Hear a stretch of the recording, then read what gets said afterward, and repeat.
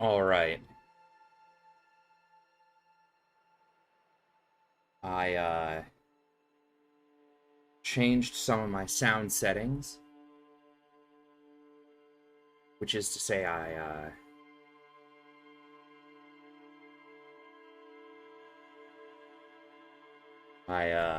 downloaded an app to do some sound splitting because I wanted to see if I could have other music playing that would avoid Twitch VODs and things like that, even though this current stream is unlikely to have that.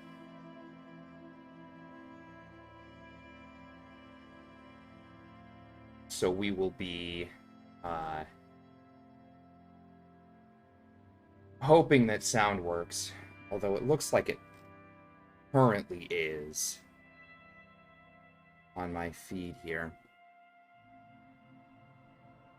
Which is good. Which is good.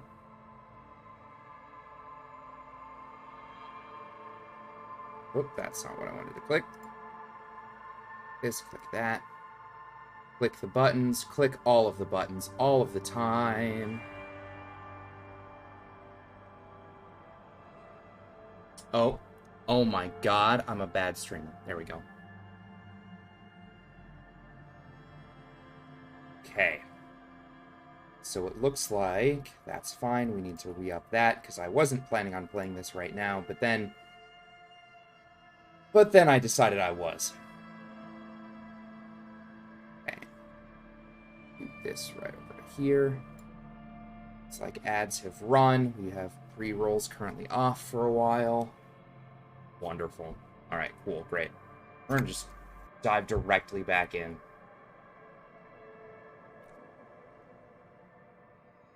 Ooh. Okay. It's nighttime, so it's bedtime when I last played. The bed is still cold from the broken window, and not too inviting. But it's yours. You've earned it. We go to bed. We go to bed. It's not easy, but your bones are so tired from what feel like weeks of work on the case. You have to try. After what feels like hours, you feel you might be sleeping. Oh, might be sleeping. Thoughts, baby. A million little lights in the dark. You're one fine instrument, brother. All those faces and all those names. All that laughter and screaming and scheming around. Every corner and every street. Recorded in you. Forever on Faraday. Spinning in eternity. On and on it goes, for untold hours. At the disco where you first asked her to dance.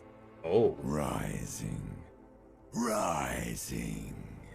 Above the dark curvature, the great wingspan of sleep. Studded with stars. Ooh. Behold, there are millions of them down there. The first time, the last time. The smoke in her mouth, the plotted flowers, the faces turning, changing. What? It's the world, Harry boy. And you're made of it. Every day you're out there, you make more of yourself from it. I'm afraid you can't be unmade now. Oh no, I can't be unmade. You can never forget this shit. I don't want to. Beautiful. It's stuck on loop, whirling, spitting out words and images. You're the son of the world again. Harrister, a ceaseless agent, picking up litter and old newspapers, collecting your little bubblegum wrappers and idiotic picture postcards. Meaningless, meaningless keepsakes. Reading your awful letters and recalling things, aren't you? The endless names of the world. An address book you are. The map of a city. I am an agent of the world. You'll go insane if you keep going like this. One more day, and you'll be in the loony bin. I just know you will. And for what, brother man? Who knows? Who For really the knows? working class. For the working class. For the money, baby. Solving your little crossword puzzles. Doing your tasks. Crossing names off lists. Trying to become some sort of world detector. It won't make it okay. It won't put smoke back in her mouth. Okay. I'm building communism for all. This time we won't fail. Pursue thought.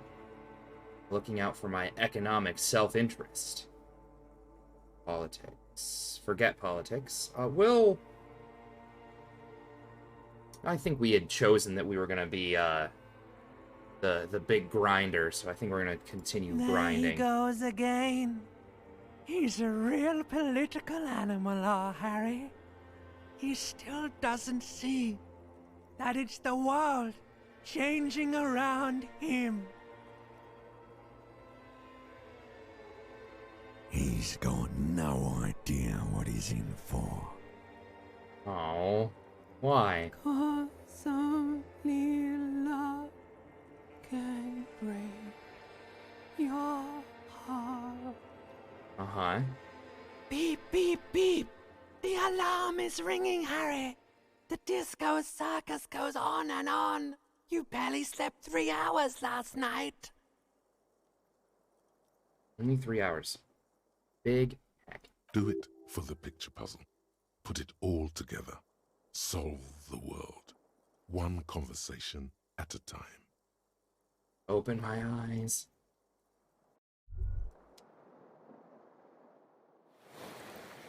Healed health. Hey, Moneymouth. Indrak, the impeccable hustler provider of the 7th generation. It's showtime. That's me. With Savvy. Oh, now it's Savvy? What's up, buddy? What's up? I'm worried about what's down, broke boy. I'm talking about your severe lack of money. Hey, I have 42 real. Money? That's right. It's time to stop muttering about your economic self-interest and actually do something about it. Yeah, I heard you back there. What the hell was that? Oh, what the hell? You said before that playing the market would get me rich, though. What do you expect? I'm an ultra-liberal. I speak ultra-liberalese. Ew. I hate it, but I love it. Good, good. Gotta spread the gospel. But talk alone doesn't bring in the cash. It's time for step 2. Listen, if you really want to make it in the big leagues, you need to reconceptualize your entire portfolio. Collecting tear and moaning about taxes is not going to cut it. Yeah, I know it's not gonna cut it, but maybe the paycheck from this job will? You need to become a millionaire. Now, how do you become a millionaire?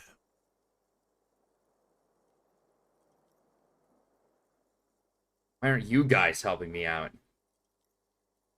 Alright, I give up. I have no idea how to make millions. I could sell Kim's car. And then what? Join the ranks of blue-collar criminals? Those guys, they're all financially illiterate. Only Savvy here knows how to dazzle and embezzle money out of investors' pockets with the acrobatic prowess of a 4-time gold medalist in the Samaran Gymnastics Summer Games. Uh-huh. So how do we plan on embezzling people? You could force a coin inside you. Any hole will do. Not many more definitive tests of a man's mettle than the fortune yawn. Bruh. Of course you don't. You've never even been close to a sum with more than 3 zeros. Let's face it, you've been on a years-long losing streak. Yeah, dude, same. But Savvy's got your back. Savvy's going to book you a charter flight with 80 birds of prey on board. To a land where the streets are paved with Krugerrands and fixed income securities. You'll try again, but this time with money. You'll win her back. Uh-huh. Are you in?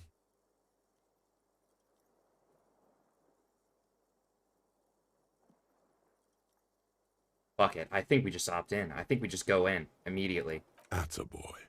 Welcome to the final grind. Here we operate with money on a much higher level than the ordinary citizen. We feed it back into the machine. Stop saving. Start spending. Become a patron. Let's start by getting you into the lucrative art market to diversify your assets and increase your ROI. Speaking of which, know any artists? Cindy seems the type. You're right. She has the poise of a struggling artist. Very tangible. You can feel the poverty on her. Feel the poverty on her Plus, fuck. she has paint. And she has paint, correct. Go and support her like the state never could. Everyone must know that you're a big fucking shark around here. I don't think this is gonna work. But alright.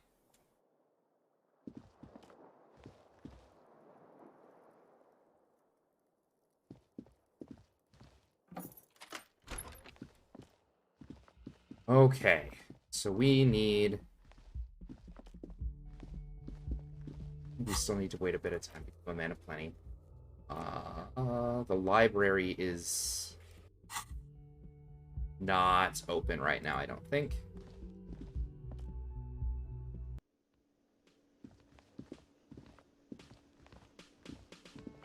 Good morning, Kim. Are you writing while we're walking?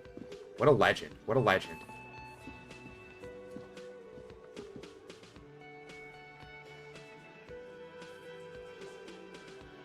Need to talk to Titus again. Titus doesn't believe. Present a theory, make it seem something you can... Okay, right. And we had logic for that. Okay. Let's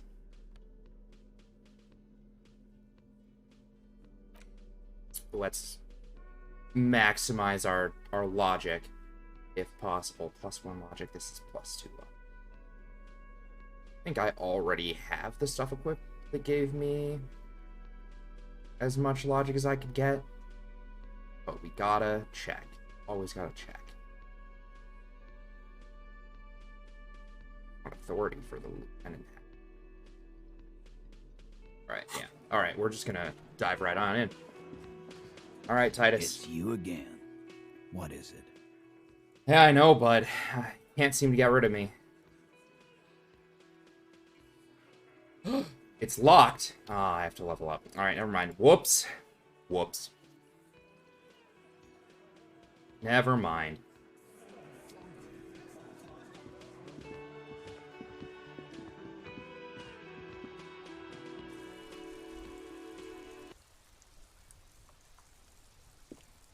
Hey.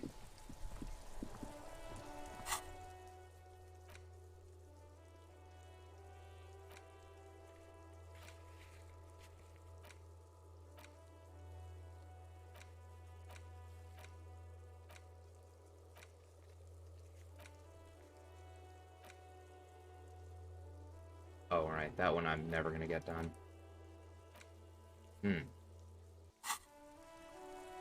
Alright. Let's see.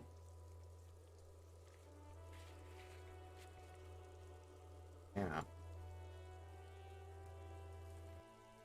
Let's travel to the church again.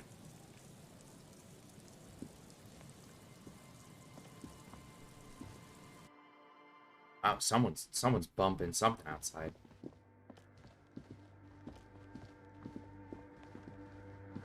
Um, Hey, her Innocence Dolores Day liked little figurines, right? Liked holding little men between her fingers, remember? yeah. You have the Headless Falcon Rider figurine. You should give it to her. Win her back.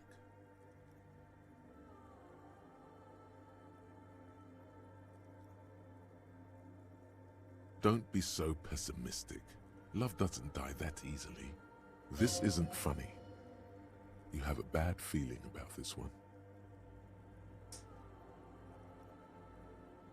Yeah, we're gonna forget about this one. This field, if I'm gonna trust Inland Empire on this one. No, it would have been beautiful. Really tiny, thoughtful, clever. Whatever this was, it feels like you made the right choice not to peek into it. Good. Good.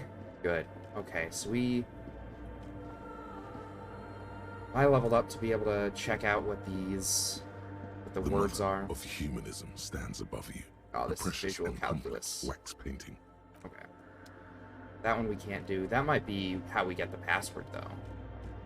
Password might be whatever the words are that were on there that we no longer get.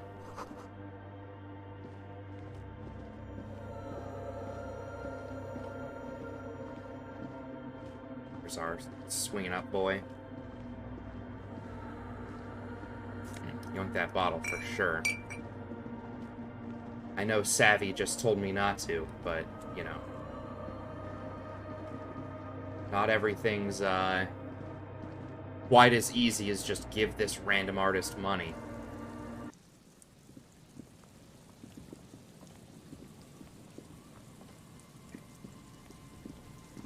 We're gonna give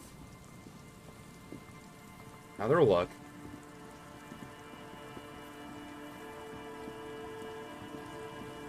Open this. I think I try to open this every time I walk by it. Out of habit.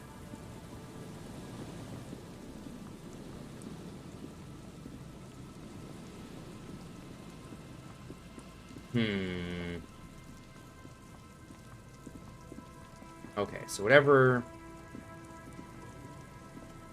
I should be seeing here, I'm clearly not. Oh. It's hard to tell what parts are the ground that I can walk on and what parts aren't.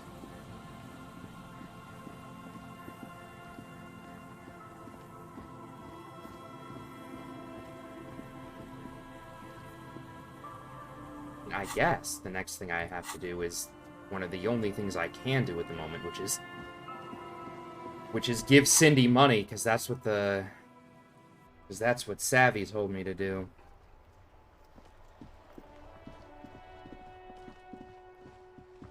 I'm really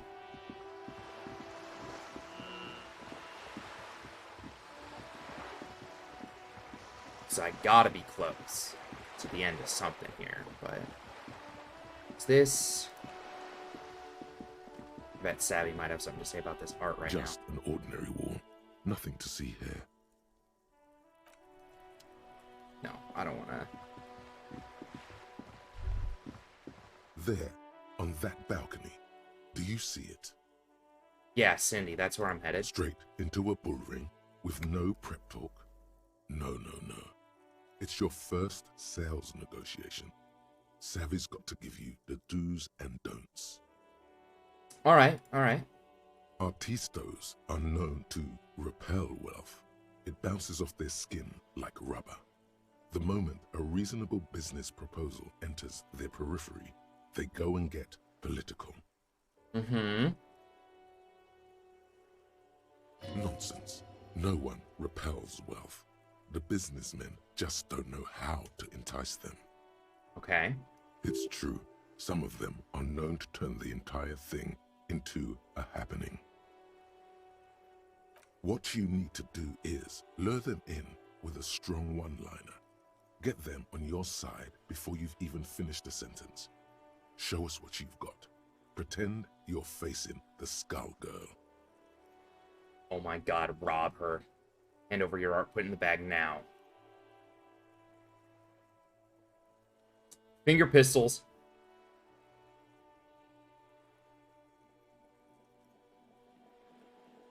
I gotta do the finger pistols. I earned them.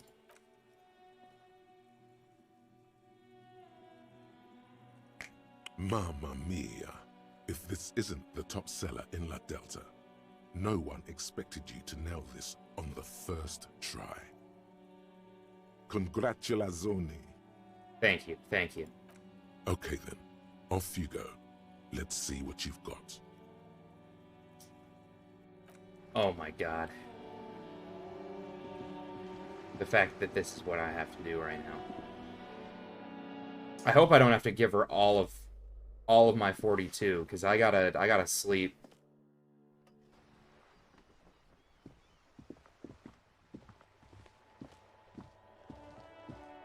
Hello again, officers. Have you come to admire my mural? So good. It's such a good answer. What's that? The piggy's looking to get into the art market with a snappy business pitch. Watch out, or you'll be auctioned off and face the chop. The lieutenant straightens his back, waiting to see where this is going. Yeah, Kim is just along for this ride. It's all part of her image. Mm-hmm. She stares at you, fearlessly, waiting for a response. Oh my god.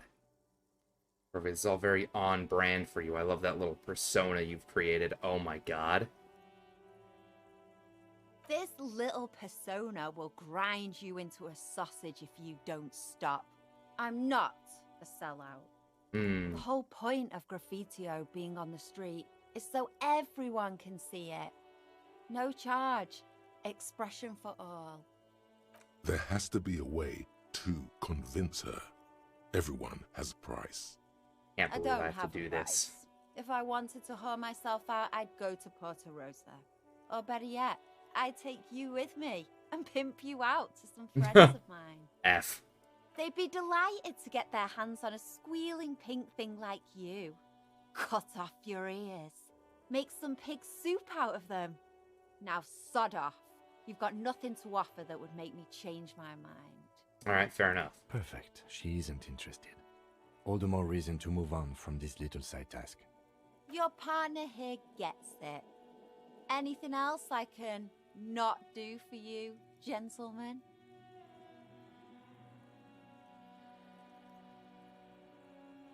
I did give her a snappy pitch, but boy, is an 8% not high, but we still run the odds.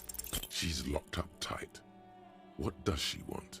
Maybe it's as simple as asking her, but whine about it so she feels superior. But whine about it so she feels superior? Fuck. Squeal. Then maybe we can talk business.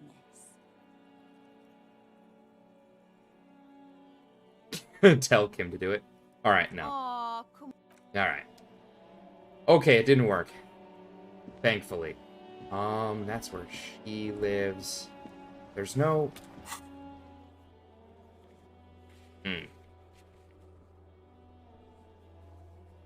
I'm like here?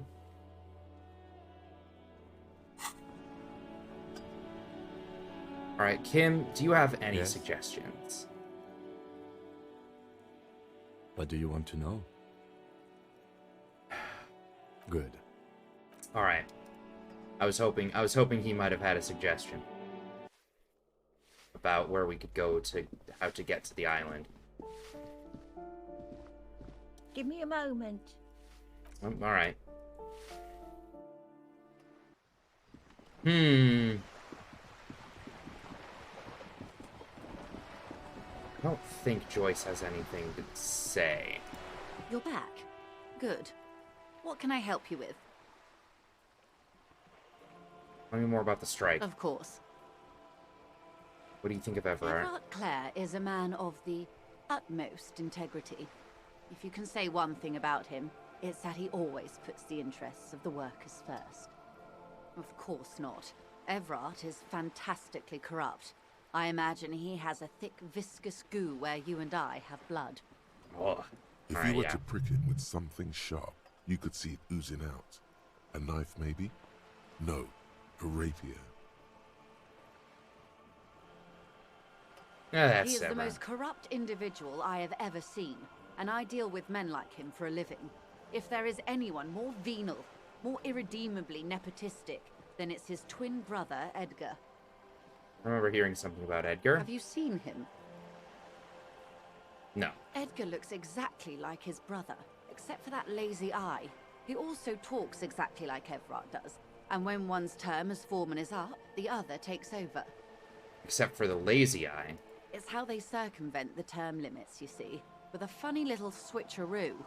While in office, they've embezzled God knows how much of their workers' dues. Of course.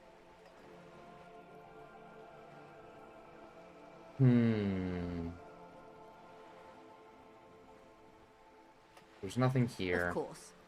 How else can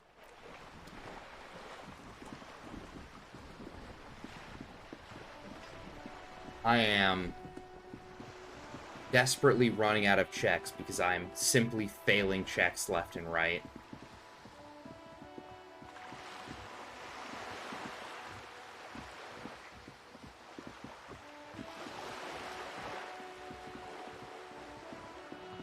We haven't looked bookstore for a little bit. But I don't think there's gonna be much in here. It's just all the books. Does this woman have anything to say to me about anything? Hello again, esteemed officer, and welcome to Crime. Oh, right, yeah. Mm-hmm. Shelves filled to the brim with crime novels featuring the supposedly stalwart Vespertine detective, Dick Mullen. Right.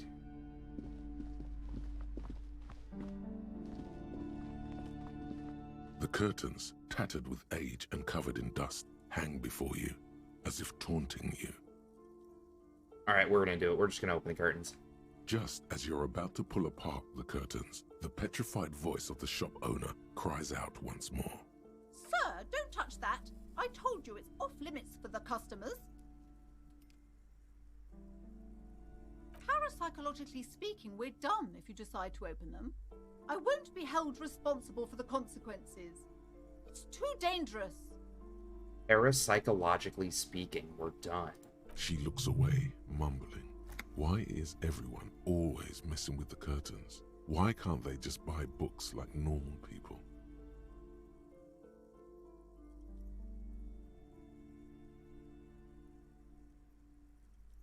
I sense this place is calling for me. I must investigate beyond the threshold. You do? My God, even more reasons not to mess with the curtains. Damn it. Just step away, dear sir. Is this about the No, curse? it's just a storeroom for the employees, I told you. Now please step away from the curtains. She's almost begging me. She's Why? nervous about this. It's not like anyone was killed there. She stops abruptly as her hand flies over her mouth, baffled by her own bluntness. I'm sorry, I don't mean to be so impolite. Just please don't go there. I can't allow that. You'll only make things worse and unleash the powers. Wow, now I'm like real the curtains curious. do seem frail suddenly, not robust enough to contain a slippery darkness. Thank you. Alright, fine. Let's just talk about this first, all right? There's no... Talking is always good. Go see what she has to say. Alright, here's There is something we can do. mysterious about the curtains. Be careful. The curtains, tattered with age and covered in dust, hang. Alright. Now we're getting somewhere. Sort of. Hello again, esteemed officer, and welcome. I already told you, it's just a storage room for employees. I don't understand why it's so important to you. Just let it go, officer. Go buy some goddamn books. You're supposed to be drawn to the books. She's so tense, it's a miracle she hasn't snapped in half yet. If it's just a storage room, then why are you so tense? I'm not tense, I'm just... Okay, fine. It's just because this place is cursed, just like everyone said. They don't call it the doomed commercial area for nothing. Damn. Are you happy now, officer? Happy that you've ruined everything? Host of hosts, she prays. Guard me and my honest business venture from the curse that lurks behind the curtains. Take it easy. You've broken her resistance. Pushing her further will gain nothing. Have you sought help? How does it The manifest? curse is so much worse than you could imagine. It's a disease, eating at the very foundation. It's the curse of financial distress, of ruin and bankruptcy. Didn't that curtain just move? Get it? I can't see behind this.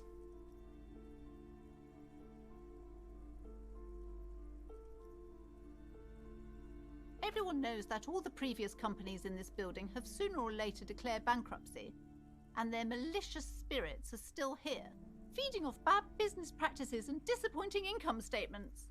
Damn. There's something wrong with this building, I can tell you. Ever since I arrived, I've sensed an eerie, lingering presence, as if I was unwanted here.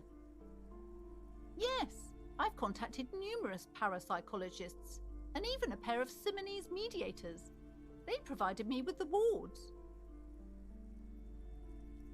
Strange trinkets on the curtains. I see. The wards help to keep the doom at bay and protect us against the darkness that lies further in the building, even though now I fear it's not enough. Is your pendant part of the wards? Oh, this? No, it's a special Himian amulet, blessed by desert pygmy shamans, with a spell of compulsion. It's to compel people to buy books. There are numerous spells cast throughout the store. I had the books anointed with a different inducement spell, for example. It's guaranteed to boost sales 15%. Desert pygmy shamans. That sounds like a rather questionable way to describe a group of people. Doesn't seem like the spell is working. There are no customers around except you.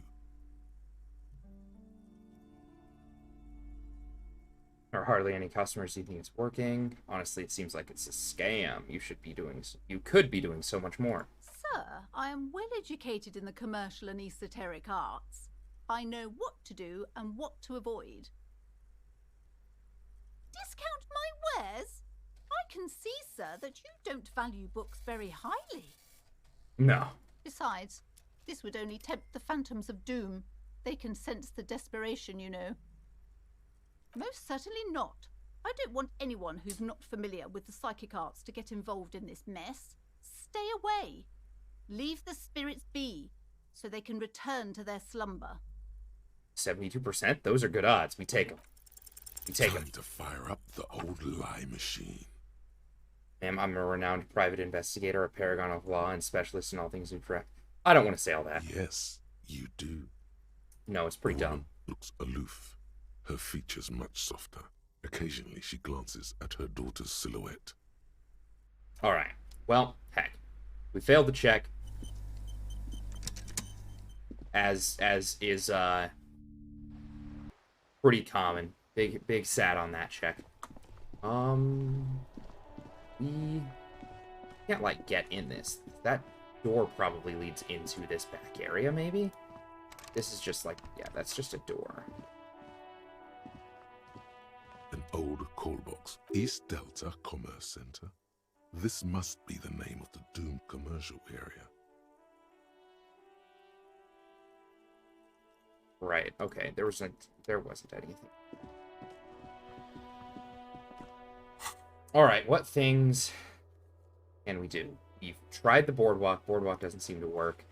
We need to level up or get something, have enough time passed so we can do that.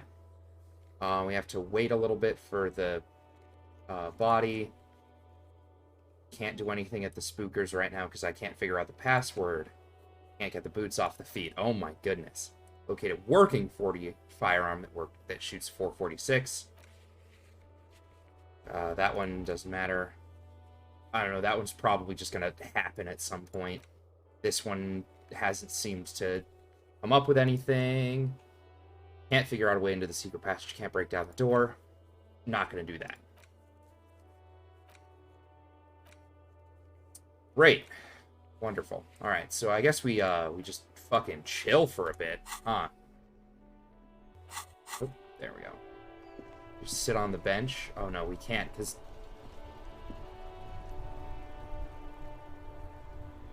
Kim's here. Kim doesn't want to sit around and wait.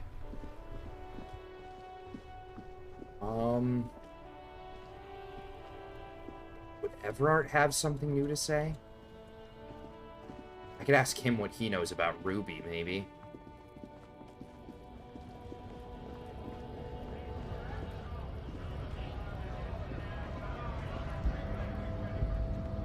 Right to work! Right to work! Hell no. I'm just an honest scab. I won't have talk like that around here. You understand? Is there a tribunal being convened by any chance? Fucking well. You hear a tiny rattle, a small radio, cracking somewhere, an earpiece. Mm-hmm. I'm going to interpret that as a yes. There's a tribunal, and it won't be long until it's ready. How about you fuck off now, huh? Okay, of course. There could be weapons aiming at us right now, somewhere above, in the buildings. The other merc. Don't push this, he's thinking. This is not the time. That's fair. The man's breathing steadies, but his eyes are still narrow. Slowly, he's trying to get his right-to-work dance back on. Okay, alright. That was nice. Maybe Manana knows about Ruby. Hola, wandering man. How can I help you? Los Ardis? They're an independent militant group. A bit too high-strung, but it comes with the responsibility. They're sort of like you. Preserve the rule of law and all that. Except it's Everart's law. But really, they're just like you. Is he actually comparing you, an officer of the law, to some neighborhood vigilantes? Yes. Yes, he is, in fact. Come on. He's just trying to keep the peace. Let it go. The man whispers a jaunty tune. A coastal breeze ruffles his hair. Alright, well, he didn't have anything.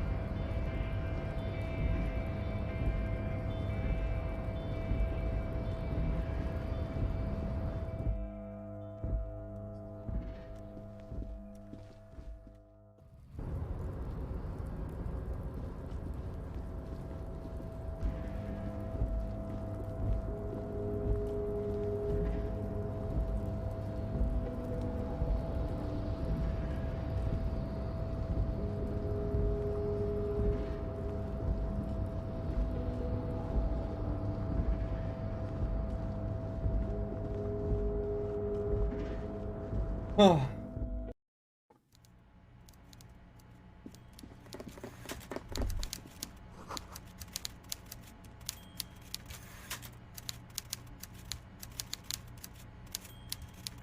Yeah, I think... Yeah, that's a fishing rod. Wild. Mr. Dubois, the word in Martinez is a certain police officer is once again happily reunited with his service weapon. Congratulations, my friend. Yeah. I prefer my police officers old-fashioned like that, with a gun. You can do so many things with a gun that you can't do without one. Now, what can I help you with? I'm always happy to educate and entertain you, my friend. So, what's on your mind? Can I ask you about specific We're union way members? past specific union members now. This is the big time. We're talking about the future. You can bother Leonard with that. He loves to run his mouth on such matters. But I'm in big-time mode, Harry.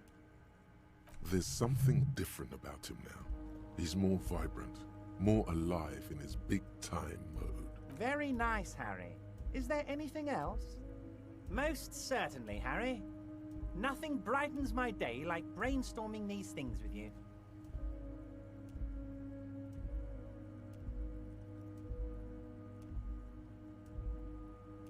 So they shot him? He was shot in the head before he was hanged. How odd. I don't know what to say, Lieutenant. They told me they hanged him. A hanged man is what I saw when I took a look into that yard. What I do know is, the case is in safe hands. If anyone can get to the bottom of this shot and hanged man, it's my two little policemen. Godspeed, policeman. By all means, Harry. What's on your mind?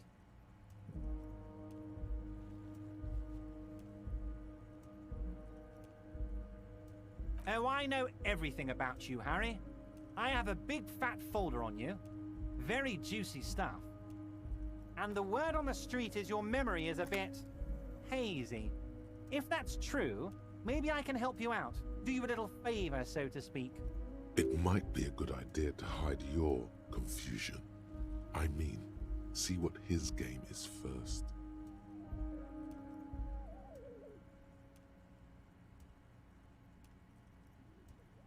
I assure you, there's nothing to be ashamed of, Harry. You're among friends, and the good news is, my big fat folder is ready to serve. I'm sure you have a lot of questions. Maybe my fat folder and I can help you out. Do you a little favor of sorts. It's just a brown folder. You can't make out what's written on it. Are you trying to tell me you've gotten hold of some of our documents? Mr. Kitsuragi, would you mind? Harry has some questions he needs answers to. Asking too many questions will make you look weak. You should maybe focus on the folder.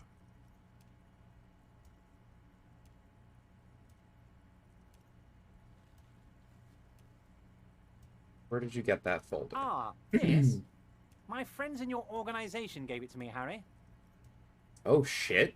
This translates into, haha, you guys are so corrupt. I find that very suspicious.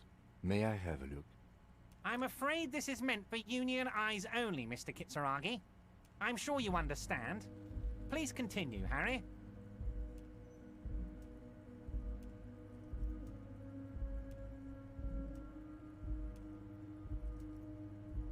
Ooh, it's a red check. 58%, we run these odds. We're gonna run these odds. But boy, is it not gonna look good. As you look at the folder, oh my god, the double sixes. And pets it. He's hiding it from you because it's not a real RCM folder. It's just another one of those brown folders you saw in the file cabinet. Oh my god, let's go. Okay, Harry, you got me. This is from the Census Bureau, not the RCM. Those Census Bureau people are absolutely corrupt. You should do something about them. Oh yeah, I can, sure, You got the name from the Census Bureau, and everything else from your actions here in Martinez. Yes, Mr. Kitsuragi from the Census Bureau. Like I said, now I'm actually a very busy man, so is there anything else I can do for you, Harry? That means he doesn't really know anything about you. Correct. A pity. The mystery of you will have to remain a mystery for the time being. Yes, that's what I said. Try to keep up, okay? Let's move on. I don't really want to show him my gun. How close am I to leveling up? 55. Fuck, dude. I do not know what other things I can do to gain experience to level up so I can retry some of these checks. Like, so many things I have to wait for, like, odd times a day.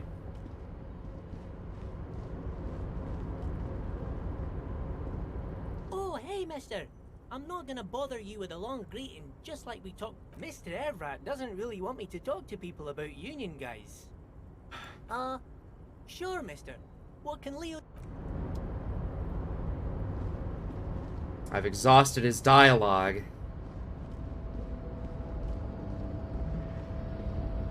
At least that's what it seems like I've done. Not a lot else for him to tell me. Oh,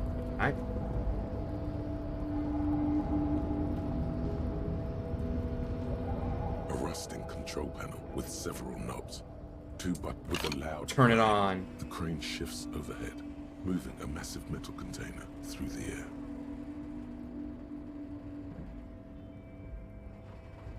Yeah? Mm-hmm.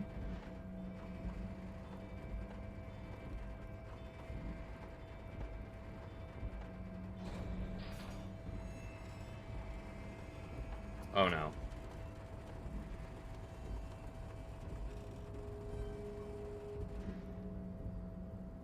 And with a surprisingly quiet thunk, the crane places the container down. Oh, well, you know. The harbor sleeps as the strike rages in the distance. The crane can rest again, now that its purpose has been fulfilled.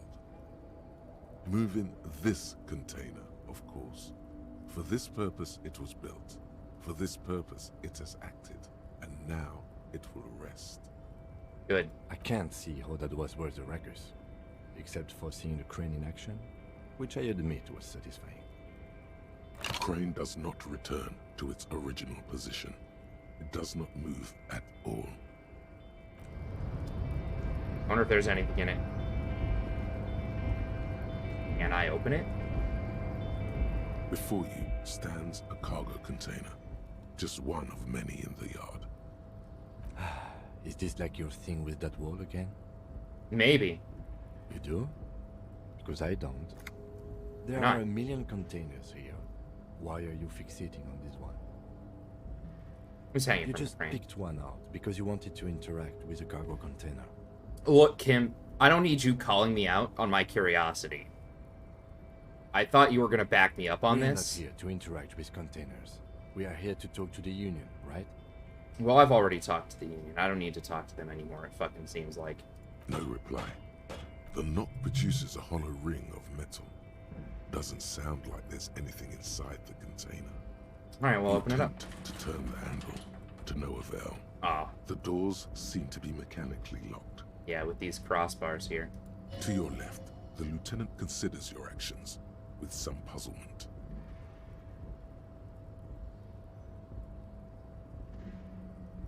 I can persuade the door to open? I can just ask it nicely?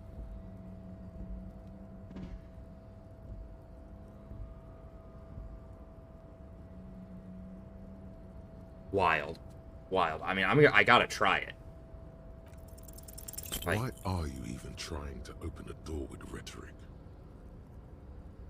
because getting physical wasn't an option. Because what wasn't an option?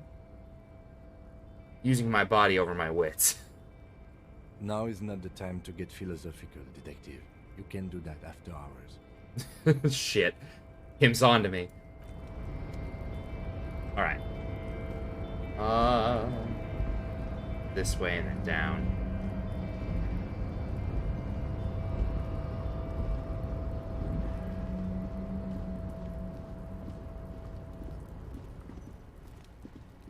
Was... Whoa. That... Was that the game? I think that may have just been the game. This is the night watchman's booth. The name... If you must. But please hurry. We are pretty... Nothing incriminating catches your eye. Looks like the inhabitant is rather pedantic when it comes to order. Let's get going. Yeah.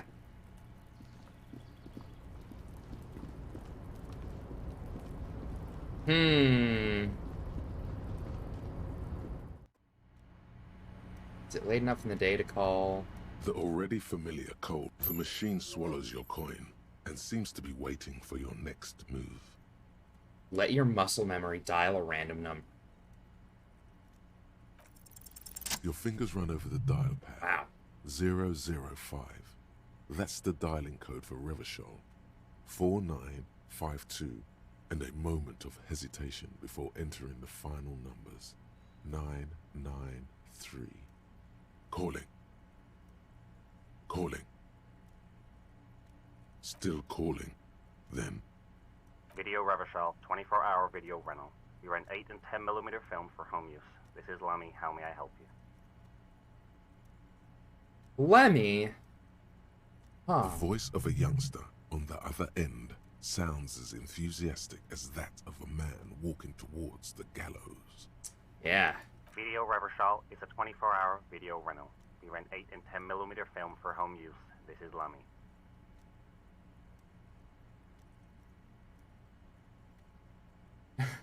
Do you know me? He's probably not. Like, he's not gonna recognize my voice. Why did I call you? No. Yeah, fair. Alright. Maybe you called to extend your rental period? Do you need to extend your rental period? Let me fire up the machine. Dubois. Dubois. Here we are. You haven't rented anything in 5 years, but you still have a copy of Blue Ocean Hell from November 46. Whoa, not a fun film, that one. Ah. It's not an easy watch. After the death of his daughter and subsequent divorce, Ziemsk immigrant Egidius Wojcik tries to come to terms with the onset of dementia. Oh, fuck. Oh, shit. That feels... No wonder no one's been missing it. Still, it would be great if you could return it to us. We're on the corner of Voyager and Maine. The call is terminated by the other party. You're left with the discomforting sound of the disconnect tone. Bro! Wales, welcome to the stream. I started streaming earlier than I normally do, because, I just wanted to. I just wanted to stream a little earlier today. I'm feeling like I need to push through this game to the end, and I'm also feeling like I'm struggling to get that done. TGI Friday. Correct, TGI Friday.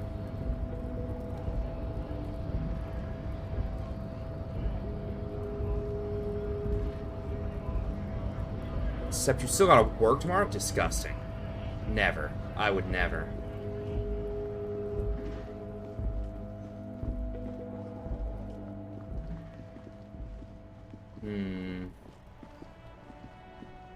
So I guess I'll behave. You know, yeah, sometimes. Oh.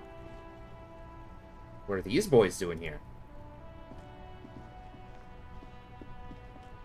That's one brutal motor carriage. If I were a real skull now, I'd jack it, paint it in palm tree livery, then bottom light it, neon style. Uh-huh. A snazzy shit-ripped skullmobile like this would make a fine trophy. We could, like, hang fucking shrunken heads from the side mirrors. Cops' heads. Scary tribal shit. Uh-huh. Yeah, tribal shit. A cop carriage like this would have proper skull value. While I appreciate the interest you take in my brutal motor carriage, I have to stop you right there. The RCM takes threats directed at its property seriously. It's just theoretical work, Copper. No basis in reality. Man, if we were certified skulls right now... I can tell you who we're not, cop. We're not snitches or skulls. Well, that's good. That's good. I'm glad you're not skulls. Which is not to say that the skulls are bitches and... On the contrary. The part of this presentation you want to take home with you, cop man, is we're not part of the skulls yet. Okay then, let's indulge in some intellectual exchange. These young men seem eager to share their beliefs. Alright, well, who are the skulls? I don't know. What kind of cop are you? It's not a question. Don't get into it.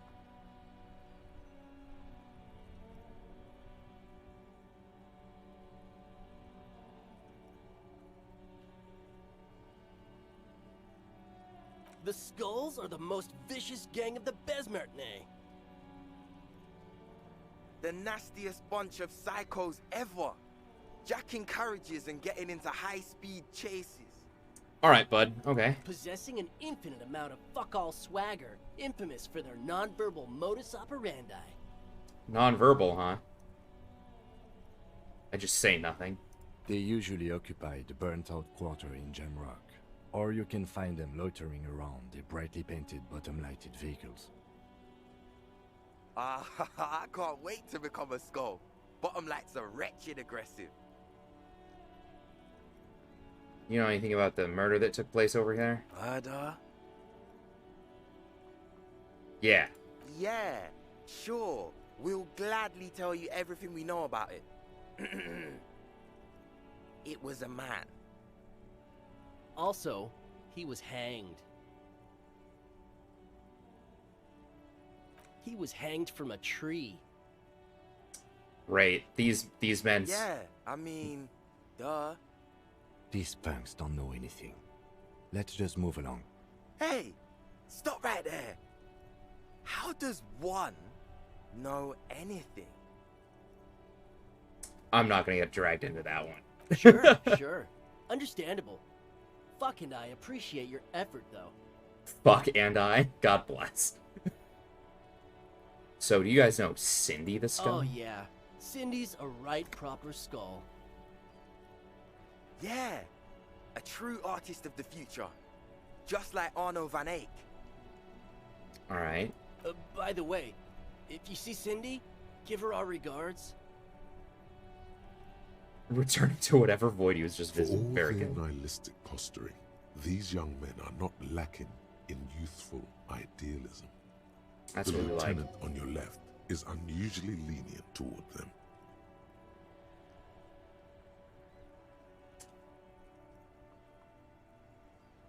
All right.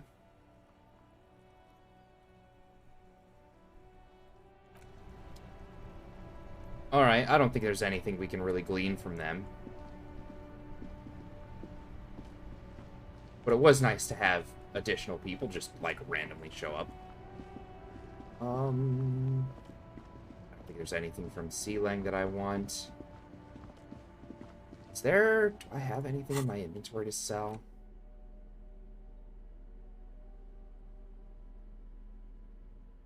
I guess I do. My fractured bullet evidence.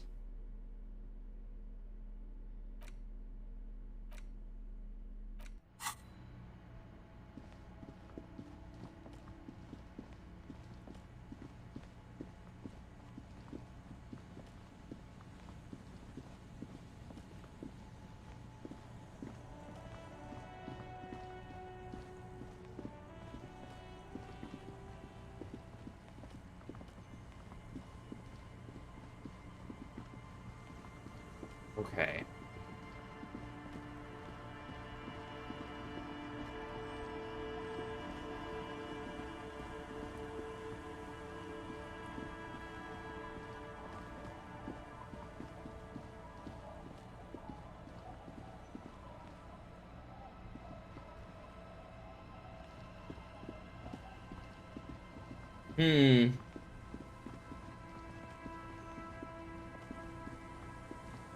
This door I don't think we could open, right? But, oh, right. Right. But there's nothing in here.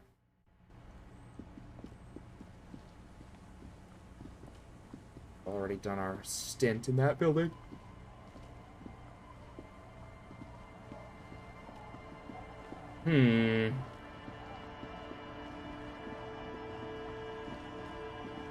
I am feeling adjacent to lost. Oh, that's not what I wanted.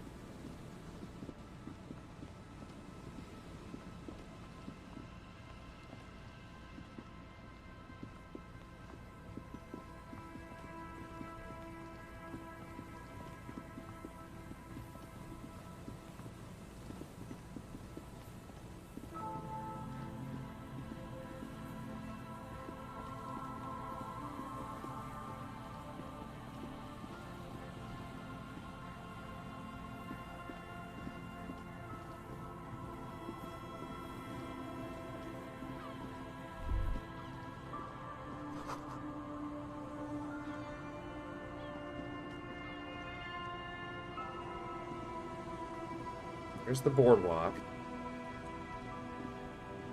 I'm really, like, completely out of ideas right now. Like, the one thing that I feel like I should be able to do, I just can't.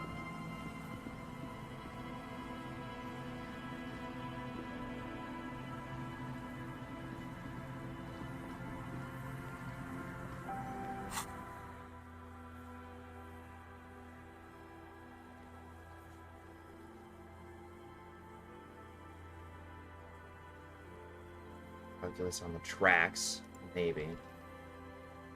All of these we've failed, we can't do. Sleeping Dockworker, I don't think I can do anymore. Joyce Messier, I can't find that check anymore. Measurehead doesn't matter.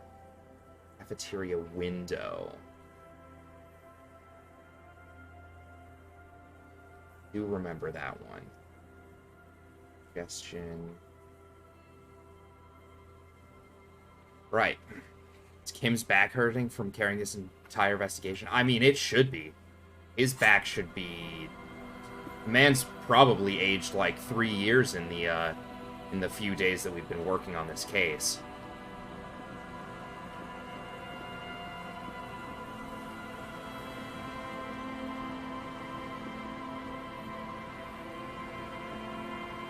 And I can for sure tell you that I feel like I'm aging faster than this game's progressing at this moment.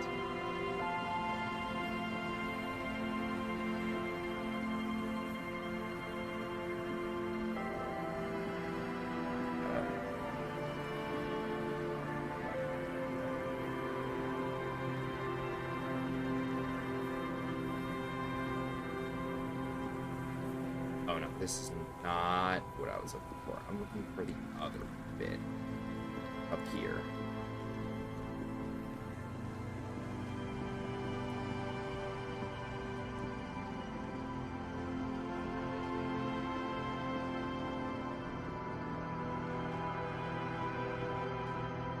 Okay, let's... I don't know if I have anything that increases visual calculus.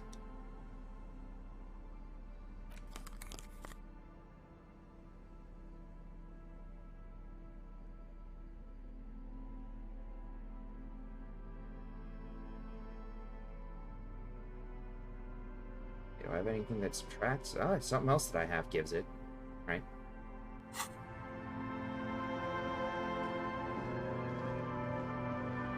Scattering of bullet holes is spread across the cracked wall, reaching from one corner, unable to piece together the big picture just now. There's a hole in their hypothesis. Oh, I'm dumb. The scattering of bullet holes looks like one giant smiling... Alright. Oh, we can't fast travel from here. Okay. There's nothing over there.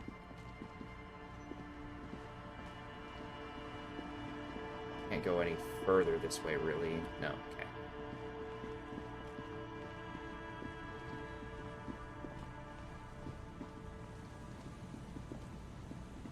We're gonna have so much cardio by the end of this.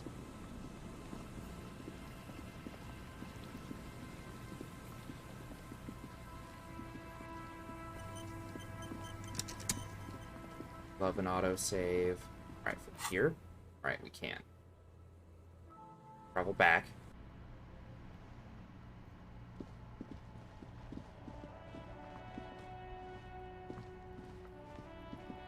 You see a set of tire tracks in the brown slush that covers the plaza mosaic. The tire tracks were left there by an unknown event that took place some days ago. It's a message, written in the language of burnt rubber. This was me. This had to have been me when we... Some of that rubber stuck to the tiles right in front of the whirling in rags. This is point A. The driver started there, and then accelerated straight into the fence.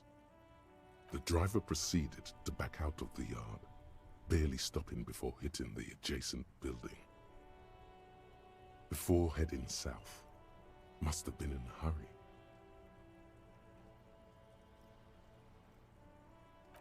Yes, it is.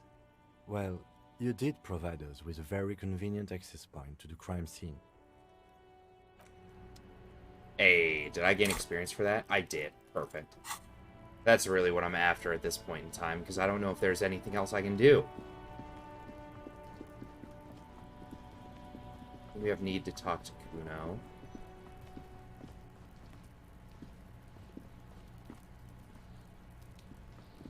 Is there anything on this? What do you see? No, we've been through all of it. Okay. Heck!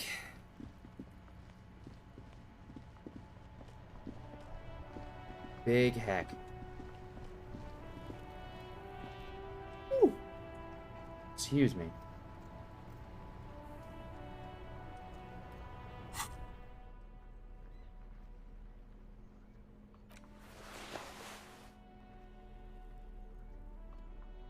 I think it's conceptualization that gives me the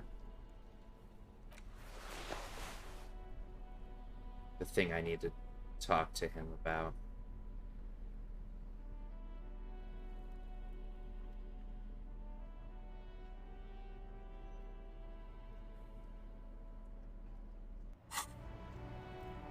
I'm just gonna run through checks. Stuck in this damn jam, my man. What's up? Wait. There's something here, stored away in some dusty corner. It starts like... Whoa. What else? Perfect. Silent communion. That's good. Dang. That's some great shit. You came up with that yourself. I think the words are mine, yes. Fucking A. Seems I got you all wrong. Cops aren't much known for their artistic sensibilities these days. No, they're not. No, they're It's good not. to meet a fellow poet. Someone with an appreciation for real text. The others here, so you don't really get it.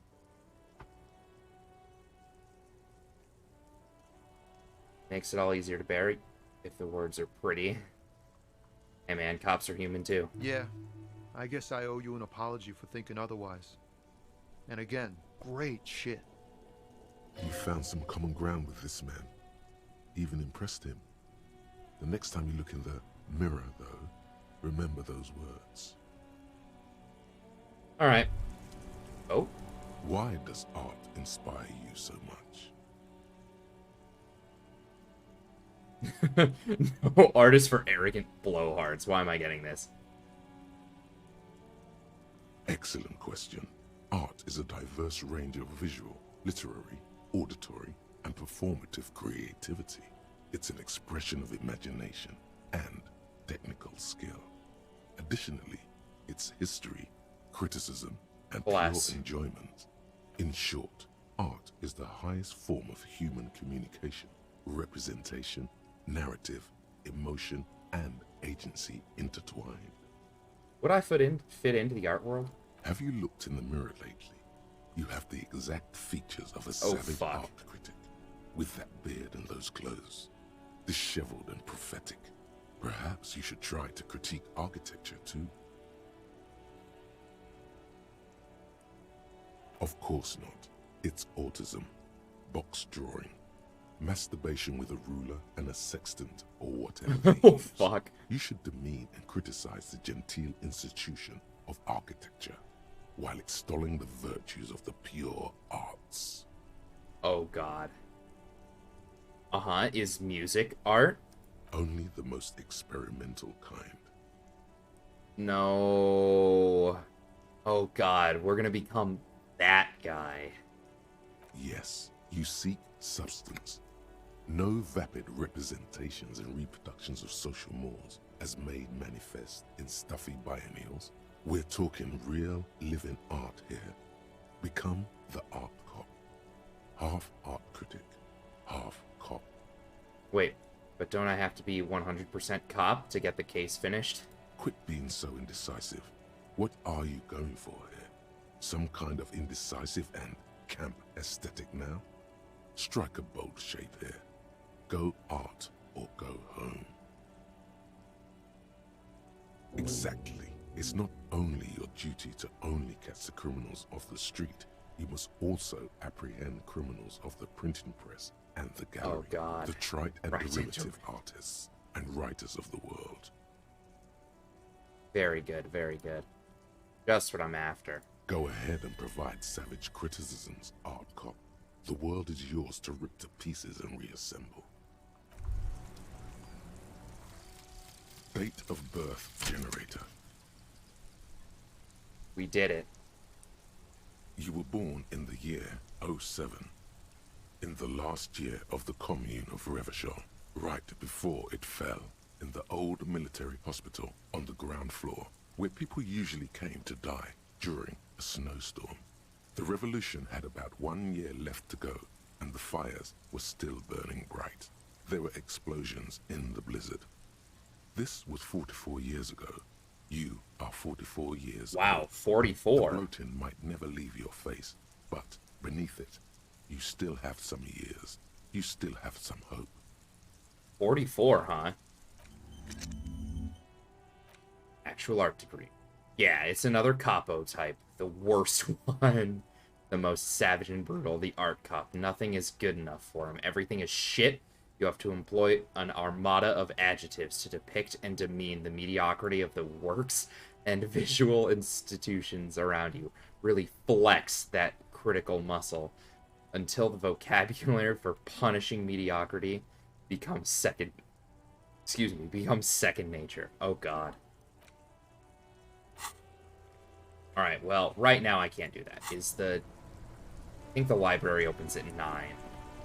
Inside, you see a set of steering levers, a radio microphone, a pull-out toolbox.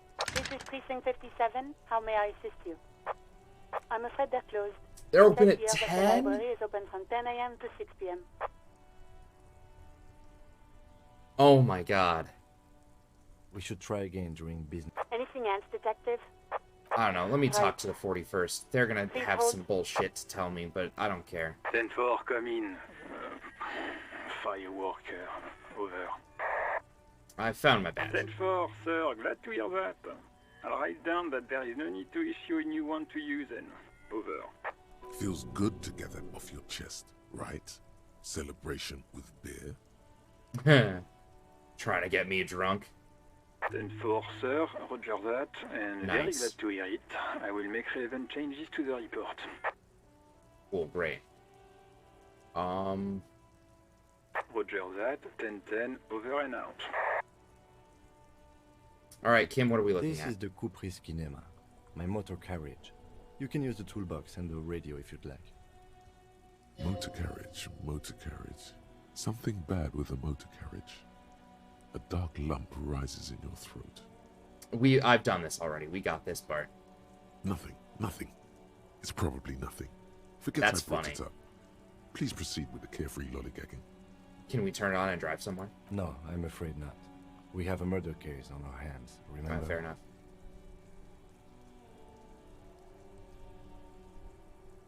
Well, policemen have cool motor carriages. Kupris Motorcar does provide most of our patrol vehicles, yes.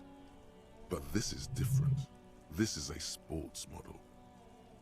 Yeah, but you got the sports model. You're right. I didn't take you for a motorcar enthusiast. Do you also like tip-top, detective?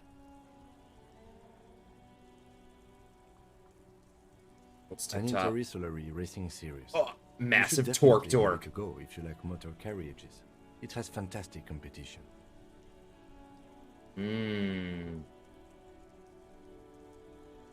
Yes, sorry about that. The Kupris Kinema does have a rather distinctive engine sound. He says it with very badly concealed pride. So he's one of those guys that likes to rev his engine at 3 a.m. In the cabin, you see a set of steering levers, a radio on a hook, a pull-out toolbox, and the soft glow of the fuel preheater gauge. This is Precinct 57. How may I assist you? We're gonna do it. I'm gonna betray his trust. We gotta press saved. As always, it's DJ Mesh and Felicio, and you're listening to Street Freaks FM, bringing you the hottest, the nastiest, The most vulgar. A flock of seagulls takes off nearby, startled by the roaring radio. Fuck yeah, Kim. Right away, the lieutenant reaches into the cabin and turns off the radio. Someone must have been messing with the radio, or maybe picked up a random frequency. You wanted a prime line, right?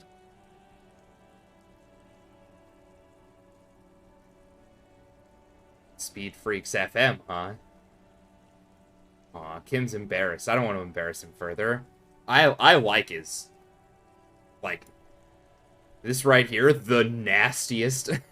The hottest, the nastiest, the most vulgar. Let's fucking... This is Precinct 57. How may I assist you? 57's over and out. In the cabin, you see a set. Alright, we got some experience for that. We're close. Fuck.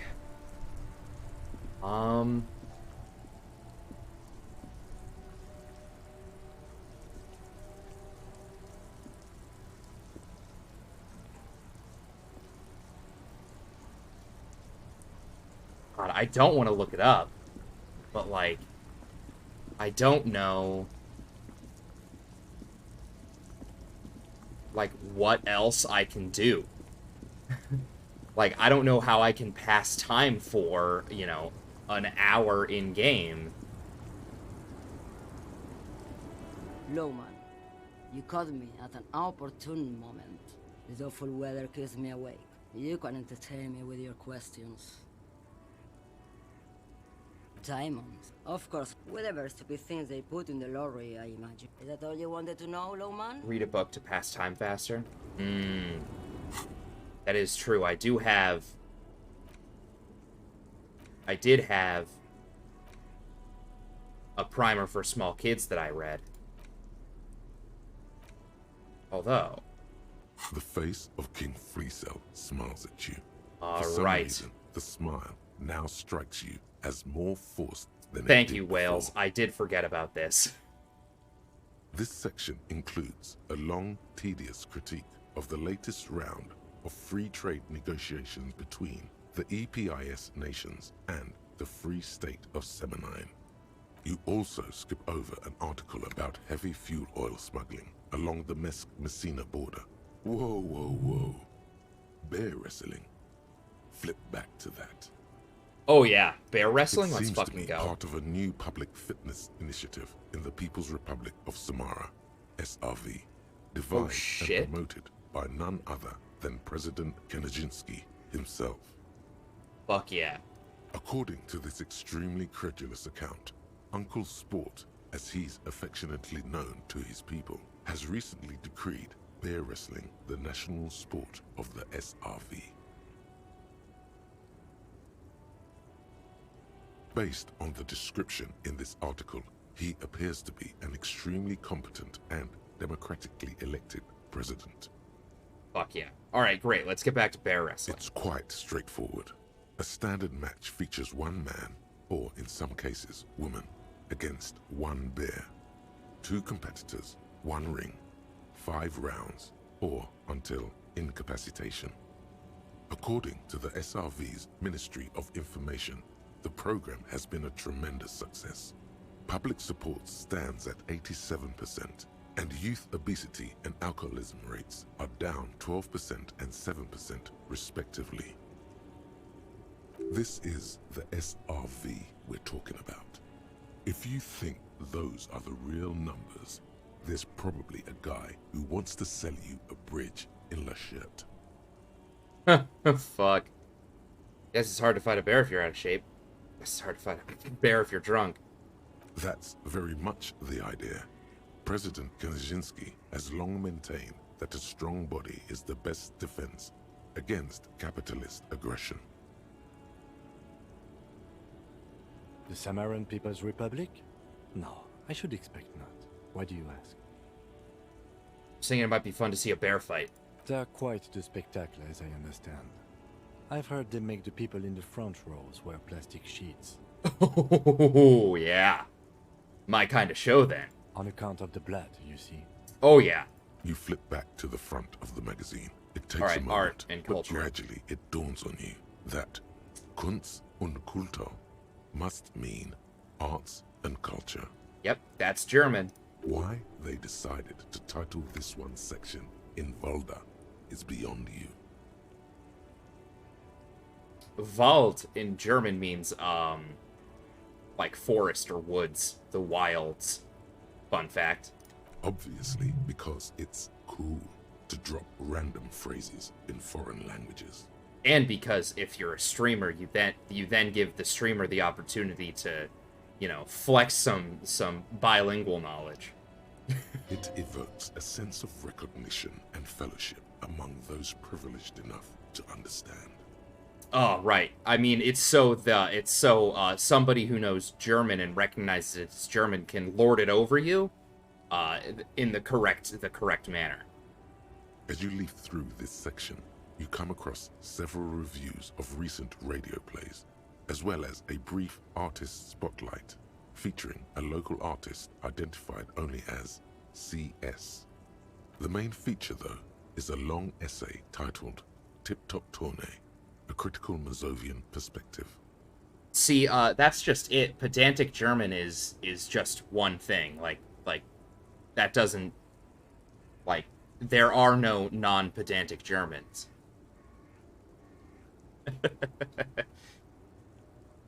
Ooh, tip top. The actual article is surprisingly light on details, but after skimming a page or two, you gather that it has something to do with motor carriage racing.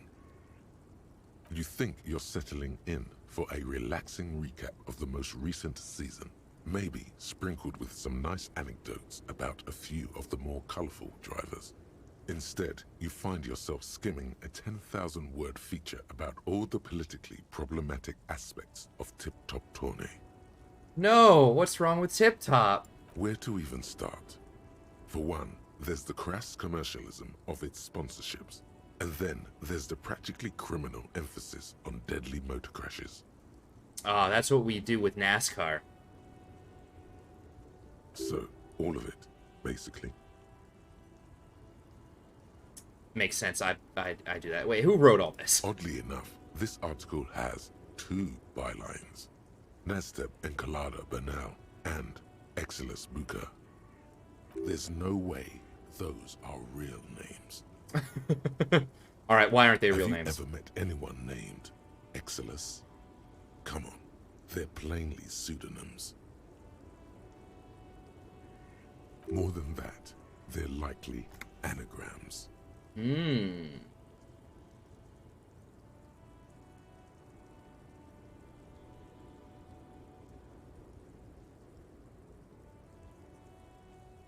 I don't know. I was gonna see if I could think of what the name would be from that, if it's an anagram, but I got nothing. What's wrong with a good motor? What's wrong about sponsorship? Under capitalism, the article says, every pursuit has its price. Every pleasure, even one as elemental as the joy of racing others around a track, is reduced to an advertising opportunity. Thus, the so-called tourney becomes a competition between increasingly meaningless brand signifiers. Your discount laundry detergent racing against a pack of Astra cigarettes, or even a Fritta. Yeah, but then you get to see them crash. And that precisely is what's problematic about it. Were it not for the promise of random, spectacular violence, audiences would quickly lose interest. Oh shit. Alright, At the end of the day, it's the destruction of these 750,000 real races that you're really watching for. Am I in it for the racing, or am I in it just for the violence, Wales? Like, I'm kind of, like, this sounds very NASCAR to me, so my brain's just like, yeah, I am in it just for the violence. You see, one cannot avoid the conclusion that Tip Top Tourney is simply the apotheosis of spectacular entertainment under capitalism. Kim, this article says that no one really watches Tip Top Tourney for the races. Oh, come on. Can this article read your mind? It seems to think so. A certain kind of young man reads 1 or 2 books and suddenly thinks he understands the secret structures of reality. If I had to wager, I'd say they've never even seen the inside of a motor, much less a motor race. I'd take whatever they write with a large grain of salt. Him, a true racer. You flip back to the front of the magazine. The table of contents We're almost there. unfolds before you. We've almost made it to 10 a.m. Unsurprisingly, much of this section is taken up with articles declaring unqualified support for the dockworkers' strike. You skim the headlines. Paint the harbor red and white. Martinez tames the wild pines. A city in revolt. First we take Martinez, then we take La Delta. Finally, there's a brief article by the writer, G. Martin, accusing the owner of the Capeside Apartments of illegally attempting to evict certain communist tenants simply for not having paid their rent.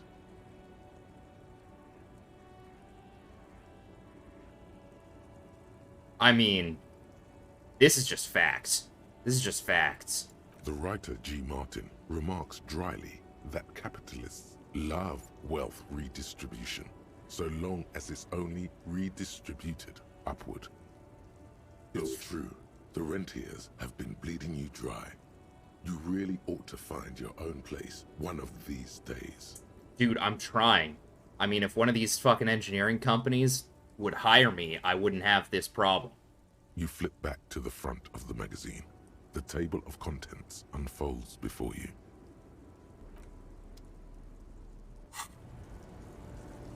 All right. We're almost there. We're almost there.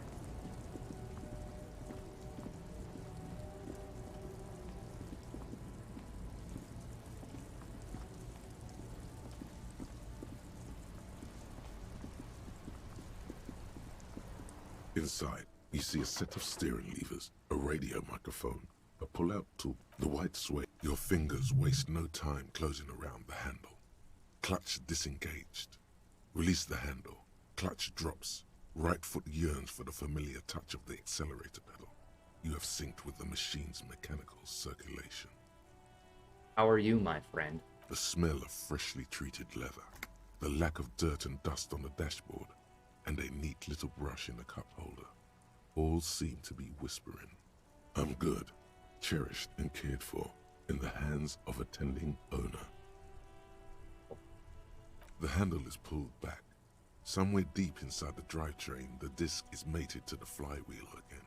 In the cabin, you see... We made it to 10 a.m. Let's talk to the fucking library. I've got Central Jamrock Public Library on the line, and I've already introduced you to their librarian. Connecting the call in 2, 1. Yes, this is Central Jamrock Public Library here. How can I help you, officer? Billy Majon, you said. Give me a moment, I'll have to check our database. Right?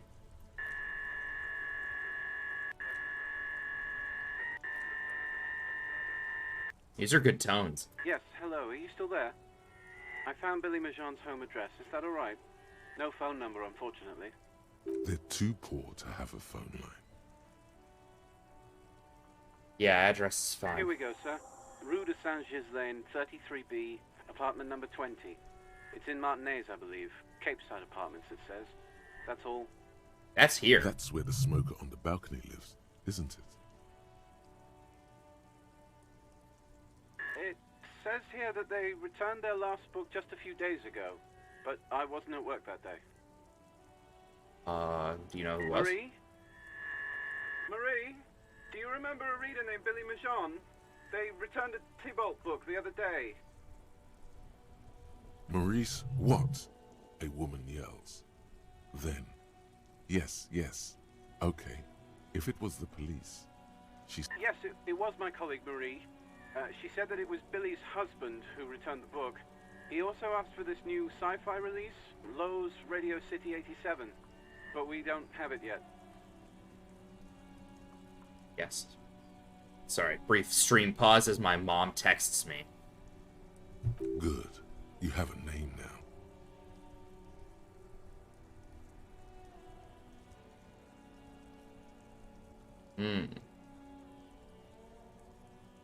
Marie knows Billy. She's been working here longer than me. Sometimes her husband returns some books for her. You know the husband's name. Sorry, no. Marie only knows him by sight. Okay, can Marie describe me what the husband looks like? Marie!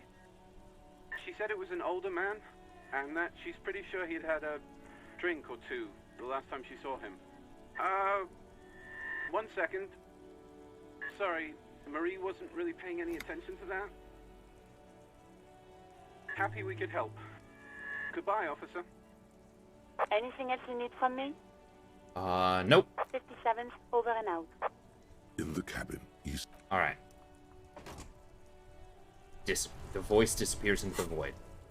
Okay, go to Billy's apartment, deliver the bad news. It's the apartment building's north, apartment number 20. Alright. A thing we can actually get done.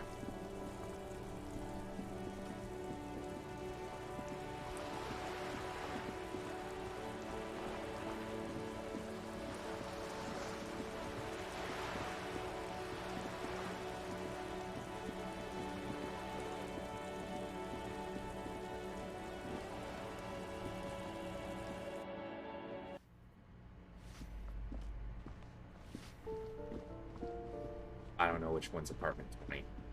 Apartment 20 on the second floor? Or is it going to be like this one?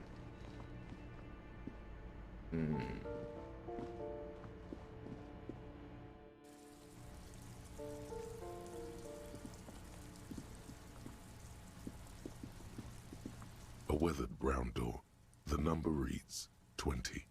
Something smells good. Soup allong yo. Soup? I could go for some soup. The lieutenant motions to you to go ahead and knock. This is the door. You already know it's the right door. This is going to be so hard. You're right. Let's talk this through. You hear some light footsteps and what appears to be a daily weather forecast playing on the radio. Oh shit. We have our first preliminary identification. In all likelihood, the deceased is the husband of Billy Méjean. We need to confirm this, as well as deliver the death notification to Billy herself. Now, delivering a death notification is never an easy task. There's a reason why it's often called the most stressful part of our job. This is why it's usually done in pairs. You got this. I'll be monitoring reactions, ready to act if necessary. Dad, just don't say that you know how they feel. You don't. And what if I don't want to do this? Yes, it's hard. But there is no easy way to handle this information. It just has to happen, as soon as possible. Try to bail out. Alright, no, we're not bailing out. We go in. The lieutenant motions towards the door. Leave. Hello? Who is it? Hello, Stella. Hello, Stella baby cat. Just making her rounds. And someone turns down the radio. The police. A moment, please give us a moment. Us? Tidying up, nervously. Come in, the door is open. Oh shit. Oh. Don't run, okay? Alright.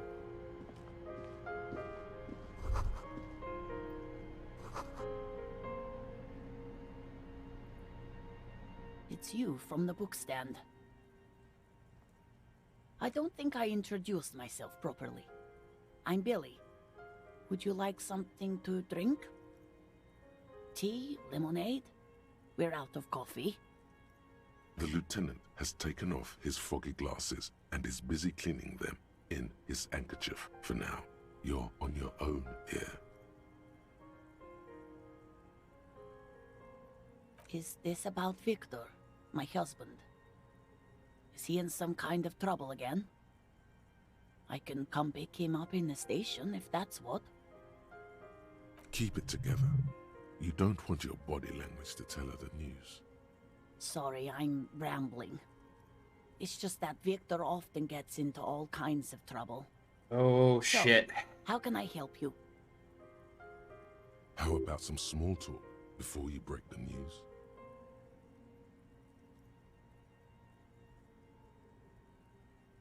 It's me, Victor, and the kids here. We have 2 daughters, Jenny and Jolie. How old are your daughters? Jolie is 16 and Jenny is turning 18 next month. The girls are staying at their friend's place tonight. And Victor is out. Yeah, Victor is out. She swallows visibly.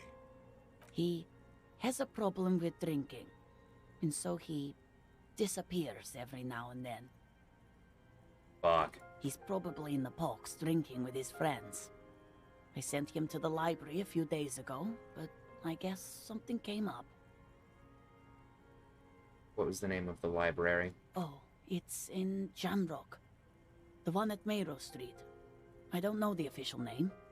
Central Jamrock Public Library? I think, yes, if that's the one on Mayro. It is.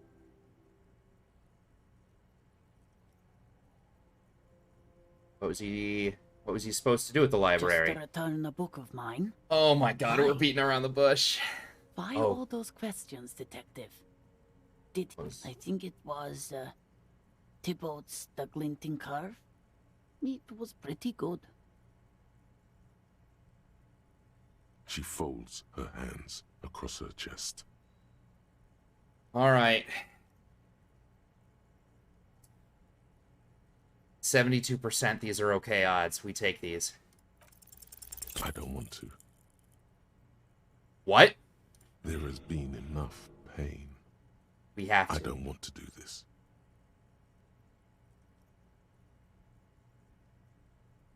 And it seems like there's a part of me that is refusing to do this. Do what? Officer.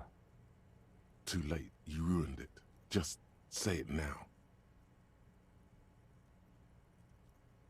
We had such good odds. We had such good odds. Ah. Excuse me? What? What did you say? She's in pain. She's in so much pain. And so are you. Your chest is burning. Yeah, no shit. We are very sorry to inform you, but your husband, Victor Méjean, was found dead this morning on the Martinez boardwalk. This morning? Oh. Oh. But he was just... I understand that this comes as a huge shock. I want you to know that me and my partner are here for you if you have any questions. We are very sorry for your loss, ma'am. What happened to him? Fuck. Tell me.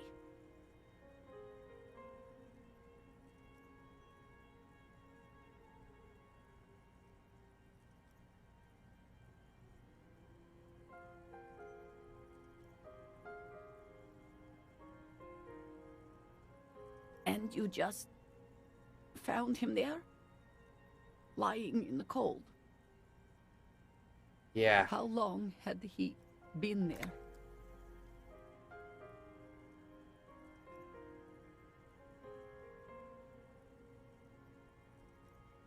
She doesn't reply. Her eyes well up with tears as she struggles to keep it together. Oof. You hear the clock ticking in the children's room. Is there anyone we could call for you? A friend, a family member, someone who could be here for you? No. I just need to tell my girls. God, should I call them? Should I tell them to come home? All right, I'll call them. She can't take much more. Her stomach is churning. Soon, she will have to go to the bathroom and scream. That's valid. That's a valid reaction. Just tell me, what do I need to do next? Where is he? Can I see him?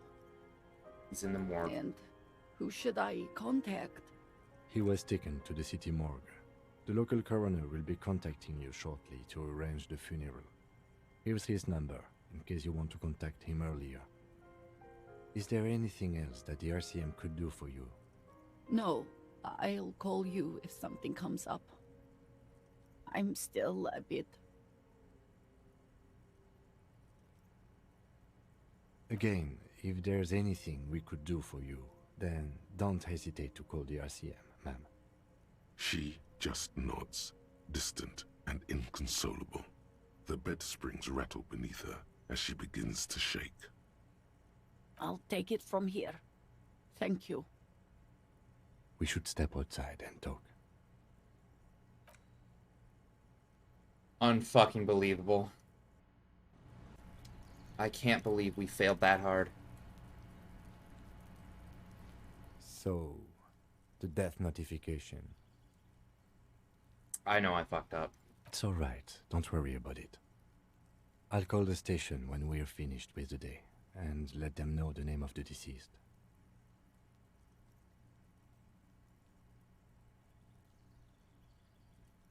That's it? That's it. We should get back to our case. There's nothing more we can do here. There's not much we can do for them anymore, I'm afraid. Alright, let's try to get back to it. Officer, I've seen worse. This wasn't the worst I've seen, okay? Now let's go. I think I'm like 5 XP Really from a level up. He thinks. She was strong. She made it easy for us. I thought I just felt one of my cats. Bye. 95. Oh my god.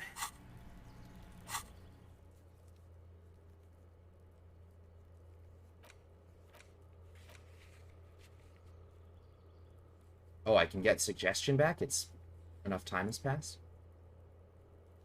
Or is that just...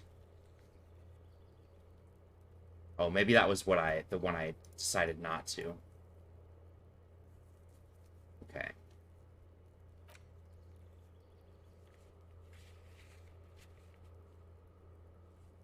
Both cats going up to snooze.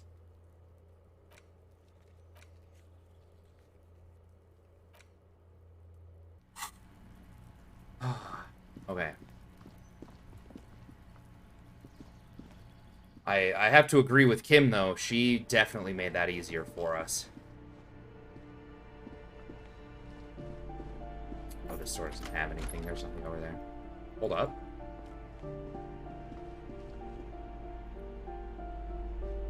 What is that? What is here that is highlighted that I can talk to? Huh. Wild.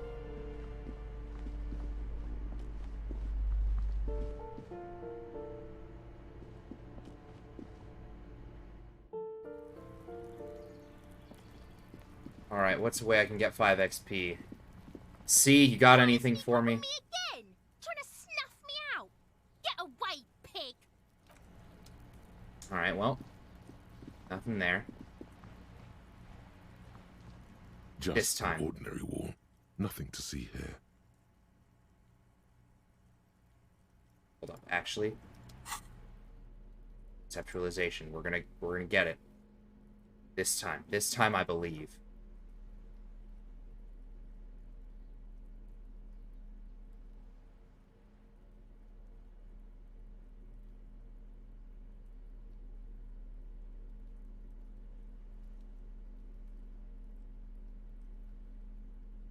Anything that... Oh, conceptualization's up. Alright. Just an ordinary wall. Nothing here. Why? Why must we stop to look at this wall every time we pass by? I don't know, Kim. It's... The game compels me. The game compelleth. I was hoping that I would have got it, so I wouldn't have to bumble around for another 30 minutes trying to scrounge together 5 XP.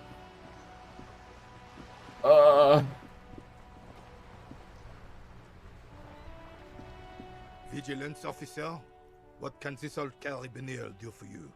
Oh, well, there's nothing I can... Nothing, man. What about you? I have... Yes, that's what you need, Gaston. More padding on that fat arse of yours.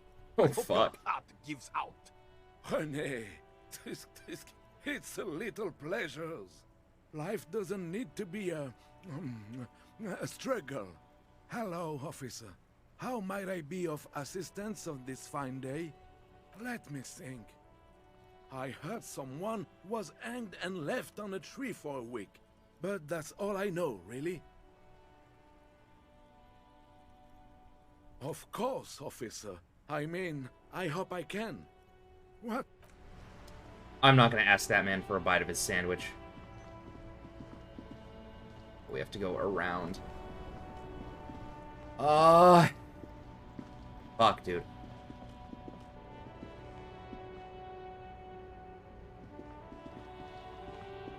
Man, let me tell you what, the last little bit of this game's really pulling out the hours.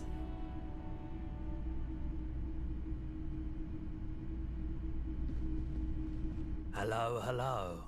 Let me know if I can help you with anything. Sure, let me have a look. Anything else you're thinking of selling? Another time, perhaps.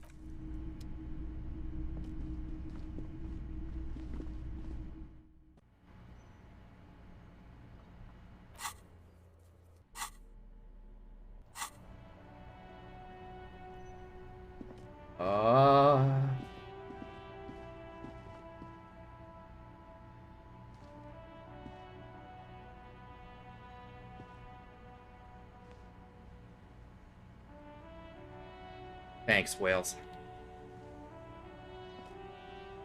I'm trying to think of, like, what I can do. Like, I've failed so many checks, and I'm just, like, sitting around with nothing to do. Like, I don't know where I can... Like, without looking things up, I actually feel like I'm...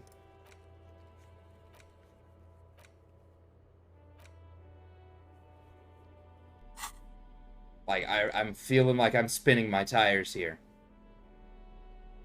I'll just take all the drugs that I have.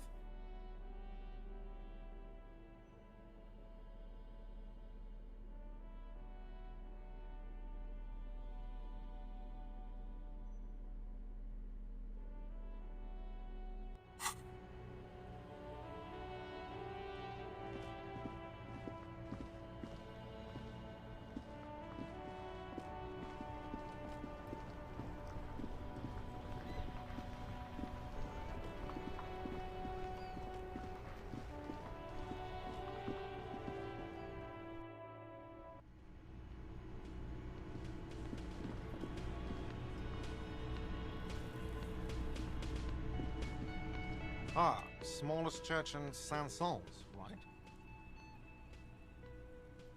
Oh.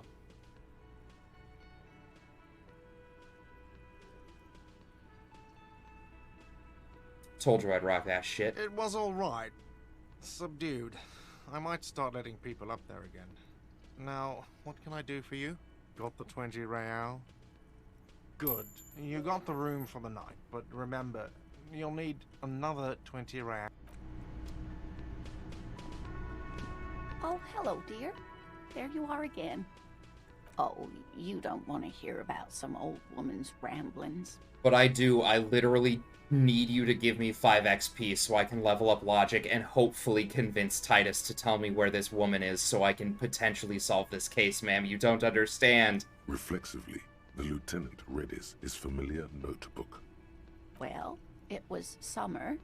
I was building a racing track out of sand on the beach near a tall stand of reeds. Quite a tall one. Many times my height, I remember.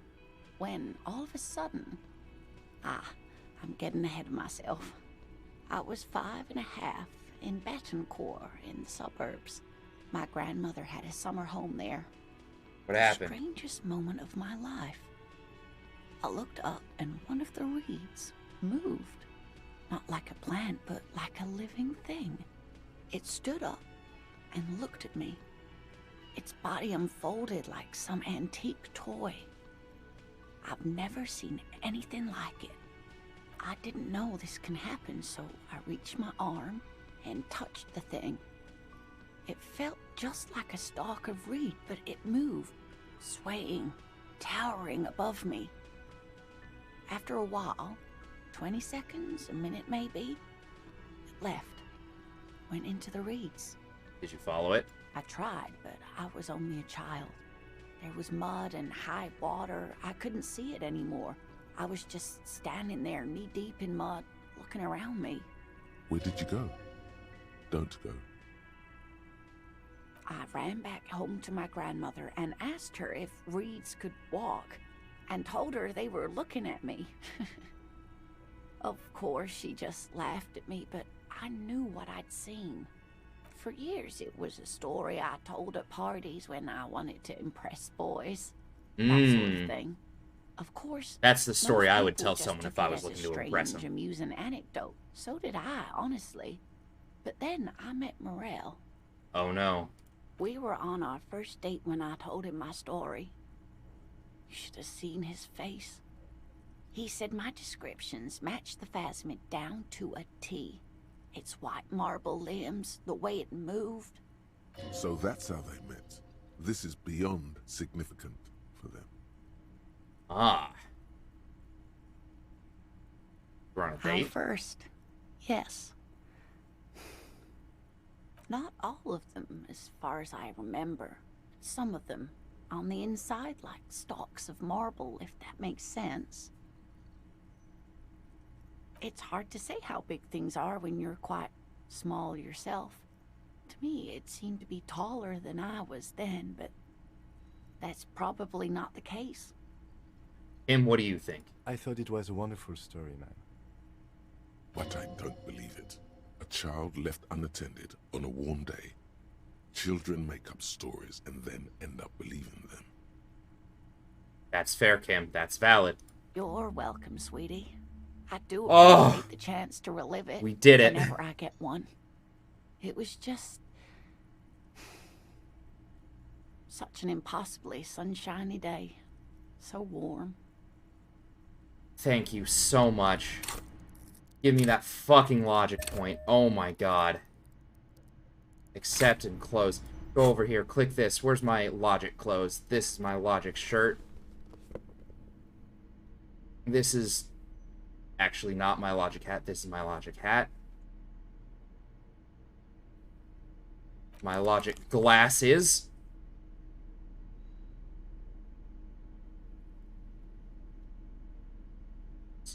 Okay.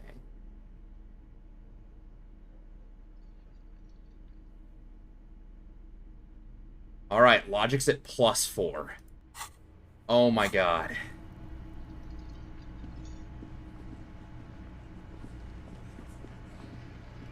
Behind the dockworkers, a ceiling height window. The hawthorn branches scrape the glass like bony fingers. Perfect. This is something I wanted to see as well. There's a yellow ribbon tied to one of the branches. Light yellow, faded with time. A tiny splash of color in the blackness of the thicket. Hanging from it, a bronze key. My god, a key? Someone hid the key in the bush and attached a yellow ribbon to make it easier to find. It's close enough to the latch up there. One can slide it open and just take it.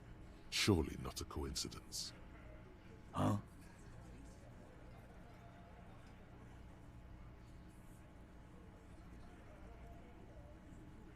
You let me... Huh. Can you hand that key to me, please? I'm not your janitor, cop. If he says it's there, it's there. I don't know about that. I'm comfortable here. Sorry, fucko. Looks like you're gonna have to go bush diving. Good fucking luck with that. The Hawthorn's got a bitch of a bite. God damn it. I'm gonna enjoy this. With a loud thud, the old man stands up, pushes the window open, grabs the key from the hawthorn branch, and slides it across the table to you. Fuck yeah. Theo, what a good man. The key is brass. Workshop spare is etched into its bow. The old man closes the window and sits back down in silence. Legendary. Come on, man. We were just having some fun. Where's the harm in... I'm tired of listening to your shit. Thank you. Don't thank me. I don't give two shits about your key. Alright, fair enough. It could open the door in the kitchen. The blue door. It says workshop spare. Maybe there's a workshop there? That's the hope. It's worth a try. Does anyone know why this key was hanging right outside the Union Box window? Didn't even know it was there. Boys. No idea. Never even seen it. Someone must have hidden it there before this room became our place. Alright, Titus. Now that I'm actually, It's you again. What is it? Now that I have my logic back up to snuff, please, please, please allow me to present a solid theory about why Ruby could have done this murder.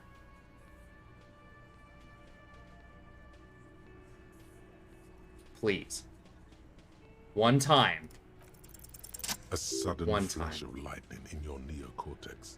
The hostile cafeteria is lit by its Let's airy go. blaze. Let's go. We take Floor these. plans, bullet trajectories, webs of human emotion, all channeled into a single thought.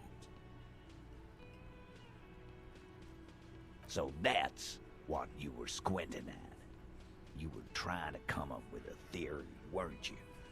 That she did it. Correct. Yeah, he was cobbling together shit so he could put her away. It's RCM 101. Well, let old Titus set your mind at ease then. She didn't do it. She was here all night. Yeah, but she could have... Sunday night, 11:30 to 12:15. She was here all that time? Yeah, with us, drinking, near the stage there. You didn't go to the toilet? Alright, she took a fucking leak, okay? For one moment. Maybe went out too. She has an operation to run from her lorry. We're not getting into what that operation is again, Cobb. That's probably for the best. Don't break your stride now. And just 'cause she was gone for 5 minutes doesn't mean she magically got to the roof and shot him. I've been through this. It's not plausible. Ah, boy, but it is. He's been through it. That means he suspected her too. Alright, we're in. We got Ruby unaccounted for sometime during the window. This was crucial. Now let's place her on that roof. Alright. So you do agree the shot came from the roof. Okay. You notice the witch out back. I've seen the winch. I'm not blind. You saying she reeled herself up by her collar. Like some kind of... Kidding? No. Let's go with that. Point is, it's just a rusty winch. It doesn't put her on. Jesus, my entire apartment is shaking. Someone's bass is going hard. Why not? You can't draw a straight line into Clausia's window from any of the surrounding buildings.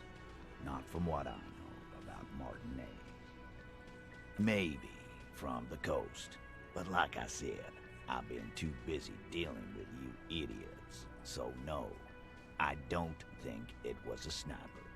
It was close up. Yeah, there's a 72% chance, in fact, that the bullet came from the roof. 72%. There's a percentage and all. Where'd you get it from? Your guys in the lab?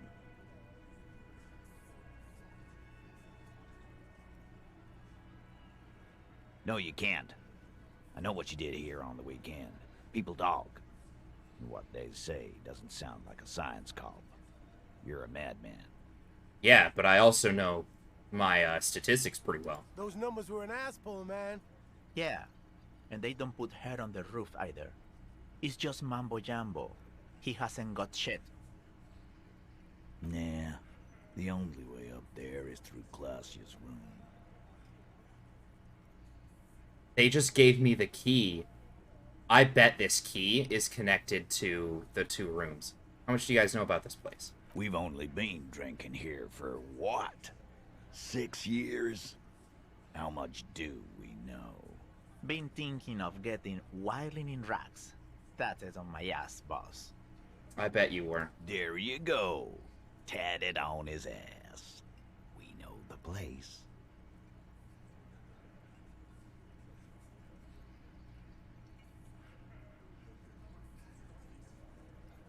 One second.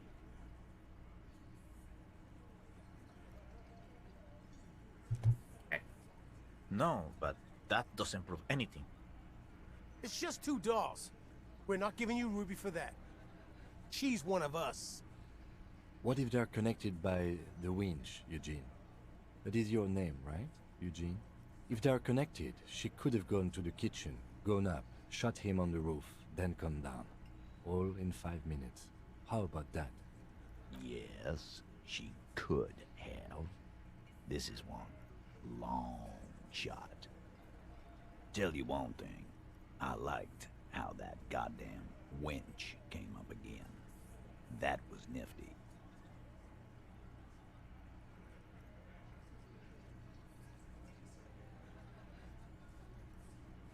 Your maybe isn't good enough, Cop. You found some key. Did it have "Ruby killed him" written on it? Good one. It was in your box. I take it Ruby has been in here. Yeah, so what? She's been here. There's some key here. So she killed him? It's a whack in the dark and you goddamn know it. Is it? It proves there are things about the whirling in rags that he doesn't know. He must see that. Firmly? Try shit on a stick. All you've established is a possible route to the roof that you haven't found. And even then, a route doesn't put that bullet in the Burke's head. A gun does that, and Ruby doesn't carry one. Phase 2. Murder weapon. Get a gun in her hand. If not that, then at least a shadow of a doubt. In the shape of a gun. He could have smuggled guns too. I've analyzed the bullet that killed him. It was jacketed. It was probably like his weapon. So it had to come from a breech-loading rifle. Military grade. Not even you militia monkeys have those. This goes against your short-range theory. If the murder weapon was military grade, how did Ruby get it? Calm. That's exactly what it means. That wasn't strong.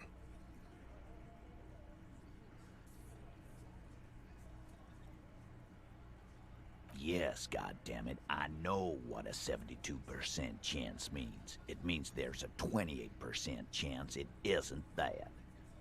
And 28% is no small chance either. Just making sure we are on the same page. It doesn't all fit. We are just sharing info, candidly. God damn. That's just about your favorite topic, isn't it? Every fucking 5 seconds. I mean, it isn't. Like, I don't care that she smuggled drugs, quite frankly, but it is a good relation that she could have had guns. I personally think that it was probably his gun. It was probably just the security dude's gun that was used. You were warned not to bring it up. Your best shot here is to just back out of it. Okay, cop. She's got connections. I could see how she could have access to a gun. That still doesn't mean she did. I kind of wish I could back out of this conversation so I could go check out that That's thing. all you needed. Doubt. All right, cop. Keep talking. I'll tell you when I've had enough. Pete, we're not seriously considering it, are we? Ruby wouldn't do this. Why would she do something like this? Phase 3. Motive. The last component. She needs...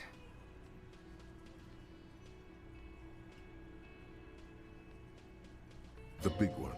Get this and they'll give her to you. Remember, don't piss him off. That never works.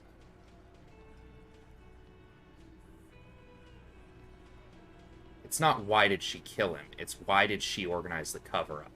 And I suppose you have a theory on that. She could have just been covering up for herself. Think about it.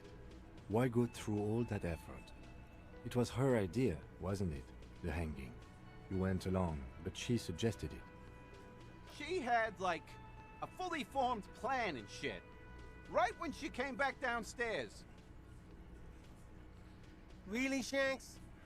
Claudia wanted to talk to another girl, that's all. She was just the first one up there. I could have come up with that plan if I'd have been first.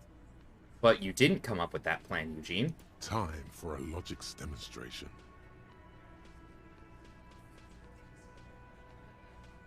All right. Eugene. He scoffs. Think. You kill him. Get up there. Shoot him. Get down. Would you prefer to go on trial with your friends as part of a lynch mob or alone for committing murder? The man is silent. If she used us to cover her own shit up, well, that's a serious violation of the Hardy Code, boss.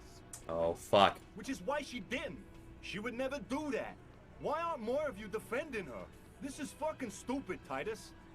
I don't know. I think Titus is starting to see it. Glenn, I thought the same thing when she skipped town and left us in this shit. She skipped town? Dude. Oh, so he didn't rule her out completely. And she skipped town. This is good. All part of a leadership challenge? No, I mean, like, that's it. We've done it. Have to see it. Things don't add up. Silence. He looks around the room.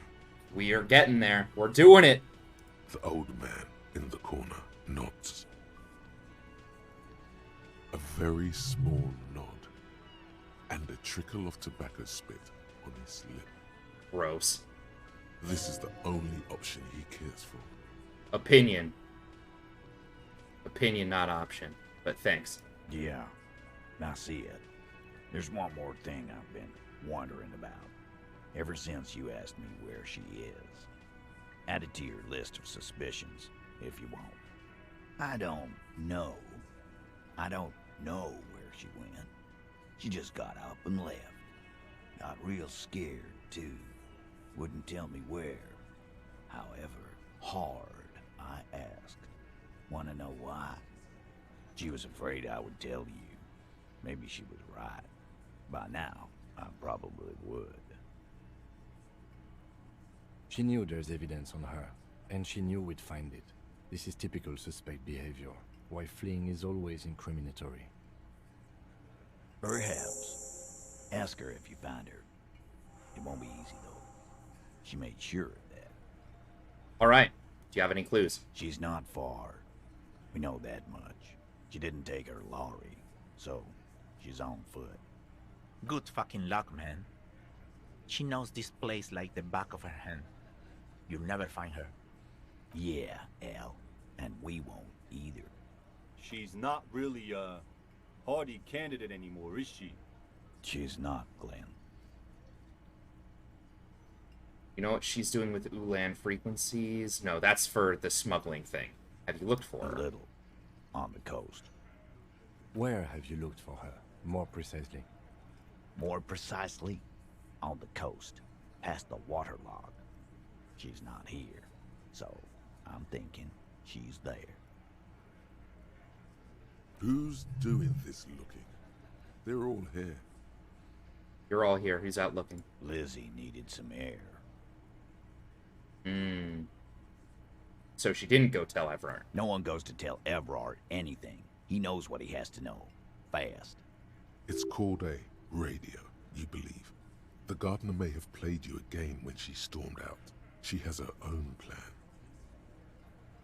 When? Friday afternoon, when you first arrived. I got word the RCM was in town. Then she came in to see me. Told me she was leaving. That's when we had our little conversation.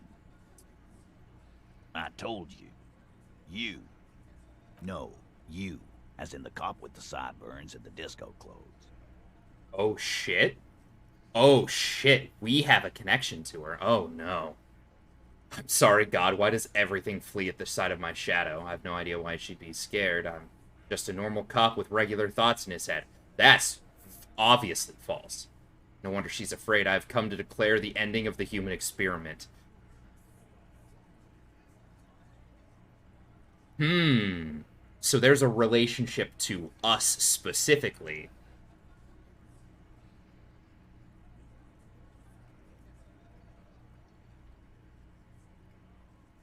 Sure. Normal. You know, when I first saw you limping here, I thought she was paranoid or sniffing her own supply. But now I'm not so sure. What'd she tell you about me? She said you have a funny taste in clothes, and that you won't stop.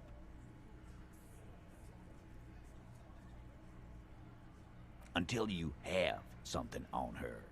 She said she's heard of you from Jamrock, that you're a human can opener, that you play suspects against each other. Open them up. Like cans. Oh, shit. And then when they're all empty, just move on, onto the next can. Don't look back unless there was something you missed. Fucking hell. Titus, did he just... Open Angus up like a can? Yes, he did. Now, we can whine about it, whack him, or we can go on with our lives. I'm having a go on with our lives kind of day, Al. How about you? Holy shit. It's not an actual question. Silence. He nods. Is that true, Kim? Am I a can opener? You are insistent. Yeah, I am. Yeah, there was something else. She wouldn't tell me, though. I could see she wanted to. It was burning on her lips. This called Titus, this called Pete. But she was too scared. Everard has a file on you, but that's bogus. What she knows comes from somewhere else, from Jamrock. It must be real stuff. Sure, there's some shithouses there. A cinderblock town. Fisherfolk there refuse to unionize. So, that's one place we haven't looked. Because they're not union. I hear they have a shack where junkies sometimes crash. Time for you to step up. We will start there. One more question. What does Ruby look like? Boyish. Hair's red. Dyed. She looks like a Lowry man. The what now? I have no idea. Boys? She said she's building a pale emitter. What? Even Tardy's like, even Titus is like, what the fuck? We were talking about radio equipment. She said she's doing Ulan frequencies and a pale something. I don't know more. Thanks, Angus. This guy barely understands what he's talking about. There you have it. Pale something. It'll have to. He puts his hand out. I'll shake his hand. His grip is firm and reassuring, like holding a piece of unpolished granite. Not just granite, tightly packed RCM Sergeant material.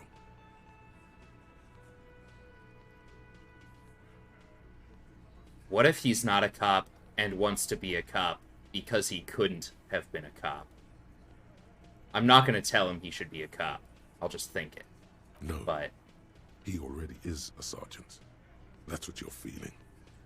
He just wasn't sure what you are. I'm a fucking can opener, I guess. I'm a fucking legend.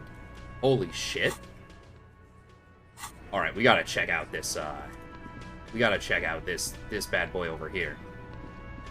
You see a heavy steel door with a prominent dimple lock. It's painted blue. The key fits the dimple lock. It takes a bit of effort to turn it after all these years. After all these years. The lock clicks. So maybe the doors haven't been open Dust for a while. rises before you like mist. A tomb? Haunted by regal spirits from distant ages. No. Smells like engine grease and cut wood. A workshop. Here we go.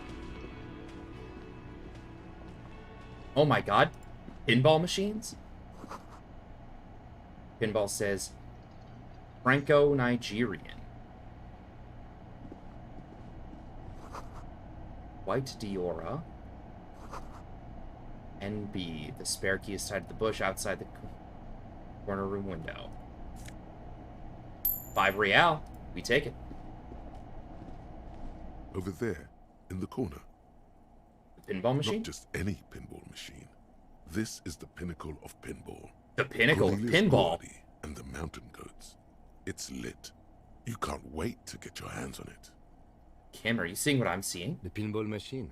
Gordy's Goats. A classic. You've played it? A little. Oh my god. Great. Oh, he's... Oof.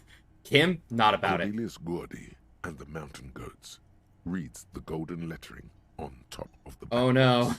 There's a small column of text underneath. The machine is coin operated.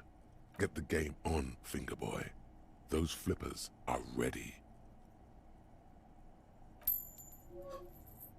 It takes a while Pinball to get Wizard into starts the rhythm, playing. but pretty soon you're able to keep 3 goat-faced balls in play with relative ease.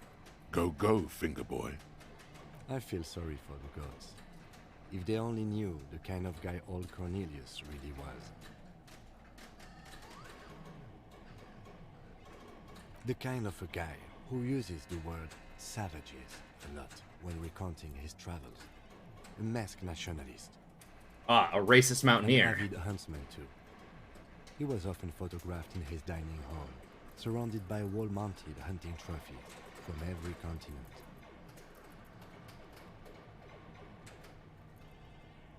He also hit his wife and kids. Ah. Other people's kids too. Sometimes pets. Hateful little man. Ah, so he deserves to But die. you seem to be having fun. Yeah, I'm pretty good at this. Your game is definitely improving. The Jolly Goats are flying all over the board. And although a few plummet to their deaths, you're never left with less than 3. Holy shit. Suddenly, a special passage leading to the summit slides open at the top of the board. This is where the balls need to go. Maneuvering a goat ball into a position for a perfect hit isn't easy. More fall to their deaths. But finally, the opportunity presents itself. One of their tiny hammers shatters something inside the machine. Something blasts. An ampoule?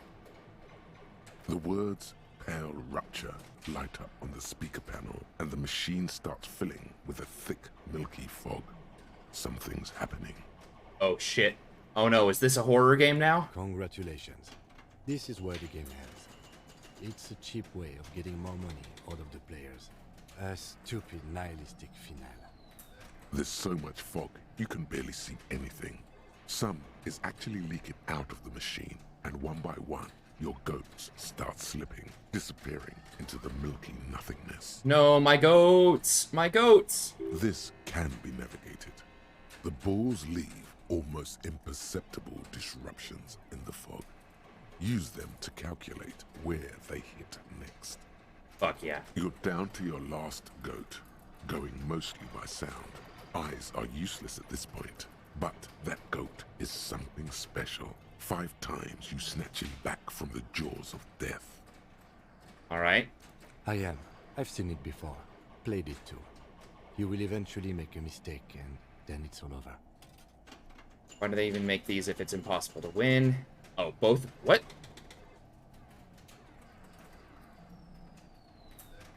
They're both the same line. Wild. I mean, we have to try it, right? Red check can't be retried. Ah, Extra Soapy, welcome to the stream. We're playing pinball. If you can't even see it. No! The last goat plummets into the fog with almost suicidal glee. That's fair. That's There valid. goes nothing, Finger Boy. Finger boy. Alright, well, we're gonna go see what this back door does. We failed our pinball check. All these mesmerizing machines, just waiting to be plugged back in and played. Feels like it might jump back to life any moment. The lights illuminating the white-robed woman. You can't fire them up. They are broken. Only that one machine in the main hall works. The Royalist Pinball. What a dumb name. Royalist Pinball. If they weren't broken, he would kick one of these machines about now. Sounds like you don't enjoy pinball. I love it. I love pinball. Who doesn't love pinball? Let's move on. It's a fair He point. doesn't. He doesn't. What about the other one? No.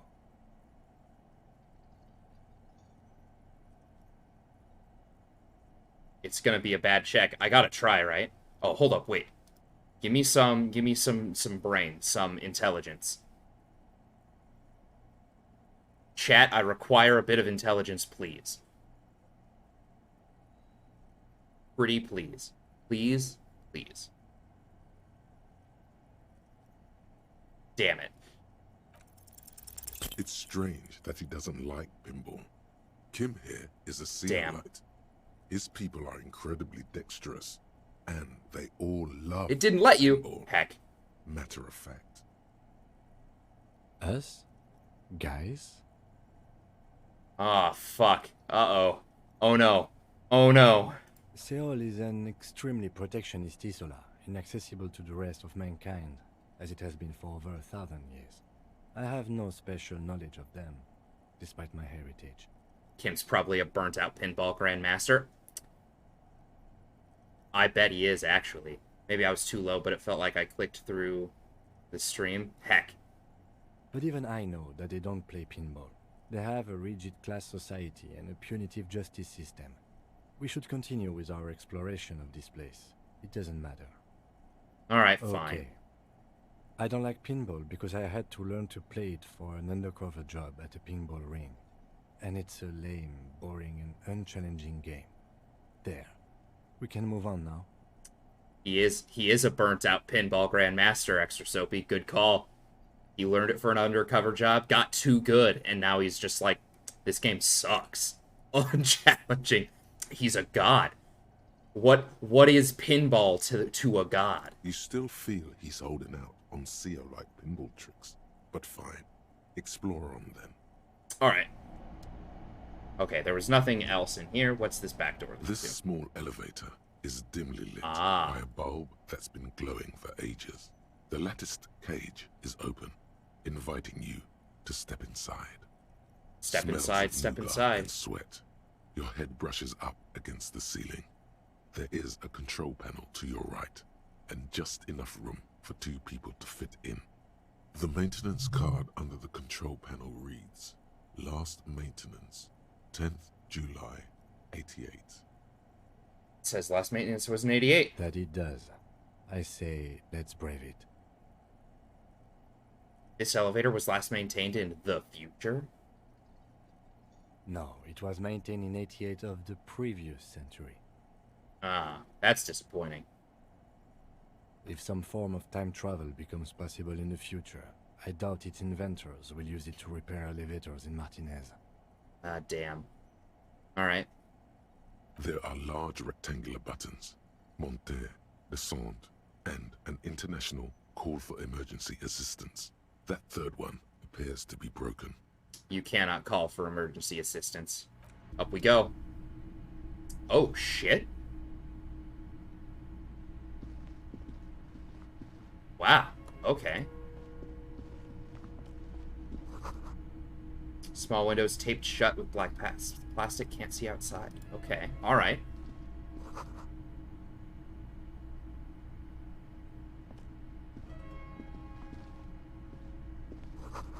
Schematics for a pinball machine.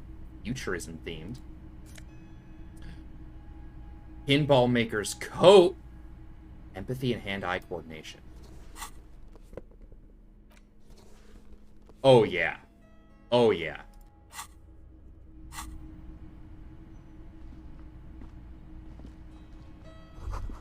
Pinball machine's been taken apart and gutted. So this is where they brought 40 pinball machines to fix them up. A long time ago. Everything is covered with dust now. The lieutenant looks around the dusty, crowded room, inspecting the tools on the shelf.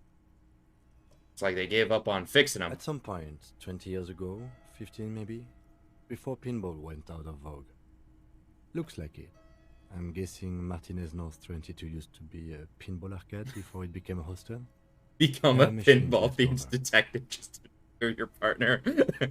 Damn right. Be like, oh, look at this pinball coat, Kim. Doesn't it make you think about pinball? Isn't this pinball coat so cool, Kim? A creak. Just. Some dust falls off a shelf.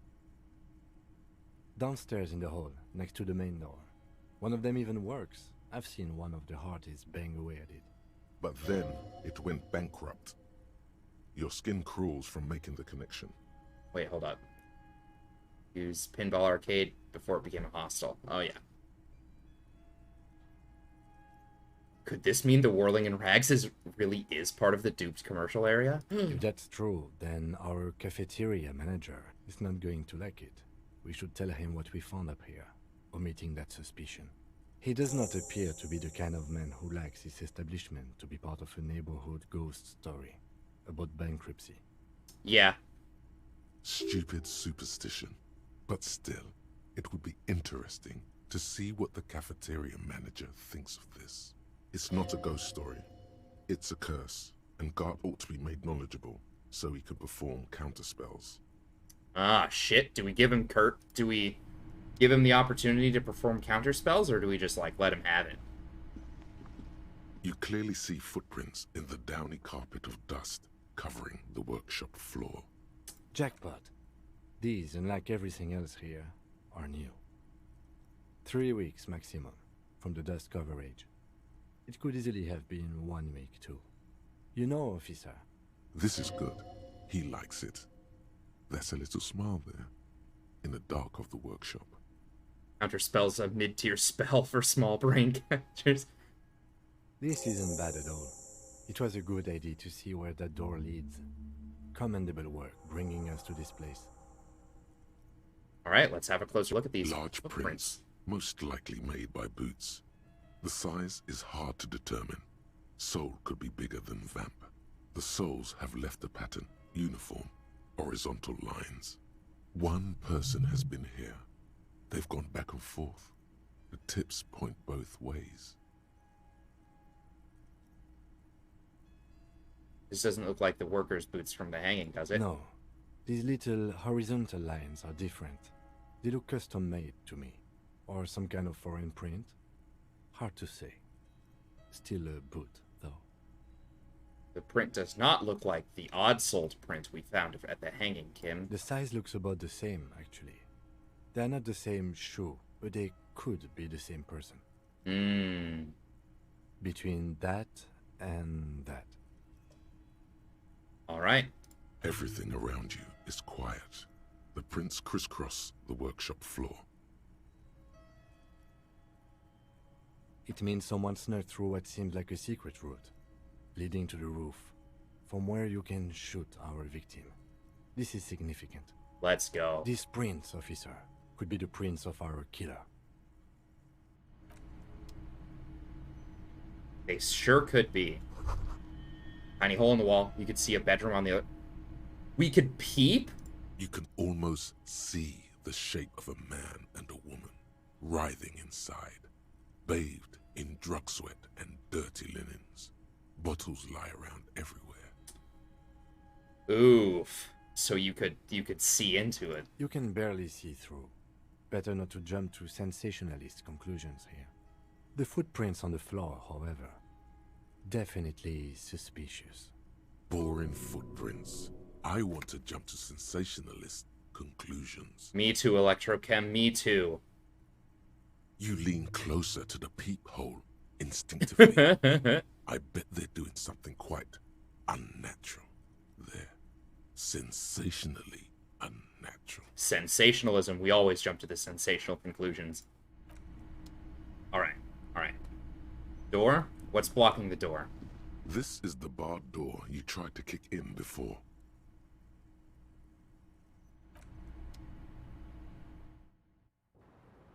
Oh, I can just... Oh, I guess it's just barred. I was kind of hoping it had something cool. Okay, so we go talk to Gart. Fisher folk in the village. Someone's got to know something. Alright, we have a mission. We have a mission. This way will be faster, I think. Actually, it might not have been faster. Now that I realize that it probably has one more load screen. Oh. He's made around 4 months of payments for this room. Wow. She's been doing a lot. Okay, so we tell Gart about his thing. Oh, wait, hold up. Do we want another thought, or do we want... We want suggestion, because we want to ask Our Lady out on a date, I think.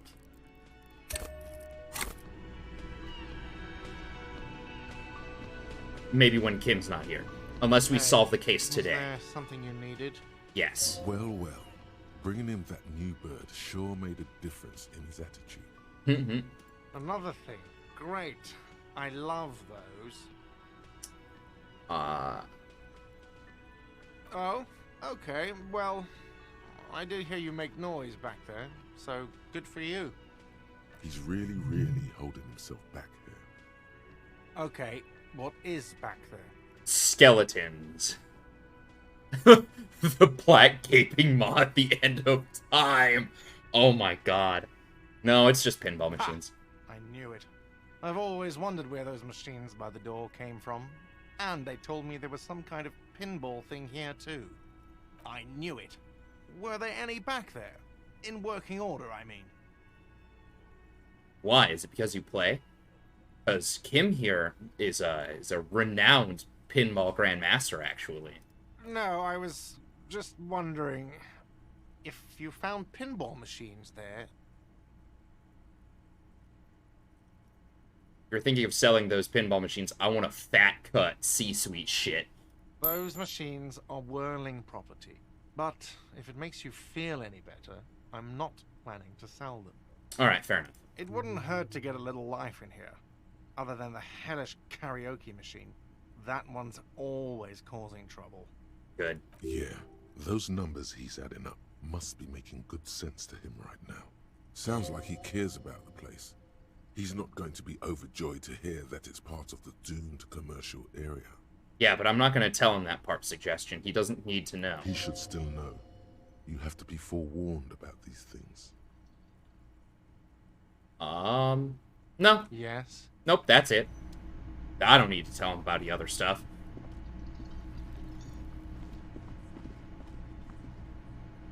Alright. Fisherman shacks. Off we go. Alright. You. The old woman still hums her unknown song. She opens her eyes to acknowledge your presence. Have you seen a red-haired woman named Ruby around here? Nay, I haven't seen anyone lately. Fuck, she's blind. Oh my god, I remember. Oh, fuck.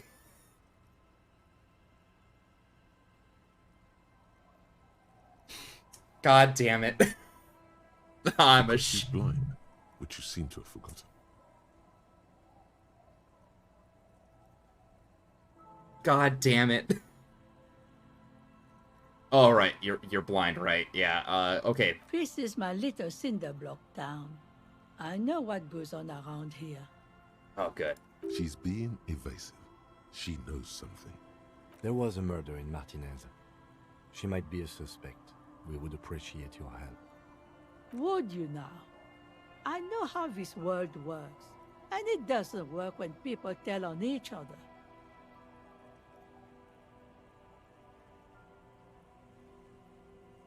This isn't about the Union. You don't have to worry about retaliation. Ah, I should have known. This is yet another Union mess. I'm not afraid of them, you know. We are not in the habit of being afraid around here. I see. You know something, but you've decided not to tell us. There's not much to tell. People come and go. Now, was there something else? I see, ma'am. I hope you don't mind if we look around anyway. Ruby was here. You know it. Oh, yeah. You need to look into these shacks, especially hers. Ask her about lodgings. Me? No one. Just an old washerwoman. Mother called me Isabel, if that's what you're asking. And my married name is Sadie. All right. Now it's your turn, Mr. Lieutenant W. Frater, Harrier Dubois. Quite a handle you got there. Thank you. So many titles. One of them double. That is correct. Stay. Most people here are trying to leave. That said, if lodgings is what you're looking for, I've got a free room in the shack. She just said free. I won't charge you for it. Take it as a gesture of goodwill from the village to the RCM.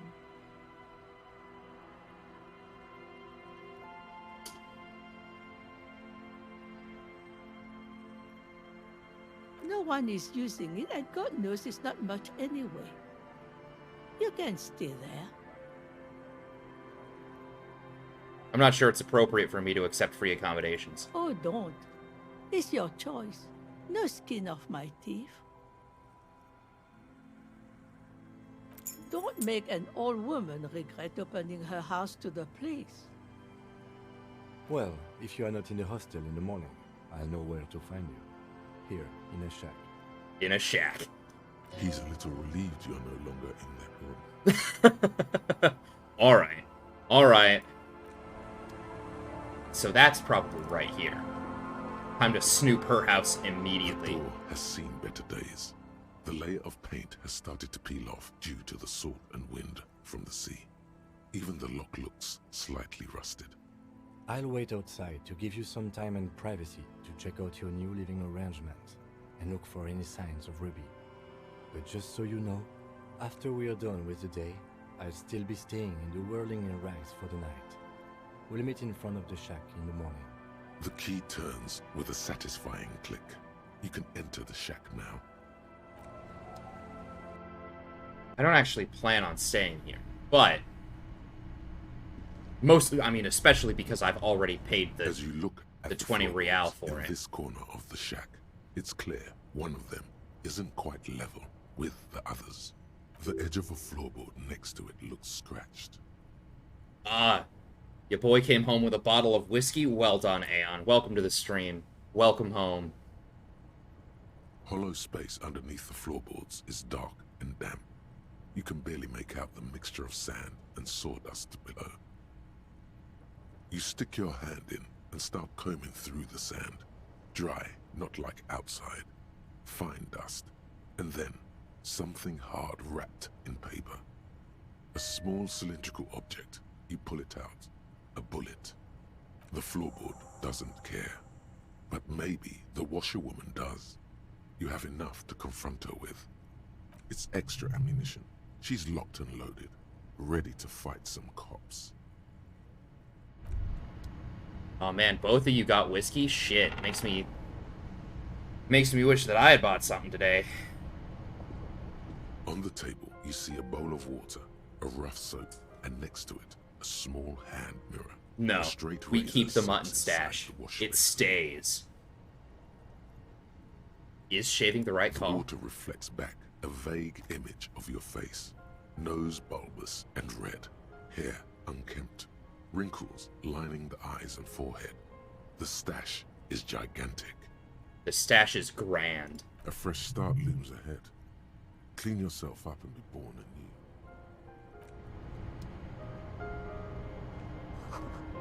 Old science fiction magazines. Oh yeah, free alcohol is always the best. Like no one's saying that you should pay for your alcohol when you can get it for free. An old mirror hangs on the wall. You see the reflection of your face in it, adorned with the expression. Alright, let's see if I can stop the expression. Still not happening. Ah. It won't come off that easy. Alright, it was worth a shot. Orija jacket. Nice. Anything else in here? No. There was a bullet, though. Oh, there's Kim. Yes?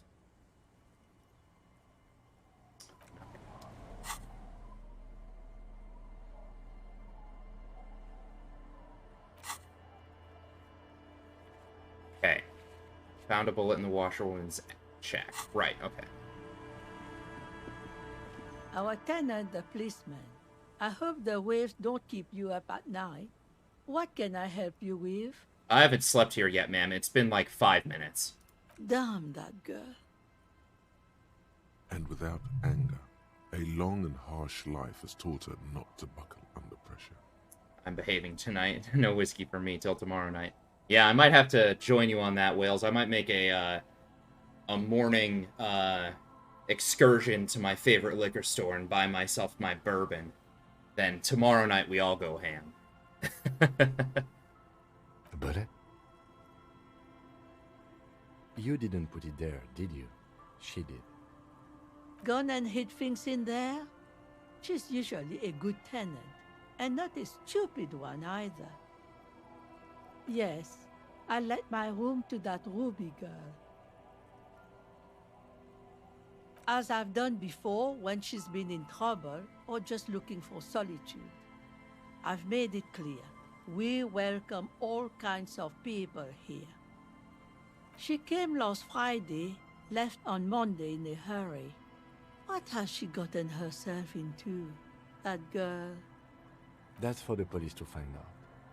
Right then, please answer each question to the best of your ability. I'm sure we have a few. Yes, early with the dogs, around 8 o'clock, I think. So she left the morning we woke up after our bender pretty quick. She probably heard the Lieutenant's Kanema drive by, and it woke her up, just like it did you. Yes. That is a downside of having a 130 kilowatt engine. It lets the bad guys know when you are coming. It's the room exactly as she left it. I cleaned it, like I always do. Is there anything else there? No. What's she like? She's good company. Knows how to talk to an old woman. At my age, you don't get a lot of quality conversation. So I really appreciate that about her. Did she talk to you much during her last stay? No, she was mostly silent this time.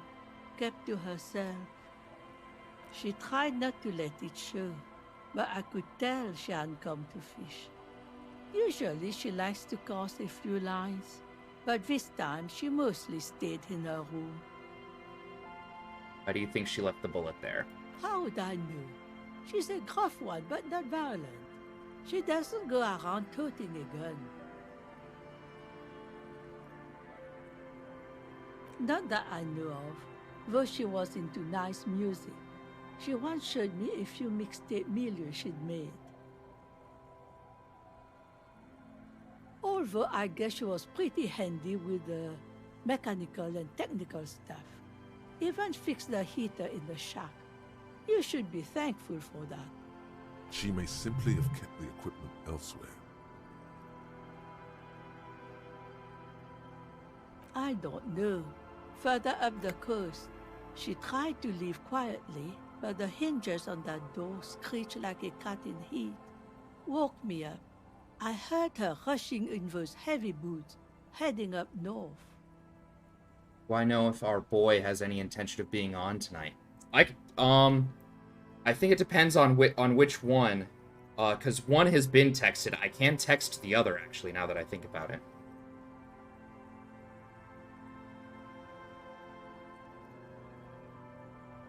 Bam Bam? Yeah, I texted him. I sent him a text, about 3 hours ago now. So, no response from him. I can text our other boy and see if he's down to game. And then we can... yeah.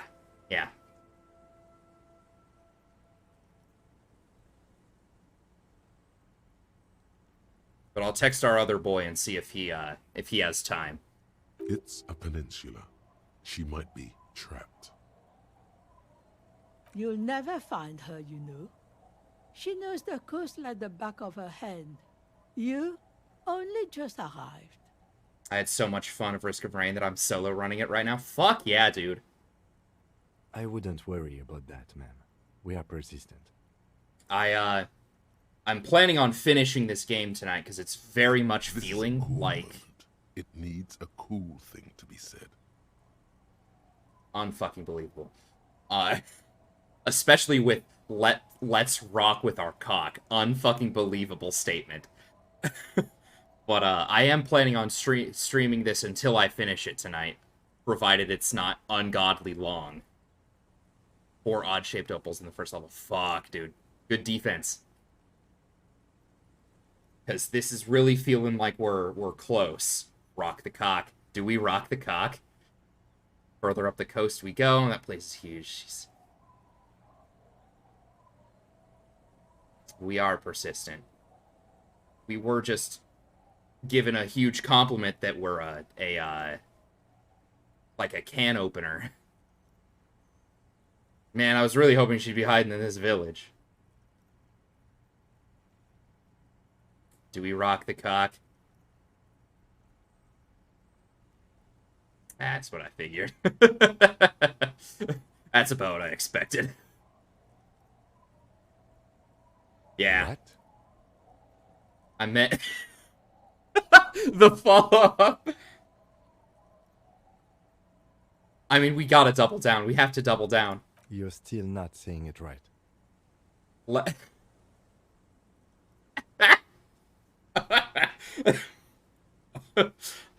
It's too late now. Fuck. The old woman shakes her head slowly. All right, fine. Up the coast we go. Are you sure you would rather stay here? Get a nice cozy fire burning in the heater? Seems like a better idea to me. The Feld electric neuron. You feel like you should go look at it again. Step closer this time.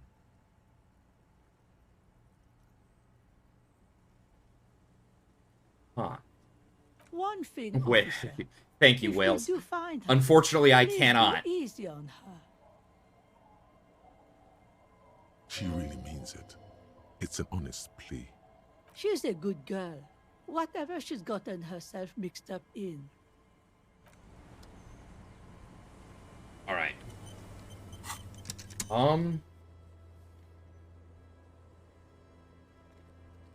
So she's likely up this way. It's probably not worth it to do a fast travel up, because I need to go to the Feld mural, which is like right here.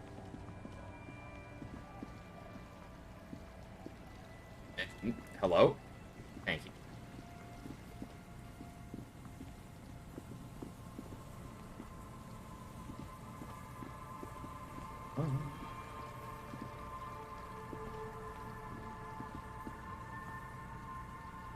Zoom out.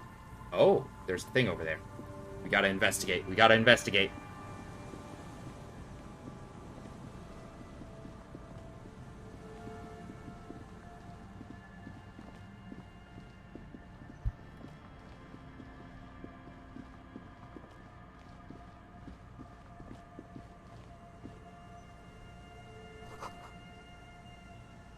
A hiding place. Could the instigator be inside? I mean, okay. Well, we can't like investigate inside, I suppose. I think I've failed this check already, and I can't check it again. A scattering of bullets. Yeah. Okay. All right.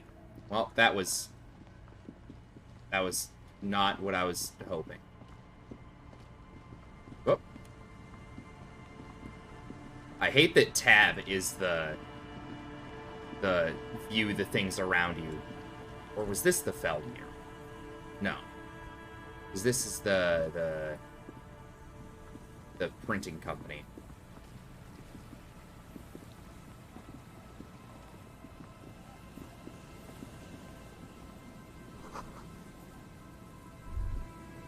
The light vanishes inside the concrete slit. The structure goes deep under the earth. Any idea what's down there? No idea.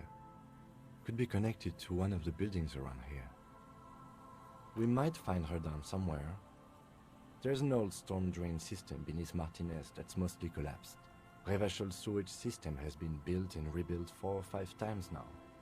In conclusion, she could be under any building. I hope not. Yell ho into the slit. There's no echo. Wow. No answer. No echo, no answer. I'm shook. Alright. Zoom back in just a hair. So she went north.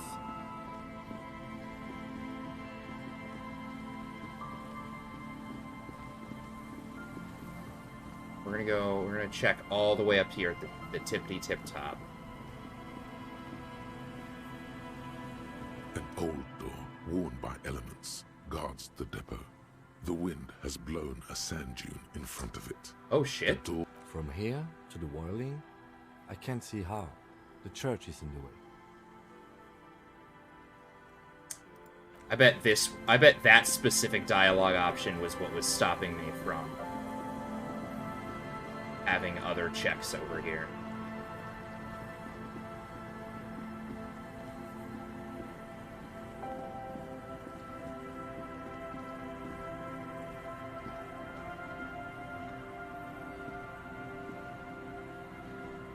Damn.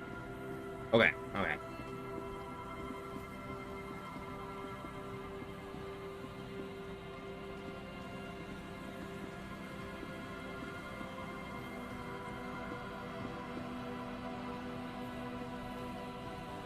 I really feel like you should be able to just, like, walk through right there.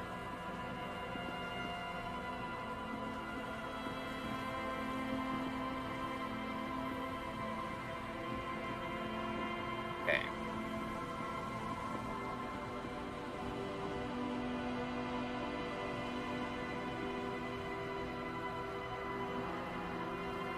So there's the mural that... Was it this mural, then, that my... Inland Empire was telling me to go to? Oh, Feld. Yeah, so maybe it was this. You see a once bright mural towering above you.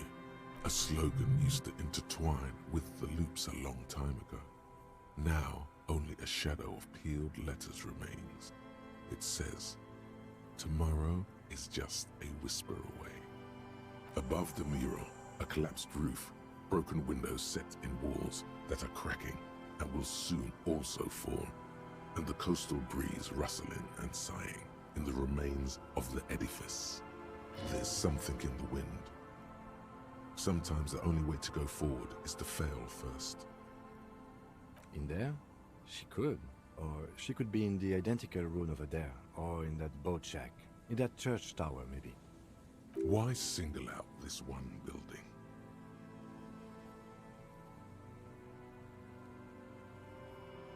Yeah. Hold on. Leave? I don't think I have much that gives a bonus to shivers. But we gotta try. Main threshold. +1 shivers. +1 shivers.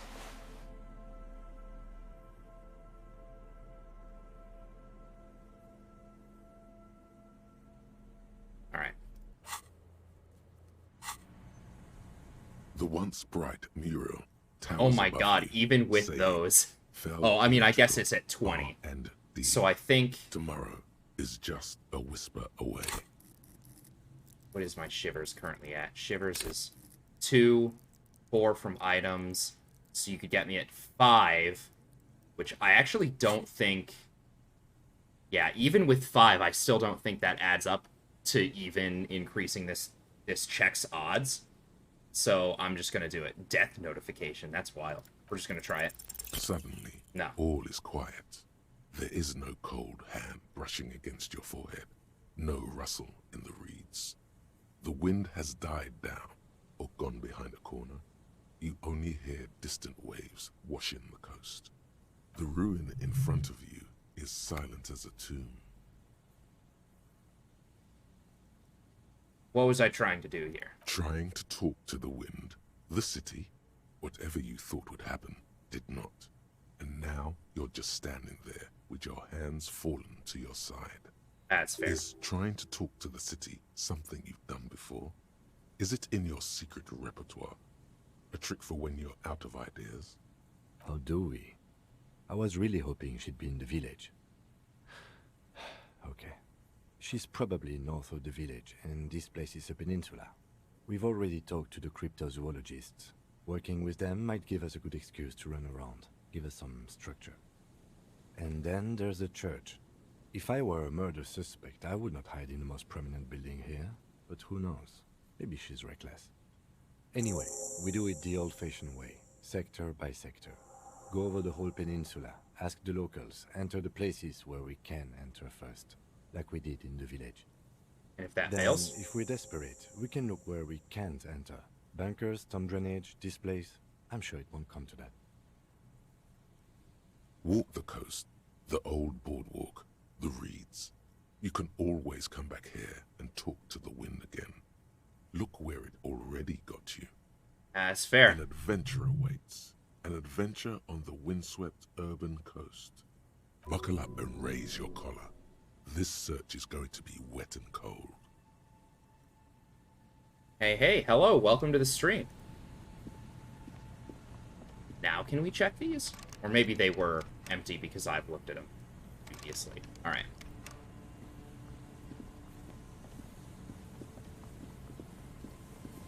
Okay.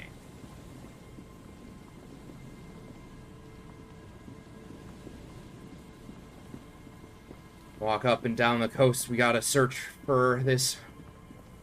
Gotta search for this woman.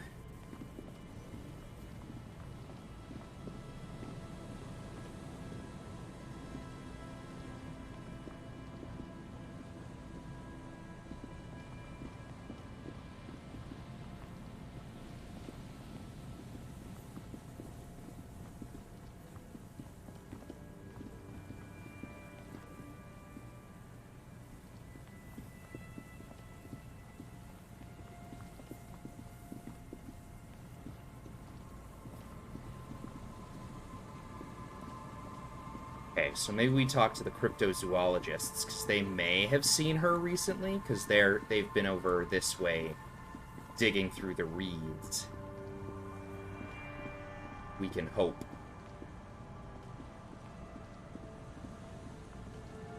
Hello. What can I do for you, officer? I'm afraid not, officer.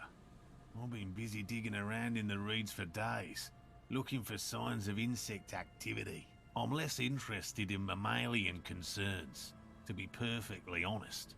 That's fair. The lieutenant takes a short note in his notebook, then gestures for you to proceed. What point are we at here? I guess we're looking for someone. Yeah, so, I feel like we're really close to, what I imagine the end of the game is. But there's a murder, and we've done pretty much all of the investigative stuff to solve the murder. We have narrowed it down to one person, and we know that she has gone somewhere in this peninsula, and we're trying to track her down. And we're just trying to, like, figure out where all the places is that she could have gone to. Super cop on the move. Yeah, maybe. What if we check the traps? I didn't expect you to take such an interest in our work here, officer. Chaos is my method. I am its scion. That's very true.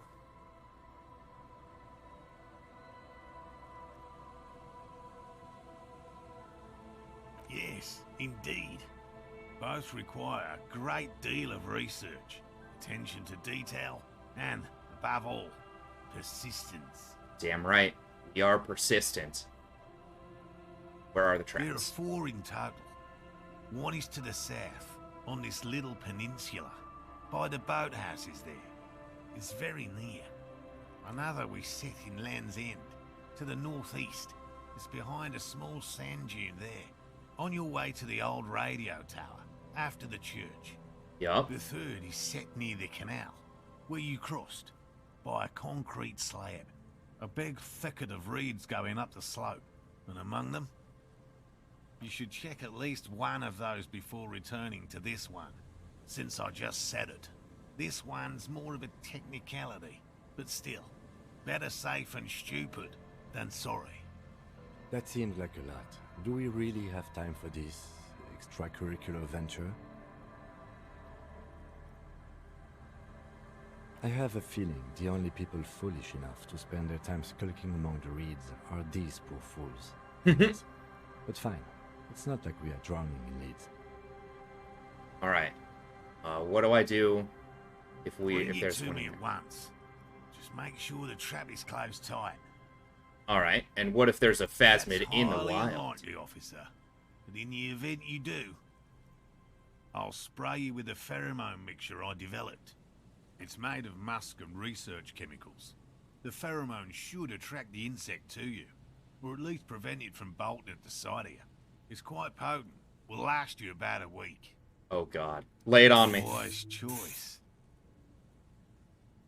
This is the smell of dying reeds, of longing crumbling into the water. Oof. Gotta say, nice beard. Thank you. Going to keep growing it out once done with the game. I don't know. I'm not sure. Funnily enough, I actually shaved the mutton stache in independent of playing the video game, and then I realized while I was playing it that I was just like fully committed to the cosplay anyway. So now I've just been like, fuck it, we keep it. It is precious. A single dose cost me 50 real to develop. Oh my god. Not that I expect you to understand self-financing one's own research. Yeah, I don't know. I don't know if I'll keep it. Right. Which means you two can pack up and go back to the whirling. Finally, someone's talking sense. Thank you for your help. Gary and I will start breaking down camp. If you have any more questions, now's the time to ask. We'll be gone once you get to it. If it's more cryptid-related business you want to discuss, you'll have time for that later, too. Oh, good. Then I can talk about cryptids later. What if the information is vital? On the hunt? It won't be. What about his eager to leave friend Gary there? Talk to him too, perhaps.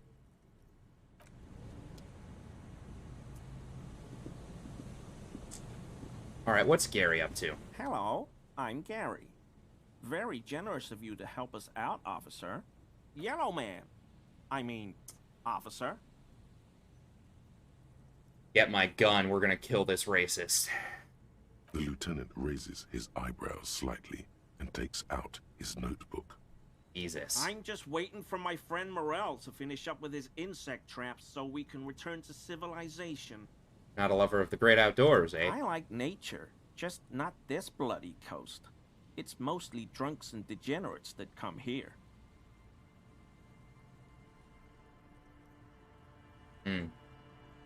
Oh, I've been tempted.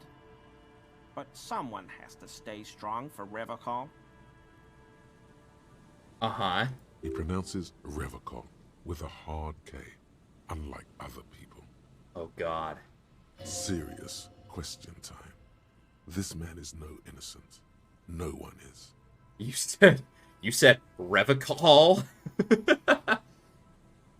You know anything about the man hanged behind the whirling rags? Oh, so that's what the RCM in Martinez is about.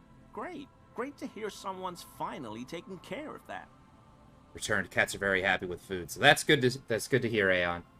So you do know something about it? No. Nothing. He was some kind of mercenary. But everyone here knows that. I'm just glad to hear you're looking into it. That's all.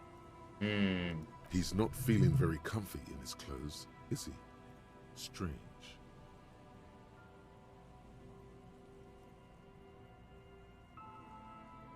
No. I help Morel with research sometimes, and I've learned some things along the way. But I don't usually go in for picnics like this on my own. There probably is a follow-up to this, but you can't think of any. Doesn't matter. Waste of time anyway. Gotta keep moving. Alright. I don't want to talk to him. I have a case to solve. Been thinking of... It's very disco. It is very disco. Been thinking of going for that look myself, but can't get any hairs to grow on the side of my face for the life of me, so I'm stuck with a goatee. Wait until you are done with the dialogue to keep... Oh, I mean, you can talk about any stuff whenever. Like, there's a very solid chance that, like, I just might not address it if I'm, like, reading something. But I usually do my best to get back to it if we're... You know, if the topic is particularly of some import.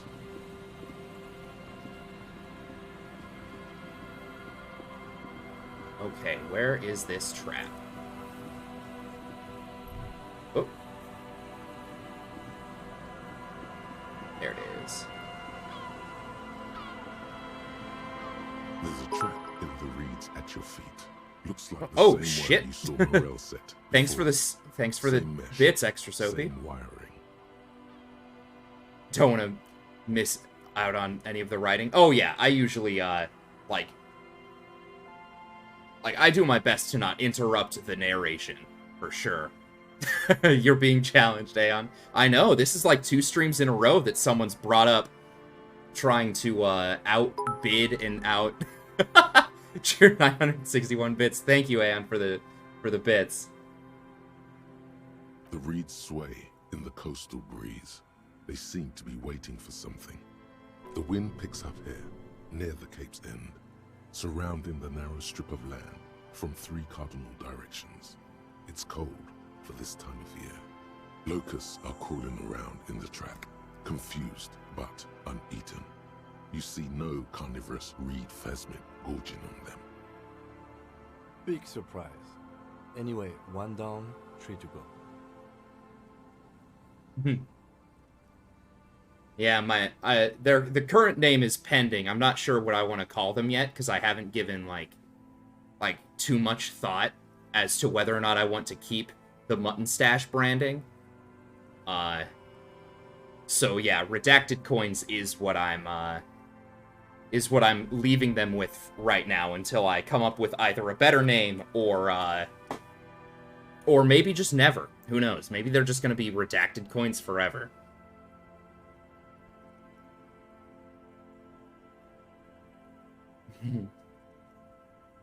Damn, I was hoping it would be in the first one. No need to grin. I'm not expecting to find anything. I'm helping some citizens and getting some fresh air. I meant no offense. Just... Yeah, that's what I thought, Kim. We're being cryptozoologists here. Alright, so we did go all the way up here. Is there anything specific now that we're looking for our woman? No, okay.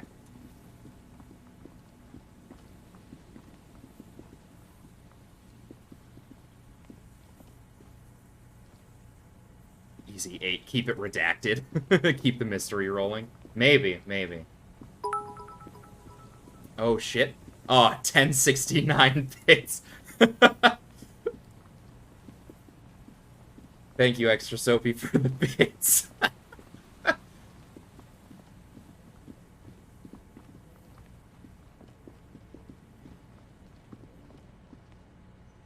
Okay. Going here. I don't think there's anything new in this area, but I gotta check. Dethroned. Oh no, Aeon. Unless you want to spend more real human dollars to buy bits to give to your favorite streamer. But I will not pressure you. Okay, and then there was... Actually, here, if we're... Here, let's open the map, zip over to the Fisherman Shacks, spend about 0.2 real on this stream. Hey, you know? There is... I would like to make it open that, Real's the money in this game, yes. There is no need to spend money on my stream. If you would like to support, I appreciate it, and it's welcome. But I don't want you to feel, A familiar apparatus lies among the reeds. Another one of Morel's traps, weighed down by stones to keep it in place. I don't want to give you any external pressure, because this is, just a small hobby at this point in time. The reeds bend forlornly toward the sand. You see slabs of concrete north. In the east, the city center hums to you. Oh, that was... Oh, right. Yeah, the callback to Gart where you're like, is Real money? Yes, I do remember that, but that's been many weeks and, like, almost 40 hours of gameplay ago. The constant, distant song, louder on this part of the coast, nearer somehow. And there's that cold again. Always the cold. This trap is also full of panicked locusts. No sign of any cryptozoological beast inside. Another empty trap.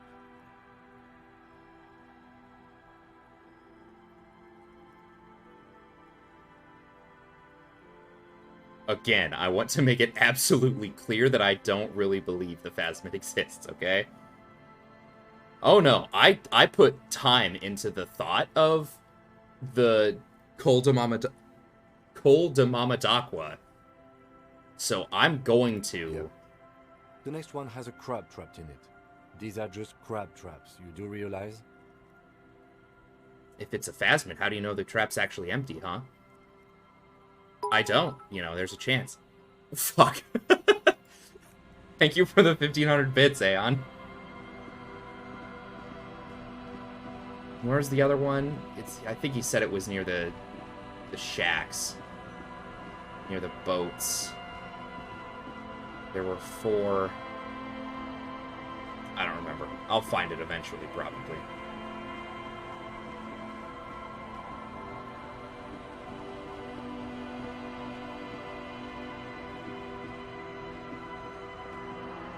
If I get dethroned again, though. Yeah, I know. I don't know what you'll do. Some random person's gonna come along and drop, like, what is that? 3K bits?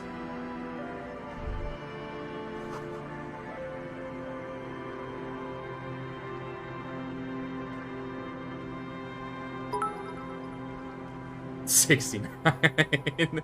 It won't be random. Oh, shit.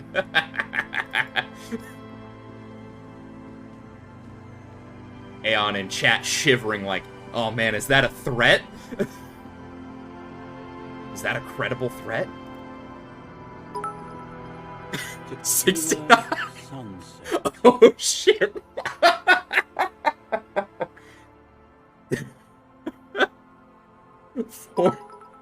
Four sets of 69 bits in a row. Thanks, Extra Sophie. Hey.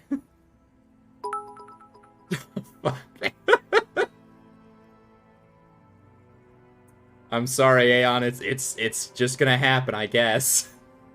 Can't really remember seeing any women after losing my keys. It did.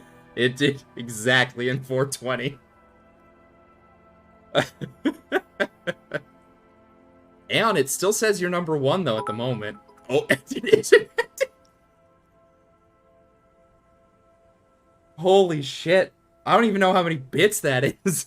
It comes after 420. 420, 69. But, like, that's, what is that, 42,000 bits? I certainly don't expect anybody to be holding on to that number of bits. It's a touchy topic. He hasn't got laid in ages. Oof. Alright. You too, Tequila Sunset. Oh. Oh, I'm sorry, Aeon. Okay, so he didn't have anything? Can I talk to this guy, or is it just the same guy? You, friend. Do I have deals set up for you, buddy boy? Does he actually know you?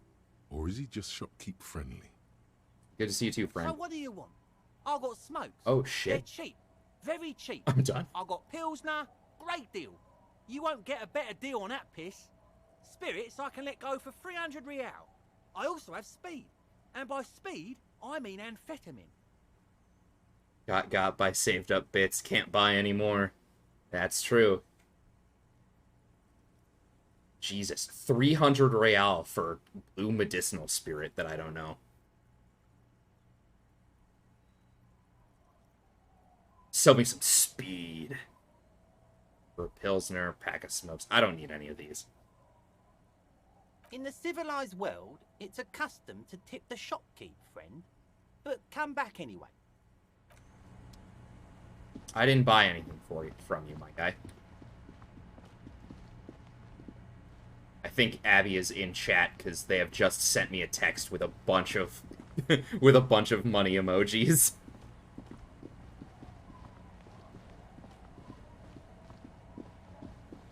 Alright, was the other one here? Because this is too close to the things, I imagine. Whatever. We'll just go back to the one that we also know about. The thing nerds do. Yeah, only nerds are financially responsible.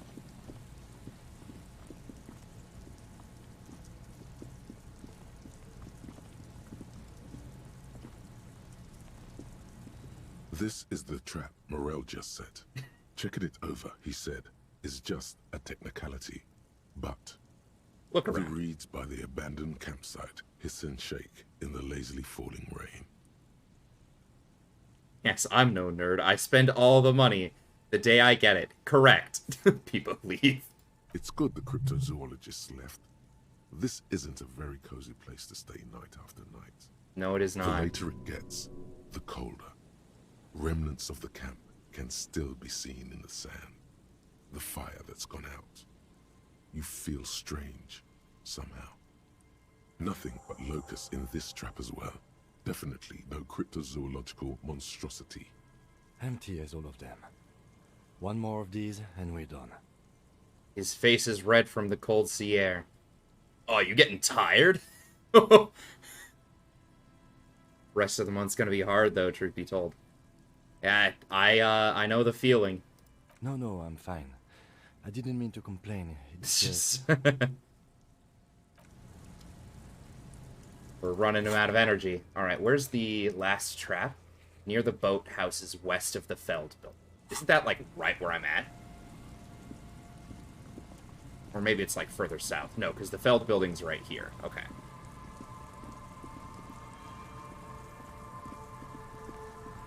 Yeah, like, that's why I'm not pressuring you to spend money. Because, like, if you need to spend your money on bills, spend your money on bills. What's this?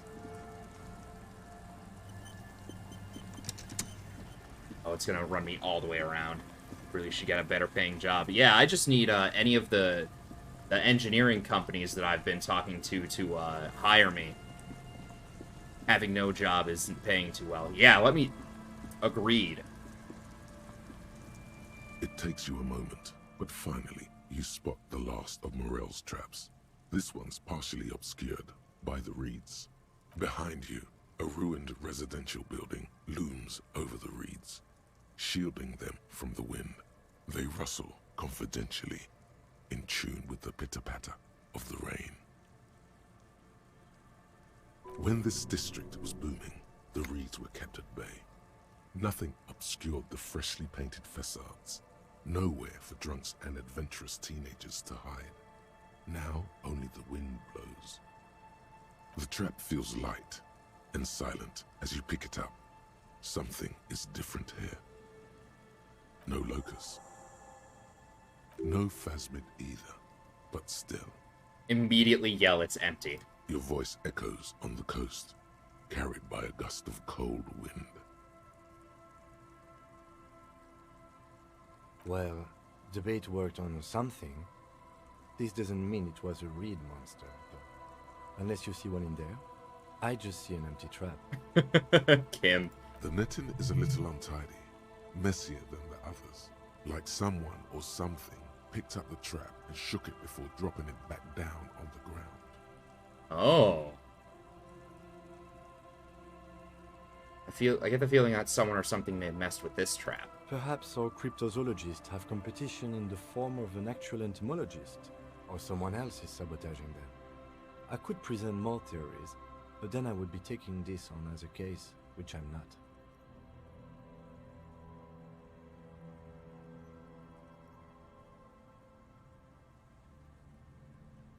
Probably wasn't We did fast. sort of promise to tell them, didn't we? Oh, Stella! I'm sorry, Stella, get yoinked. Baby cat. Stream cat time. Nope, Stella, no. You're a baby cat on stream. Sorry. You are being yoinked. Yeah.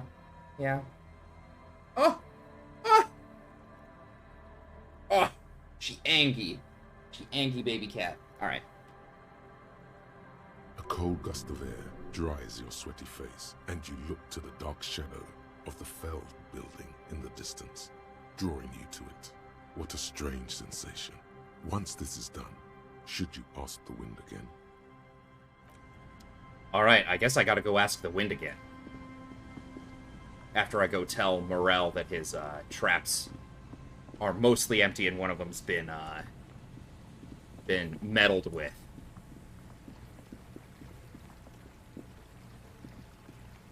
Okay, so we get close to the fishing shacks.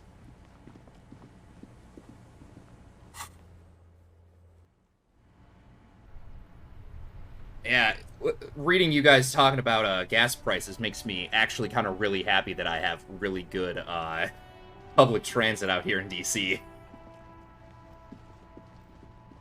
Like, even though I have nowhere to go because I'm currently unemployed, it is nice.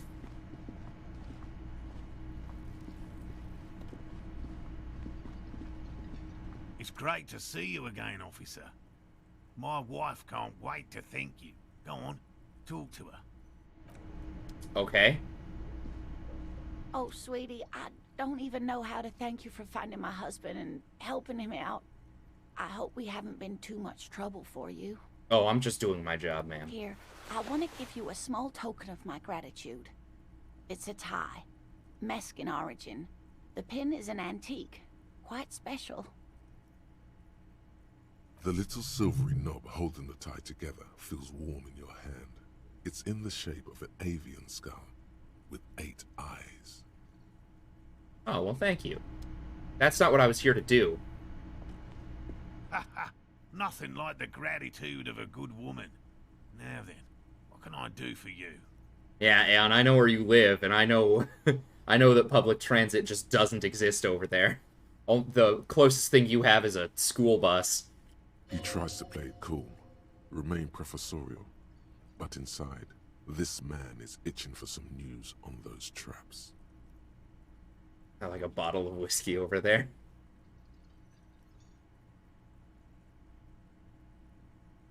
I checked all the traps. Good. Okay. And? Completely empty?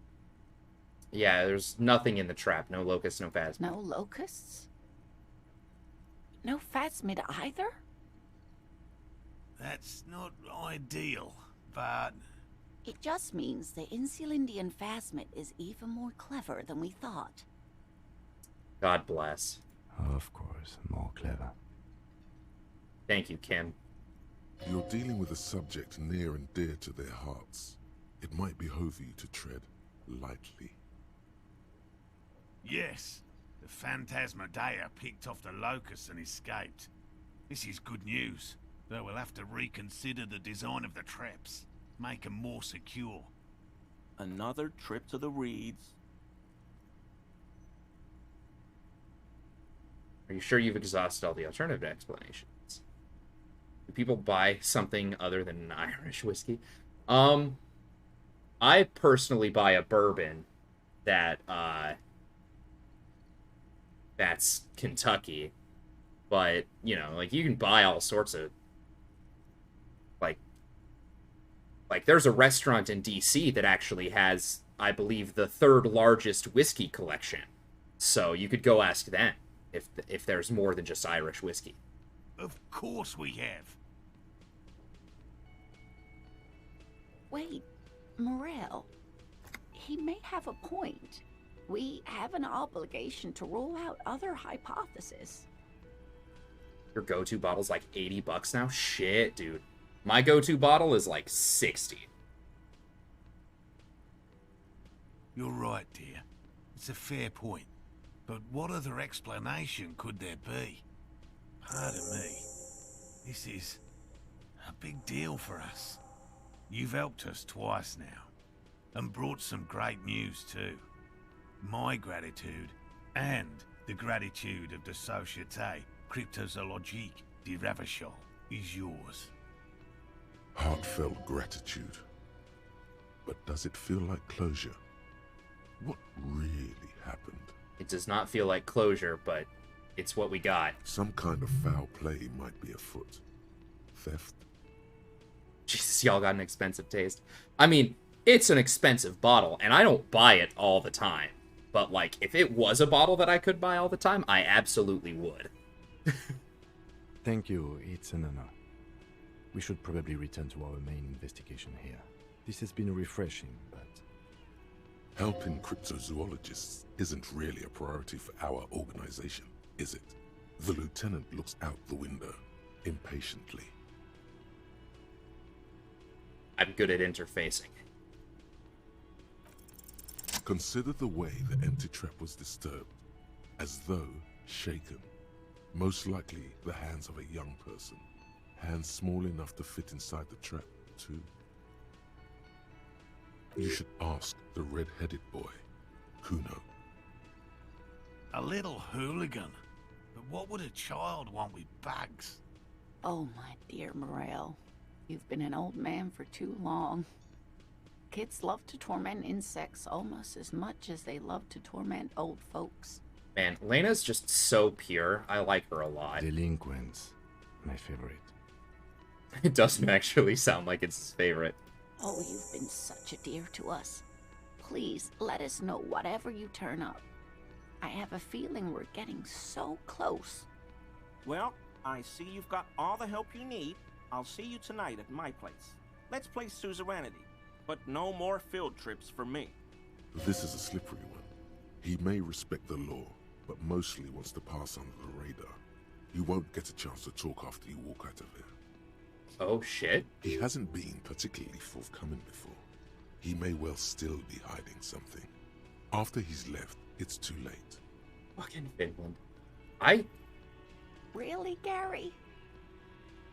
We're getting somewhere here. I'd love to play suzerainty, but...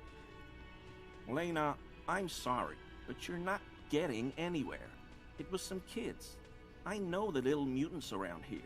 Leave anything out in the open and they'll steal it, even if it's bugs.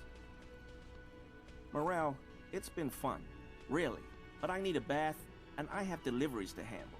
When this tea is done, I gotta run. No need to apologize, Geary. You'd be more than helpful. We'll have to take a rain check on that game of suzerainty today, though. We're gonna follow this through. He keeps the language unemotional, but it's in there. Disappointment. I think this Gary guy is probably just giving them a run for their money. He's probably just, like, fuck it, they're paying me, so I'll get money out of it. Asking about the empty trap. Okay, yeah. And what I got? I got... Ooh. Oh, it's a bolo tie. Fuck yeah.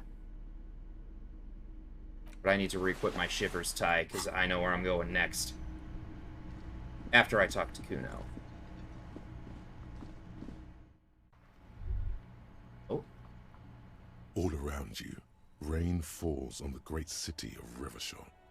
Rain drips from the eaves and floods the gutters, washing the filth away. The spring thaw must be here. The snow is melting. Looking up at the sky, cold water dripping from your hat.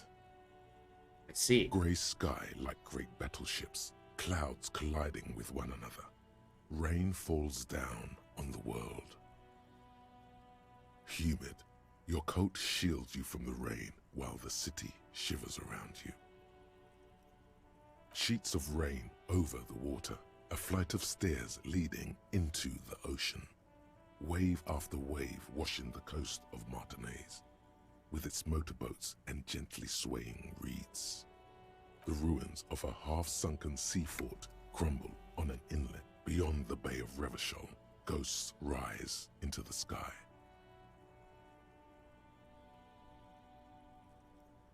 The skyscrapers of La Delta, the financial district. Faint golden light seeps from the office windows. Urban coastline, rain dripping off Eternite-covered roofs. Cinder blocks left over from half-finished construction. A defunct research and development building, once seized by revolutionaries. An old wooden church stands on stilts above the water. Coal City, end of all lines. Your hair is an oily mess flecked with ash from neighboring coal plants. Smokestacks rise somewhere in the distance. The great gates of the industrial harbor are locked. A chill runs down your back. You shudder like an animal trying to shake water from its hide. Behind the gates, heaps of supply crates, red and blue metal shipping containers, slick with rain. The Greater Revachol Industrial Harbor is an artificial mountain range. Immense wealth resides within, and immeasurable poverty in its shadow. La Drusienne, King Dri's passenger harbor. Cruise ships flanked by dock arms, cranes watching over the mouth of the river distributary. Couronne, the lower middle class. Distributary after distributary cuts the city blocks in half. 7-story buildings trail off into the rain. A silvery curtain of rain over the houses. The class divide. You have never been there. They don't need the law east of the river. Alright, and what's north? Capeside apartments. Tower blocks crowd one another. 4.46mm bullets still lodged in their war-torn stone walls.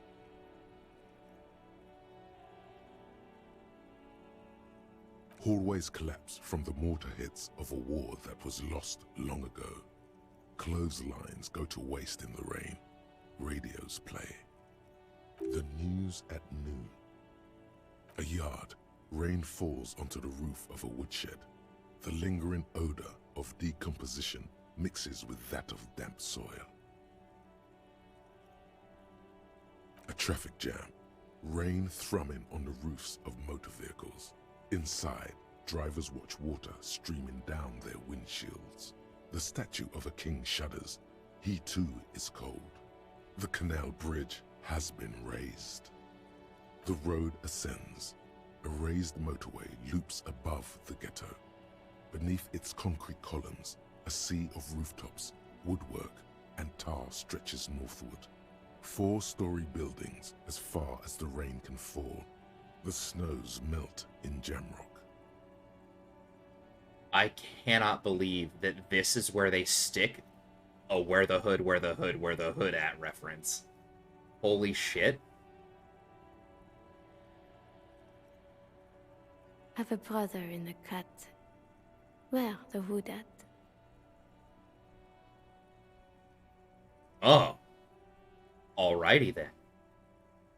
To be in Martinez, where no one goes, at the runoff point of a long-forgotten canal, in the whitest part of town, in the shadow of the day the revolution felled.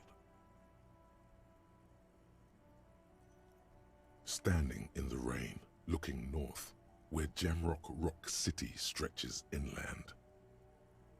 In the rain-swept distance, above the rooftops of Jamrock, a repurposed silk mill stands perched above the motorway exit. Precinct 41 hunches in the rain. Your vision blurs. You wipe your face with your hand. The rain stings your eyes, making you look up and blink. Coalition aerostatics hang like apparitions under the cloud cover. Way up there, where rain forms, rotors flutter silently. Your sight clears. Motherfucker. This rain will not let up anytime soon. At least we are dressed for it. Let's keep moving.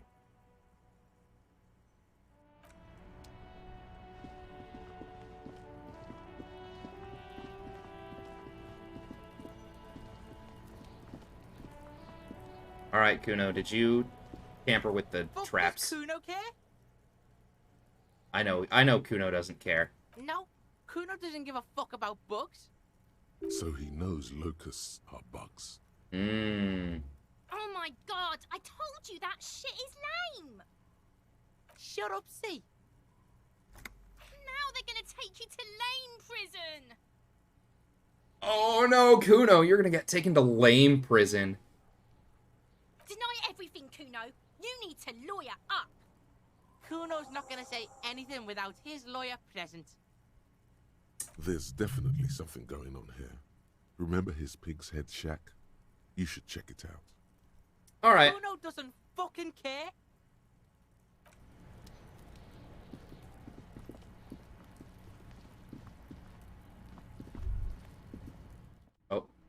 There was something. Oh. Just the sound of snow melting. Alright. It's crawling with locusts in here. All around you, the hisses and chirps of locusts fill the musky air. The earthen floor of the shack has been shaped into mounds of mud, dotted with little holes for windows. Oh, this is cool, just because she speaks Finnish. Nice. Well, detective. I wasn't It sure what appears she you spoke. solved the case of the locusts. For the missing locust case, which is a sub-case of the imaginary insect case. So at least that's going well. Oh, I'm not being sarcastic at all. We are making real progress here. I'm not here for your lip. When someone says they're not being sarcastic, it's usually a good sign that they're being very sarcastic.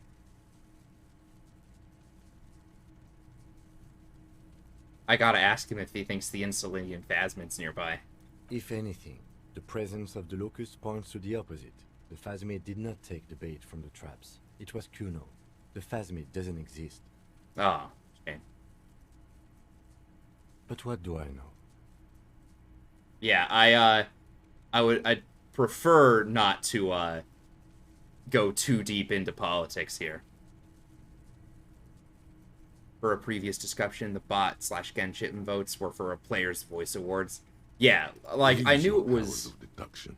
You knew the magic bug was nowhere near here.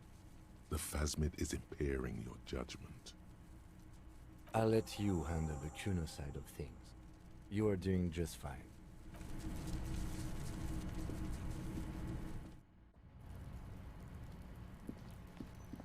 Like, if the discussion devolved or was becoming... Does Kuno care? Or was becoming, pointed, I would say I would have probably put the quash on it. But, yeah, like, I will avoid most, political discussion because I'm here to escape reality. Yeah. Kuno took the bugs, so what? It's not Bugtown. It's the city of locusts. Locusts aren't just bug shit. They come out of the sky like a fucking shadow. Shit descends. Stop! Oof. You stop. It's like their fucking night. Locust City, Night City, City of Rage. Fuck The yeah, girl Kuno. forces herself to watch again, the corners of her eyes twitching from discomfort. What are you, some kind of artist now? Maybe I am. Did he just say I? Kuno usually calls Kuno, Kuno. Oh shit. I'm about to feel real guilty if they left. I mean, look, if they leave on their own volition, that's on them. Like, they're not banned, they're not kicked out.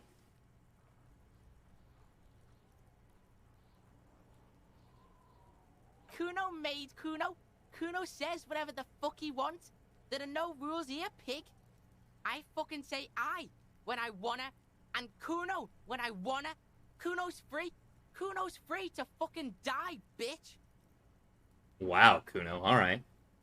I just hope I didn't make them feel unwelcome by ending the previous discussion. This is what he sometimes does when things get tense. Oh my god, Kuno! He's gonna Art make you cop. totally lame in, like, 3 seconds! Don't let him, Kuno! Yo, fuck you, see? Kuno can be what Kuno wants to be. Kuno's his own man. Kuno's free. Kuno made himself into Kuno. Kuno can make himself into anything. Kuno can make himself into a pig if he wants. Kuno can make himself into a... Kuno doesn't give a shit. Don't make yourself into a pig, Kuno! You'll have to take me away! She said it. In it, you hear snow melting, dripping from the eaves. Someone closing a window. So that's what this is about.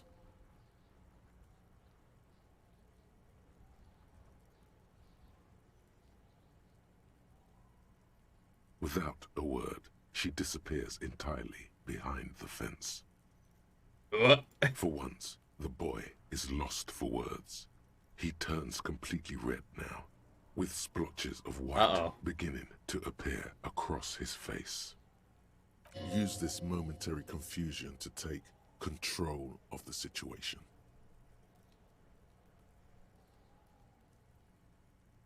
I don't give a shit. I don't need the locusts anyway. Shit is all lame now. She was right. Oof. The girl's face appears again, above the fence, just long enough to make eye contact with Kuno. All right, that's What are settled. they trying to catch anyway? With the traps? Do I tell him? Do I tell him the name? Or do I just play that to the vest? How open are we with Kuno? Do we tell him that they're trying to catch a phasmid? Alright, fair enough.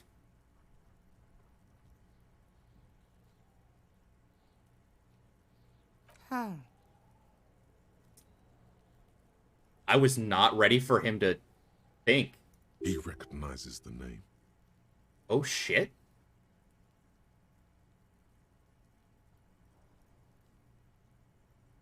I mean, I guess I gotta know now. You just think Kuno doesn't know shit? The fuck out of here! Kuno's tired of this shit! As you leave, you notice his usual rooster-like swaying posture has changed. Slowed down, like clockwork unwinding. Have we broken Kuno?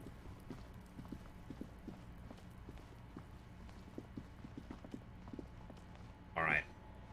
What do we got? Oh, I have to tell them. Okay. Return to the Feld mural. Got it. Don't have to tell them that. Okay.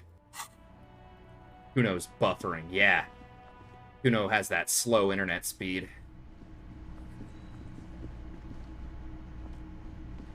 Hello, officer. So he was just a child. Thank you for telling us, sweetie. This is good news, right? It means we can try again. Yeah, you're right. We just need to restock the empty trap. Then we'll need to inspect the traps one more time. And then maybe we can. Uh-oh, uh-oh. He has a 38-degree fever.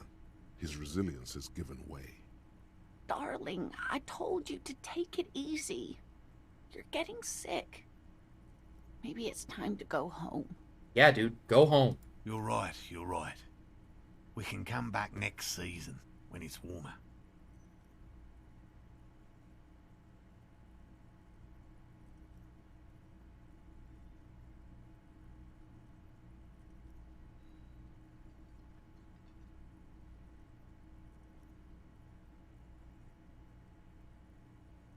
He's right, dear Morel.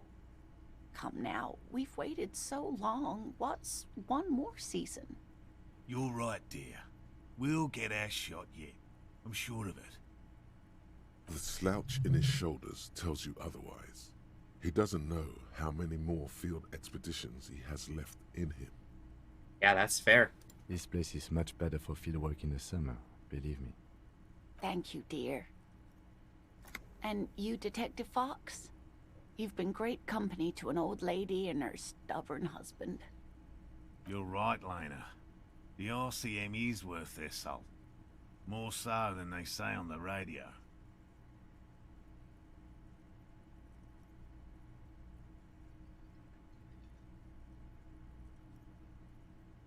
Yeah. Okay, it's 1113 Tabernacle Road, Jamrock, but See around wheels.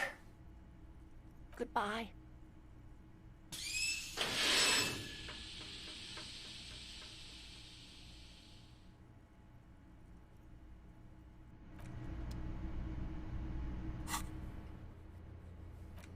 Alright, return to the Feld mural. Hold up, does it have...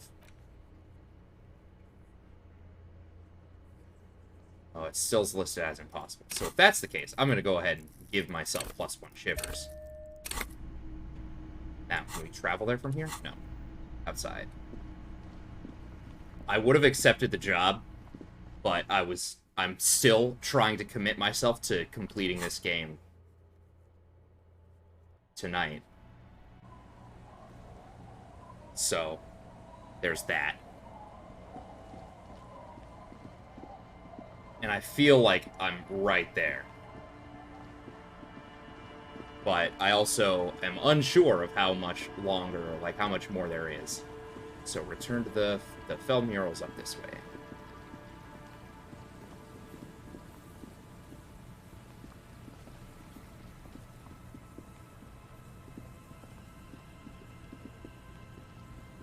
The once bright mural towers above you, saying, Felled Electrical, R&D. Tomorrow is just a whisper away. Why do I feel like I know this place? Somehow you knew it was here. An urban ruin gutted by looters that once used to consume money and dispense warmth and light. You felt it before, when it rained in Martinez, and you felt the cold of the rain. The feeling persists. It has been in you ever since. Alright, I need points in physique, please. Chat, please give me a point in physique.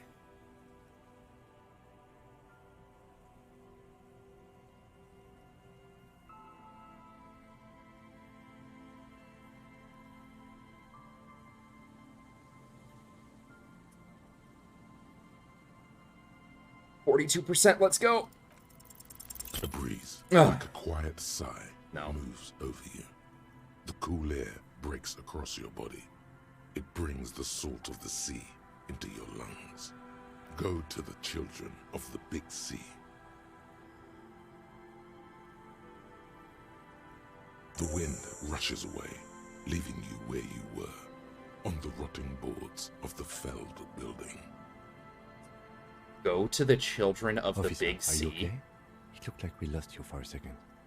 Did I have a seizure, Kim? I think we need to talk to some kids in the village. The wind told me to talk to children. Let's roll. Okay, when you're ready, officer.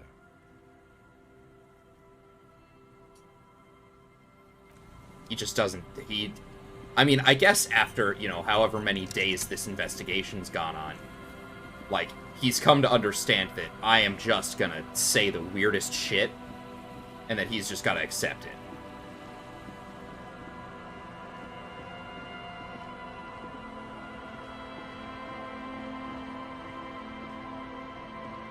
The scruffy-haired little boy kicks a stone while the other watches him do it. This one doesn't say anything, kicking the concrete with his worn-out sneaker. Lily's our mum. The stone kicker laughs suddenly. His head is too large for his shoulders. The other one laughs as well. Wow, so intellectually stimulating. Kids, anything strange happen? We had bad words and said, and got in trouble. That'll do that. That'll happen. Bad words. Bad words. Bad words are bad. Don't say them, kids. It's the first step to a life of crime. Yeah, let me tell you. One time I said the word shit, and then I just robbed a bank. It was real fast, real slippery slope. We won't. We learned. That's good. We just heard funny voices. We thought the voices were funny. We said what they said, and then we got in trouble. Oof. Radio? What's that? We just heard them in our head. You know, I heard people talking, except just in my head. It was like, it is time at last. My nasty speed reeks. Our brother man is about to grow up. A memory stirs. You've heard this quickfire patter before. DJ Flatios, Big Boy Daniel single is here. Buckle up, cause this is the fastest track that you're ever gonna hear. Fuck yeah.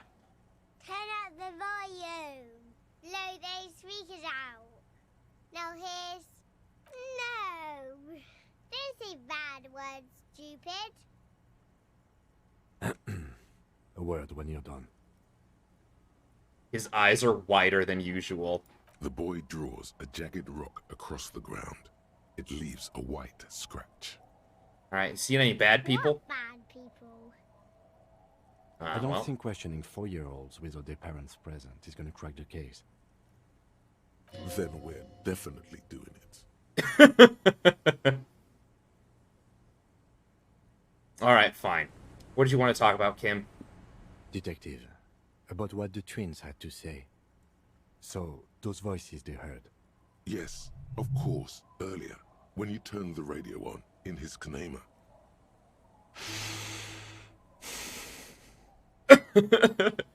Poor Kim. I can't explain how they heard it. I believe they heard something, and given the poverty of this part of town, I don't know how they could have heard the radio. However, weird as it is, the situation is not connected to the murder. This isn't our business. Are you just embarrassed that we may have to contact Speed Freaks FM? No, I just don't see how this furthers our investigation into a murder. That's Ah. Dang. An ocean breeze blows in strong. He raises his jacket collar against it. Besides, maybe it was just a radio they overheard. They might not be old enough to know the difference. How would they have heard the voices? Didn't Ruby have advanced radio know-how? The lieutenant shrugs. Let's at least rule out radios before continuing. Maybe the twins didn't know it was a radio they were hearing. The washerwoman seems to know everything that happens here. Let's ask if she heard anything before moving on. All right. After you. To the old lady. Our tenant, the policeman. I hope the waves don't keep you up at night. What can I help you with? Have you heard a radio? A radio? Ah, no. We play no radio here. There's one in the shack, but it's never used. Any idea how the twins could have heard Speed Freaks FM? Was that the nonsense we were spouting? Huh. No, I have no idea where they heard it. They've been in earshot all week, and no radio. Vicious knew every sound that belongs to this coast. I would know if I heard anything different. Alright, we good, Kim? Let's just get it out of the way as fast as we can. Contact dispatch from my kinema and ask them to connect you to the station. Maybe they can shed some light on this. Must be exciting for you, Kim. Calling the station you're accidentally tuned to. I'm ready when you are. Anything else? What more do you want to know about that poor girl? Oh, no, there are no questions that I have for her. Alright, well, we gotta... This feels like not what I should be doing, but I don't know what else to do. Inside, you see a set of steering levers, a radio microphone. This is Precinct 57. Come again, officer? I said Speed Freaks FM. Kim's a big fan. Okay, officer. One moment. Excited, Kim? No. I have the Dimas on the line. I'll connect you now. DJ Mesh! Yo! Yo! Hello, is this It is. DJ Mesh? I got a few minutes before I gotta go back on air. What can I do for you, cop man? An asshole is a mouth for shit. And I'm puking. What? What? What? What? Okay, but what's the song called? Yeah, that is the song. An asshole is a mouth for shit. And I'm puking. Oh my god. We talked to some kids who said they heard it on the other day. Heard it in their heads. Is that what this is about? Listen, it's not our problem if kids decide to tune into Rivershaw's hottest station. No, that's not what I mean. They said they heard it in their heads. I don't understand. Are you asking if we can, like, play our station into people's brains? Sure, forced radio. Can't tune out? You'd make a killing on ads. Aw, fuck. Yeah, like a new way to equalize people, getting them all the same. It's an exciting tool for communism. Exactly like that, because I think you're an enemy of traditional values, forcing your filth on the innocent. Speed Freaks FM is elective listening, man. We don't want to force the people to adopt our thinking. That's fascist bullshit. Damn right it is. I was just asking, and dreaming up a bold new money-making scheme. No, that wasn't my fascist line. That was my ultra-liberal one. I can do the fascist one if you want. Oh, shit. I can do the fascist one if you want. You're a fucking wild man. Sure, let's hear it. The fascist thing was me calling you an enemy of the state for forcefully the children.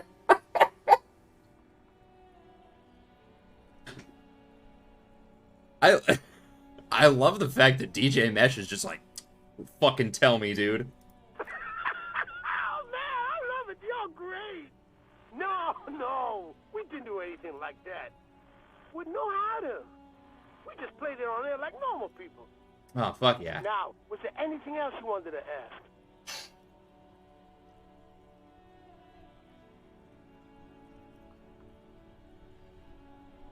Do we have him shout out Kim?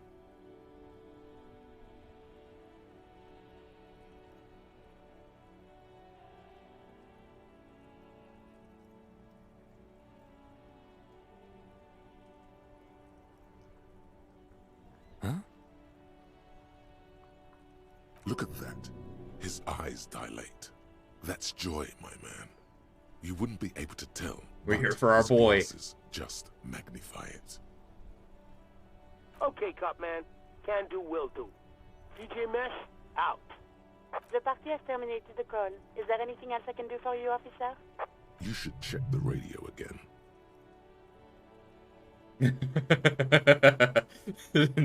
Spoke to the wildest cop in Rivershaw. He asked us to give his buddy cop, longtime listener Kim Kitsuragi, a big shout out. Kim, we love you. We love you too, Kim. Oh my god. Keep it freaky, like DJ Mesh, DJ Flacho, and your wild friend. This one's for you. If, when a motor carriage's engine was ignited, it could drive by its own accord off to a high mountain, and there write a song, perhaps it would be something like what you're hearing now. What? We aren't discussing this. For a few bars, the lieutenant turns the radio back to prime line. What a reserve of willpower. It's taken all he's got to not smile. We did it. We got him. This is Precinct 57. Can I connect you to someone? No, that's it. 57's over and out. In the cabin, you see a set. Oh, that's all. Oh, we can talk to Kim again? He's gonna be upset. Okay, about that call, let's start from the top. There's no doubt that the twins heard Speed Freaks FM. I still don't know how without a radio, but they did.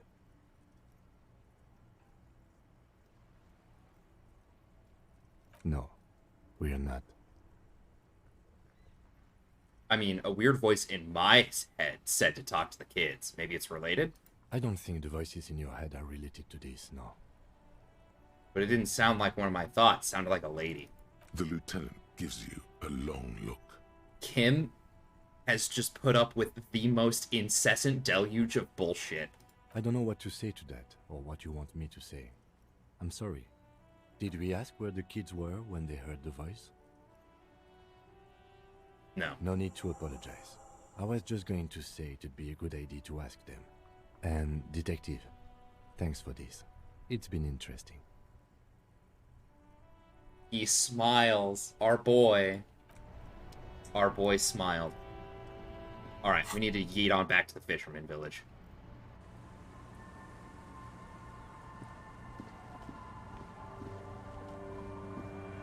The Chitlins. scruffy-haired little boy kicks a stone while the other watches him do it. There.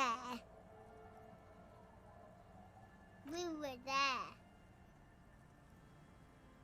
The Feld building. And so I return to thee, Feld. Thanks, kids. Full circle. Back to Feld, then.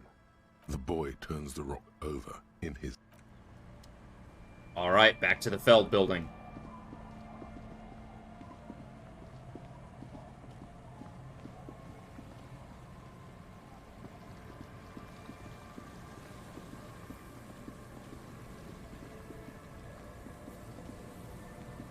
Someone's bumping stuff outside, I hear it. The once bright mural towers above you, saying, Feld Electrical, R&D. Tomorrow is just a whisper away. Alright, encyclopedia. We gotta max our skills real fast.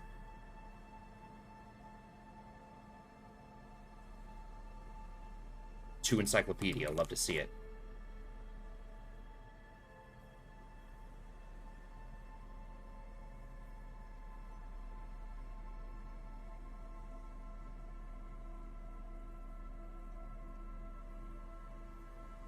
Okay, do any of my things take away encyclopedia? No, it doesn't look like it. Alright. The once bright mural towers above. Give me intelligence, saying, please. Feld Electrical. Let's put our collective 3 brain cells together. Is just a whisper away.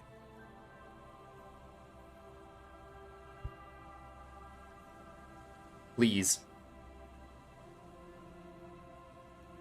72%. These are good odds. You know a lot about radio. Enough to know you have no idea how or why those boys heard Speed Freaks FM in their heads. All right. Knowledge like that isn't just obscure, it's unknowable.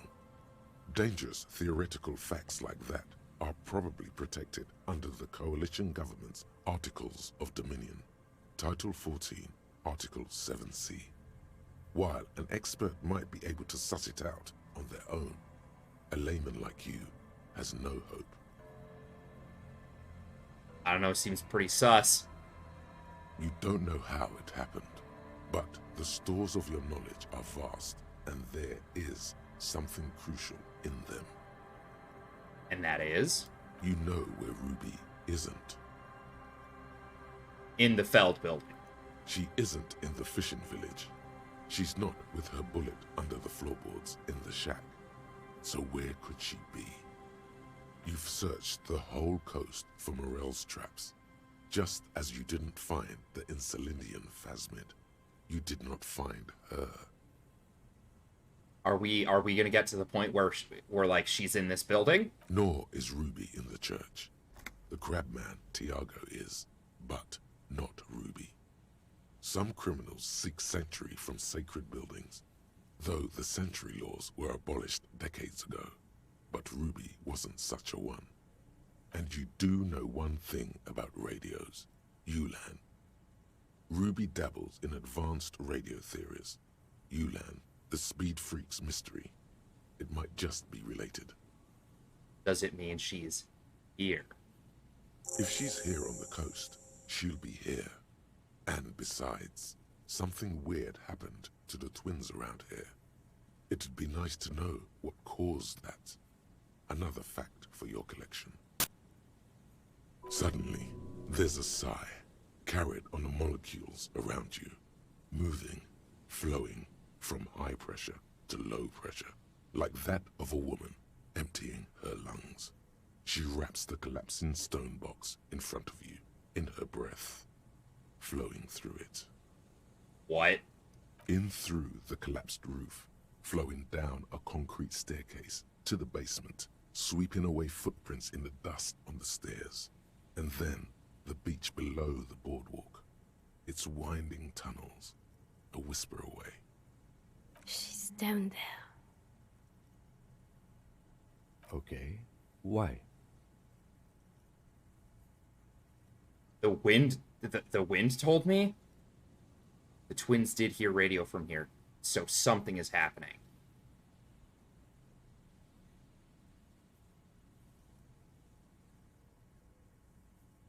We've looked everywhere else. Right. How do we get in there? The doors were on the collapsed side of this building. They're gone, basically. Finally, my time to shine. Perhaps you can climb them. We are not climbing anything. I'm 43 years old, and I plan to live to see 70. Oh shit, I'm only a year older than Kim? A rusty ladder leads to the rooftop. Some of the rungs are missing. Yeah, that doesn't look good at all. The distances between the remaining rungs are rather wide. You'd have to use the mounting brackets. However, they seem corroded, and the peeling rust is razor sharp. That's fine, I have gloves. In addition, the first rung is going to be tough to reach. It's what, 3 meters above the ground? And you're 180? 180 seems about right. Not to mention that the roof is collapsing and the wind gets pretty brutal up there. Dismounting from the ladder is going to be hard. Perhaps if you were to not climb the ladder.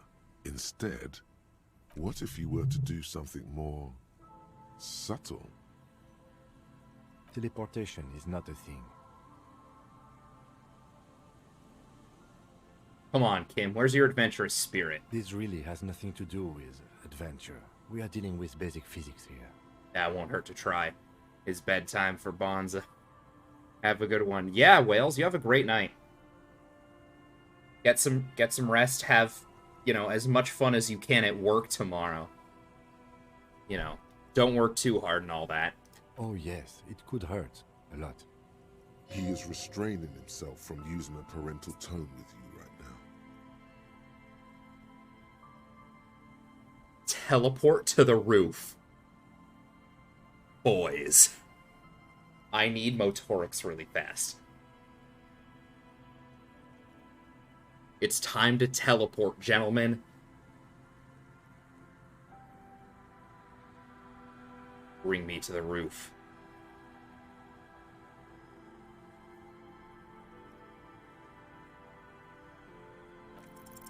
All you need to do is close your eyes and concentrate. Darkness enfolds you.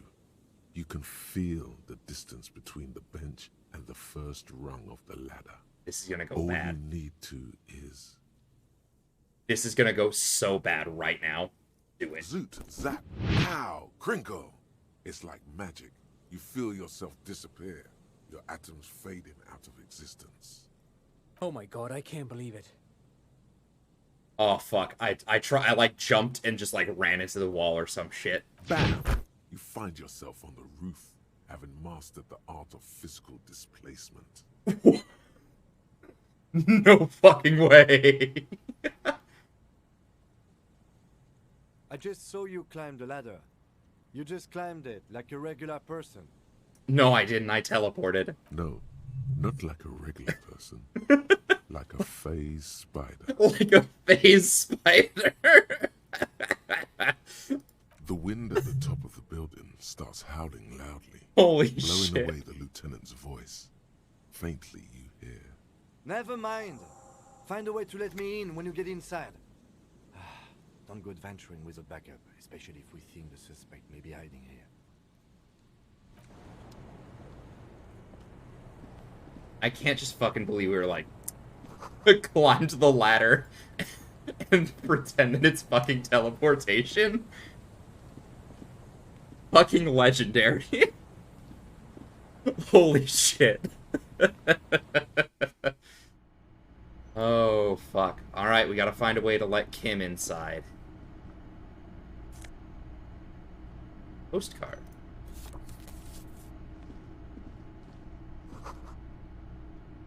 Alright, well, good news. I have a flashlight.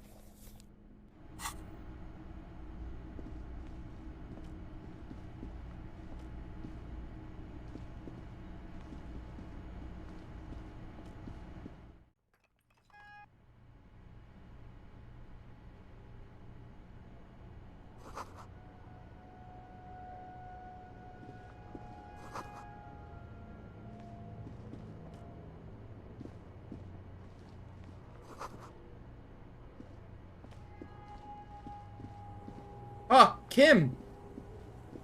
Two rusty metal plates that slide apart form a crude door.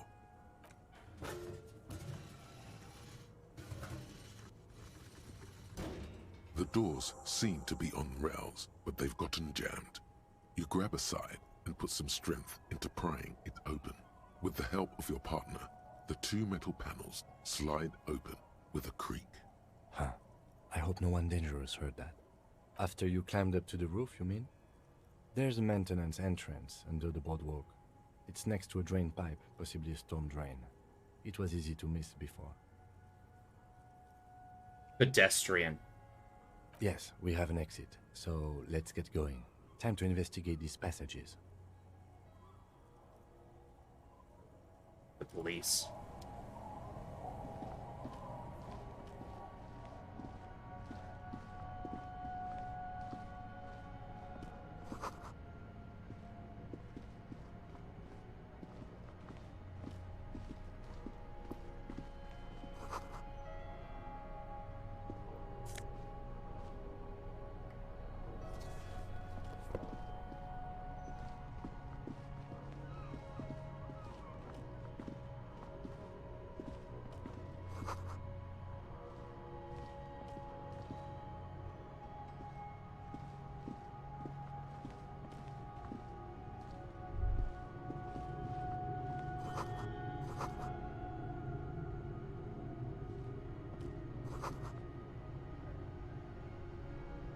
A mustachioed and mutton-chopped man, amateurishly depicted, gazes at you with sad eyes.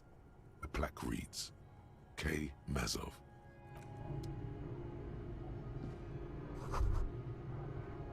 Could this have been the killer's hideout? And this narrow window, the point of origin of the shot that killed the mercenary? No. This does look like an embrasure, a slit made for shooting out of. Outside the window, the day is clear, and as mild as can be in early spring. It's a great place to hide, and Mazovianism and murder are certainly not mutually exclusive. But there hasn't been anyone here in ages. Indeed, no one could get a clear view. Well, at least we've been thorough. I like thorough. The lieutenant's voice betrays a slight disappointment, which he glosses over by reasserting control. In fact, I think we're done with this bunker. After you, officer.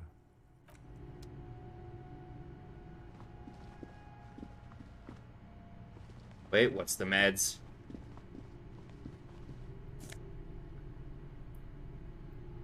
Oh, hat.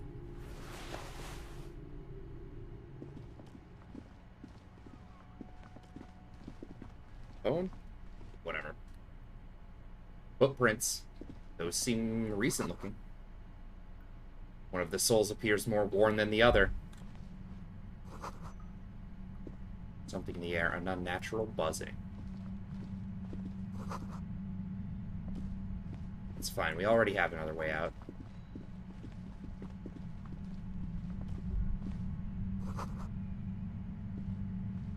Boot prints have disappeared. There it is again, like a swarm of hornets buzzing under your scalp. A strange tingling you can almost smell. No, what do you mean? I don't feel it, but we should still be careful. There were footprints back there, and I'm pretty sure they were fresh. Looks like our suspect. If she's in here, we need to plan our next step carefully. Once we detain a credible suspect, who knows what the Union and the Wild Pines will do? We'll set in motion events we have no control over. You will upset the balance of power in Martinez. The deadlock between the company and the Union will destabilize. Oh shit. This part of town is a fine clockwork puzzle. Disturb its peace and it will start breaking down uncontrollably. Keep calm. Go over the whole situation in detail. Okay, so we found out Everard's plan to take the harbor. I leave that to your judgment. You already know what I think about cross-pollinating information like this. It's dangerous, but... He just can't be sure. Maybe it will yield something useful. We know what Joyce knows. Yo, Baldur's Gate 3 announcement trailer dropped. Oh, shit! Dude. You know that Joyce knows about the murder, but I may have other things to discuss with her. Yes. There won't be time for that once things go down. Matter of fact, I don't think there's time. If you must. Okay, so what happens? You think it'll affect our cryptozoologists? I hope not. I don't think so. You mean Morel? I don't see how cryptozoology and the murder investigation are connected, but the situation in the city will get tense for everyone. If it gets that tense, the amateur zoologists might not be able to do their job. How bad do you think things could get? Well, we are not responsible for what we can't predict, are we? I don't think the entire city will be razed to the ground. Let's try not to worry, he thinks. If you can't predict it, there's nothing you could have done. That's fair. All right. I think I see a cavern. Maybe more cellars? I think we've been careful enough. We still have the element of surprise. I wouldn't be so sure. You haven't exactly been sneaking. Or maybe not. Either way, once we go deeper, there will be no turning back. All right, boys, I think we're here. August 20th, 23, some guy rips his hands away. Ooh, nice.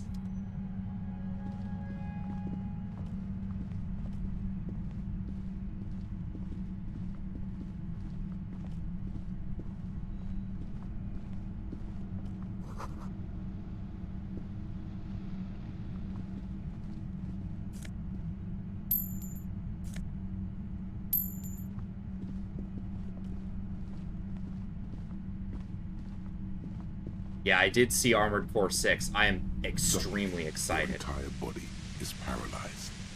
Aggressive white noise fills your skull. A strange pain, like you've never felt before. Through the static, you hear a woman's voice. It's like 1,000 radio stations are being blasted into your head all at once. But her words are the only ones you can make out. I know you're feeling pretty uncomfortable right now. Don't move too much or fight it. That'll just make it worse. You've not played Armored Core? I played Armored Core 5 when it came out on 360. It was a blast. Can't say it's a pleasure, officer. I was really hoping not to make your acquaintance. But here we are.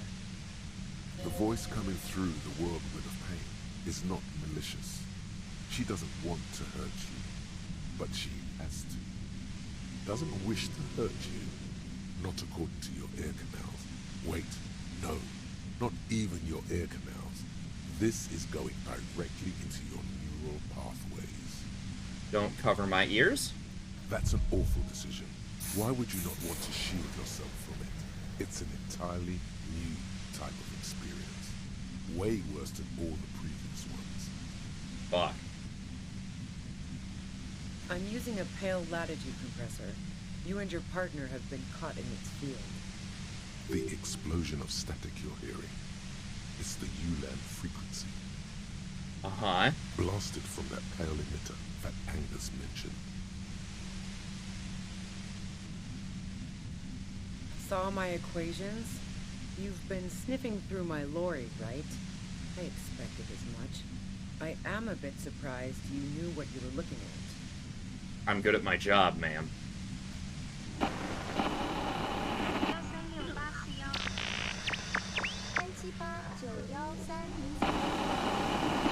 You should probably check on Kim.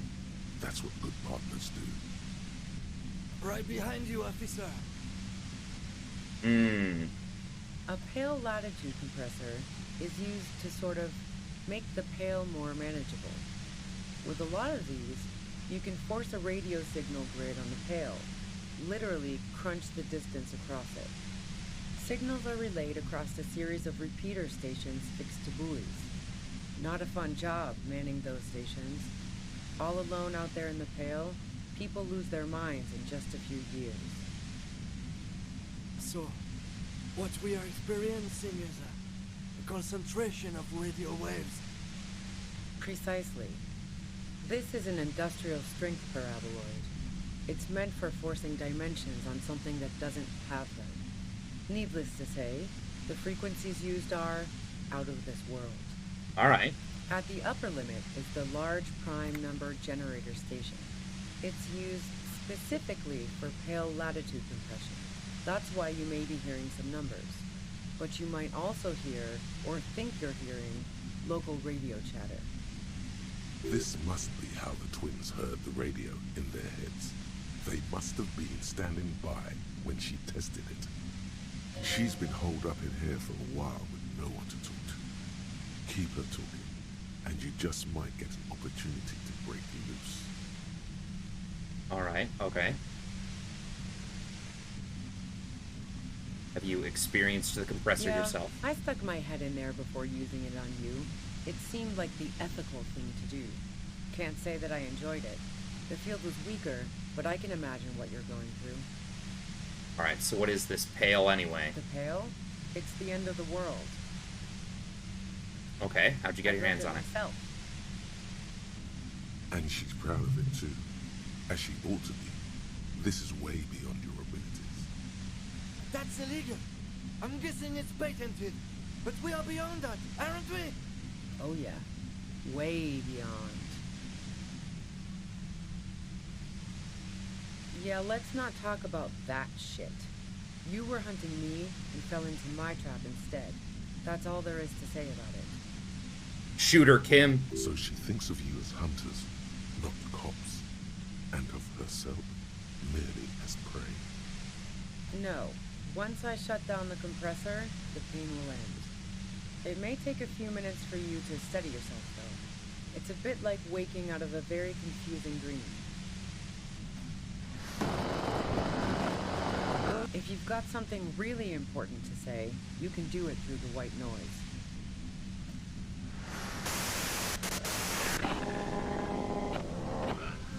Turn this. God damn it. Fine. If you really want to talk, I can dial it down. I've also got a gun, by the way. The gun she's carrying is a 2-barreled front loader, not like the murder weapon. Well, it doesn't feel much better, but you can form sentences now. Thinking doesn't seem to hurt as much. Just keep her talking, and you'll get through this. Oh my god, destroy the machine, fuck. Alright, how'd you know we were I heard coming? you in the passages, and I've been preparing for quite a while. Hiding bullets under floorboards? So you found my shack, huh? I'm not surprised. I hide the bullet, though. This could have turned out pretty bad for me if you hadn't walked right into 25 bands of ultra-high frequencies. Okay. That's her admitting the bullet was an emergency exit. No, I didn't do it. I only helped stage the lynching, though I doubt that makes much of a difference to you. Who ratted me out, by the way? Was it Titus? No, he wouldn't have broken first. Oh, I knew the kitten had claws, but not like this. But she couldn't have known I was on the coast. How did you find me? Your own boys told us you were on the coast. My boys? Yeah, the ones you poached from Titus and Titus himself. What is this? I thought Titus and I had a decent collegial relationship. Yeah, but then you left him to take your blame. Oh, doesn't even matter. How could they be my boys when they're not even my friends? Those guys liked me, I know it. This is what happens to people whom people like. How the fuck do the rest of you get by?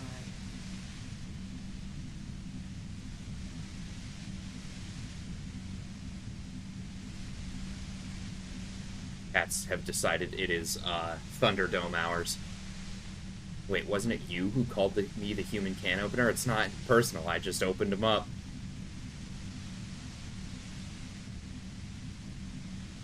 I did, didn't I? Now you've come for me. Fuck them all the same. Baldur's Gate Collector's Edition looks sick, but it's way pricey. Oh, I imagine.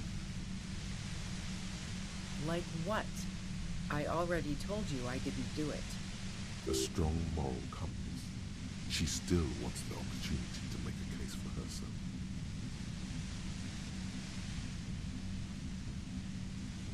Do you like to hang out on rooftops? Who doesn't? Oh, you probably mean Claudia's rooftop. sure I've hung out there. She's got this great antenna.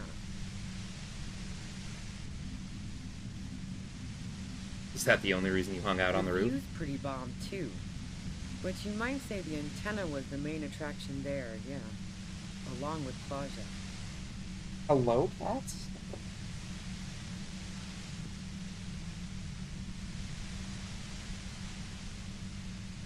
It's very powerful.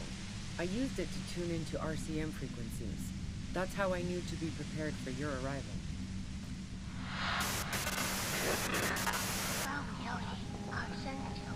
Yes, I'm sure. In fact, the shot couldn't have possibly come from the roof. Otherwise, we would have heard it downstairs. That's true. No one mentioned hearing any shot. And a rifle like the one used would have been loud. Is my chair stuck? I don't think the shot came from the roof. You're running drugs for the reunion. Heart of Gold Tommy fucked me over too. Never trust a musician. No, I didn't. Okay, great. You got into my lorry on your own. What now? You're going to arrest me for drug trafficking?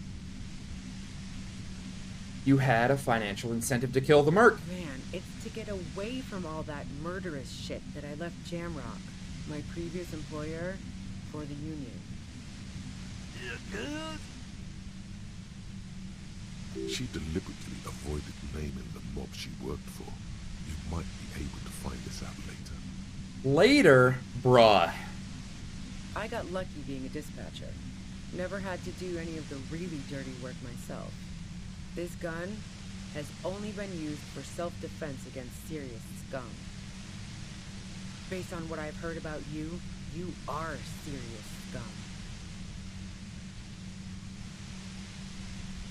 I didn't like him. Hardened mercenaries aren't particularly likable types. You don't feel sympathy for mercs? It's Plenty hard work. of broken people who don't come with that kind of body count. Besides, they're paid well for what they do. Yeah, sure. And I didn't like Wild Pines sending in those foreign hirelings. Me and a fuck ton of other people around here. Almost $300? Damn. I'm listening. Man, I was with the boys the whole night. I hope they at least bothered to impress that upon me. There were 10 minutes. He did say you took a really long leak. Yeah, and I'm sure they also made some funny remarks about it. They always do. I've driven a lot of long haul and chugged a lot of beer, man. Can't do either without some power of mind over bladder. And anyway, that wouldn't have been enough time.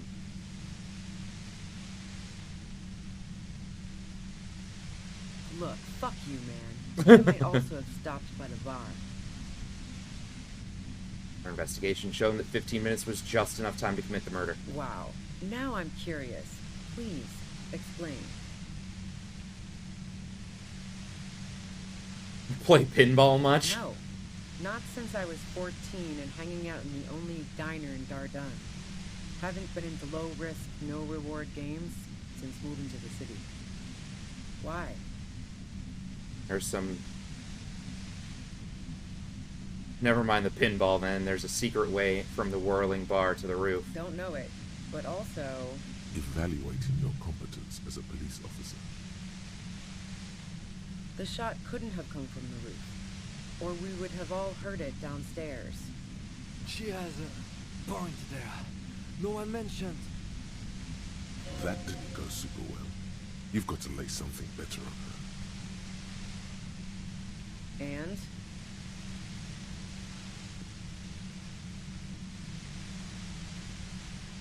No, they're not practical. Break too often. Where'd you The get gun it? Store. Trigger Happy Jacks. Really? What did you think? That I'm going to squeal on my gun supplier? Sorry, I'm not that kind of gal. Yeah, evidence. Yeah? Where? More questions before doing anything. More questions. Oh god. Okay, who killed the merc if it wasn't you? How should I know? As I keep saying, He already had a bullet in his head when I got to him, and there hasn't been any useful gossip over the radio. Those rings around her eyes, her tired voice. So then was it Vasya who, like, staged it? Statue, cloth map, Magic the Gathering cards, oversized D20 art book, some other bits and bobs like keychains and stickers. Wow, that is a lot of stuff, though. You've been following the case? Who hasn't? You know, I can still see him there, in Claus's room, lying on his side. He was still warm, but the bluish light coming through the broken window made him look as though he'd been dead for a good long while.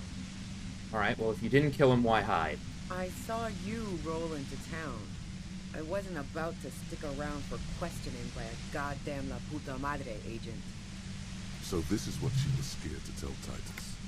This cop. Yes, you. Everyone says you're his peon, his human can opener. Through the sudden sharp pain in your head, you hear the lieutenant mumble something to himself. Fucking hell. And why me? You hear through the white noise. It's especially bad suddenly. Felt like a vein exploded. Who's everyone? How do you know this bullshit? You're trying to throw me off. No one says that. Everyone in Jamrock. The cops, the criminals. Why do you think I'm holed up in here with a goddamn death ray waiting for you? If she knows that about you, she must know your real name too. Harry Dubois. One corrupt motherfucker with the disco pants and a funny tie. Agent to La Puta Madre. Huh, alright. Fair enough. All of this just means that you're effective. Criminals know you and are scared of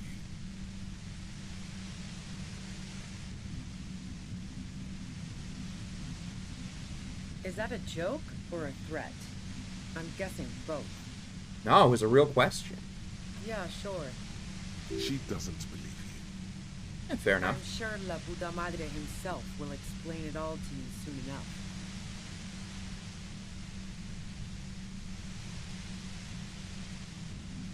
You've been to my lorry. You think the biggest player in Jamrock appreciates competition? And now I have Harry Can Opener in my lair. Fucking Titus. Oof. She's not going to change her mind that easily. She still perceives you as a threat. Wait, one thing, possibly small, but she said you rolled into town. Was that you singular or plural? She might know something.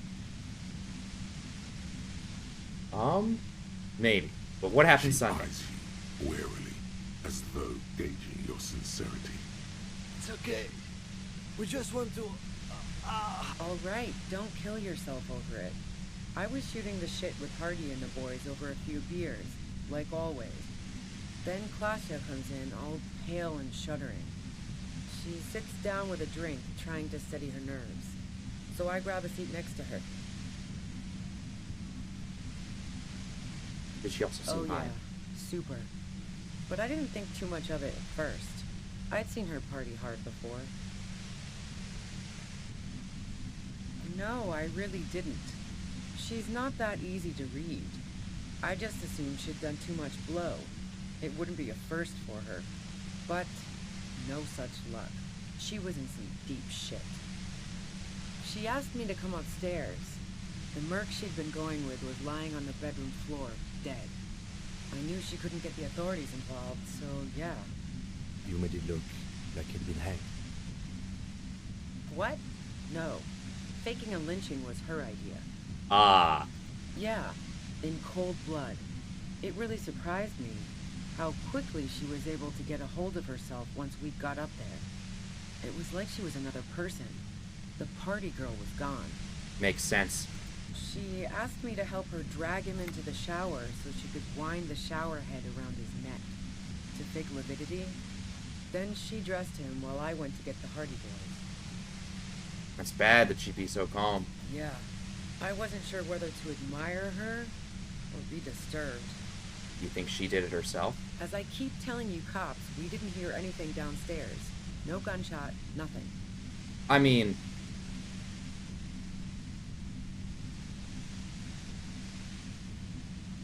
just because you didn't hear a gunshot doesn't mean he wasn't shot. Like, you can... There are homemade silencers and suppressors you can make. But even if this is true, weren't you worried this lynching might lead to... To this? War? The thought crossed my mind. But the mercenary's death was going to have repercussions either way. Although the way things are going... fuck it. I'm not responsible for these people after what they did to me. Did you know about the bunker next door? What bunker? There's just a place comrades stopped through. Don't know anything about it. No one's been around since I set up camp. But I'm sure I'm not the first vagabond to... Uh-oh. Keep calm. Breathe in. After the pain recedes, it's a little clearer. Yeah, you had your death squad with you. What happened to them anyway? My death squad? Well, it wasn't this scrawny dude. You had 2 guys and a lady. The guys looked pretty buff. Lady wasn't bad either. One of the guys seemed chipper, a blonde. The other had a brooding something or other about him. And the woman was the only one in uniform. All were carrying. Uh-huh. That sound about right? I guess. No idea who these people are, literally. Satellite Officer Vic Mayer looks out of the window grimly, then puts his coffee down and turns to Patrol Officer Miller. We could either take a room here in the Whirling or go home for today. Let's go home, John. Nothing's going to happen today, she responds quietly. John takes his blonde wig off. Call Heidelstein. He can give us a ride.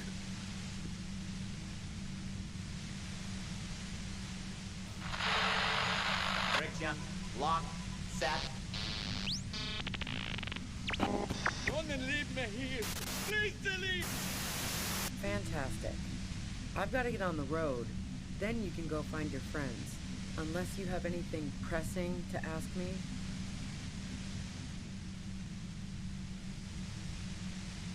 A momentary window of clarity. Alright.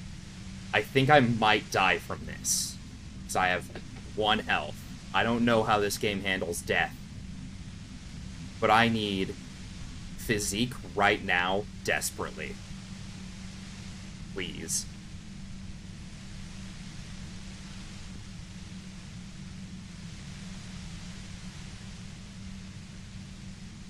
Bella, what are you doing?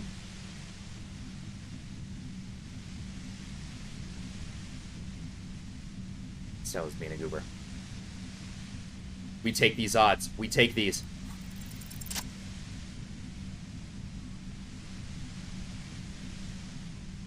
About accidentally gave Psyche. Oh shit.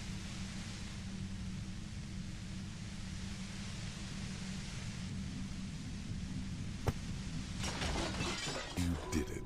The compressor lies broken on its side. It's quiet in your head again. It still hurts like hell. Oh. You okay, Kim? All good, officer. Be careful. She looks at the machine, assessing the damage. Her hand trembles. We did it. We got it. Oh, fuck it. Oh, shit.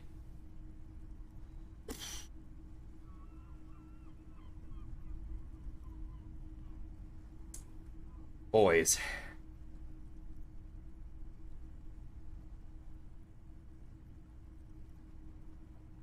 I don't think we can do this with a rhetoric of 4.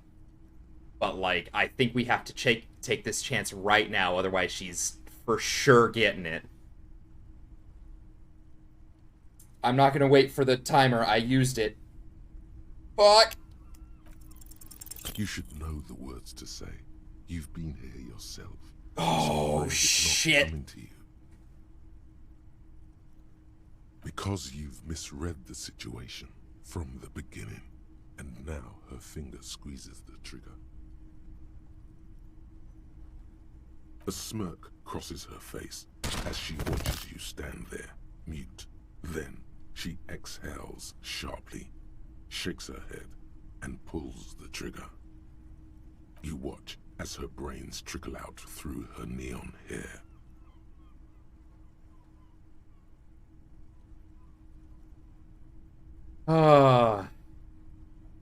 We clean up. It may take days for processing to pick up her body. We need to move it somewhere. That tent there.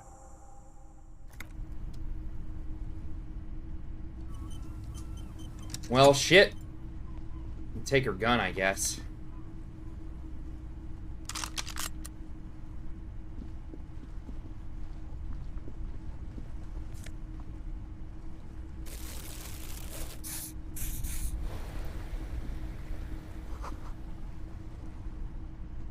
The plain red tent stands by dispassionately.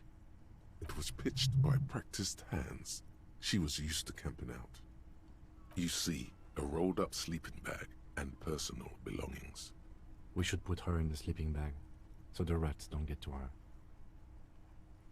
The lieutenant nods. Fuck!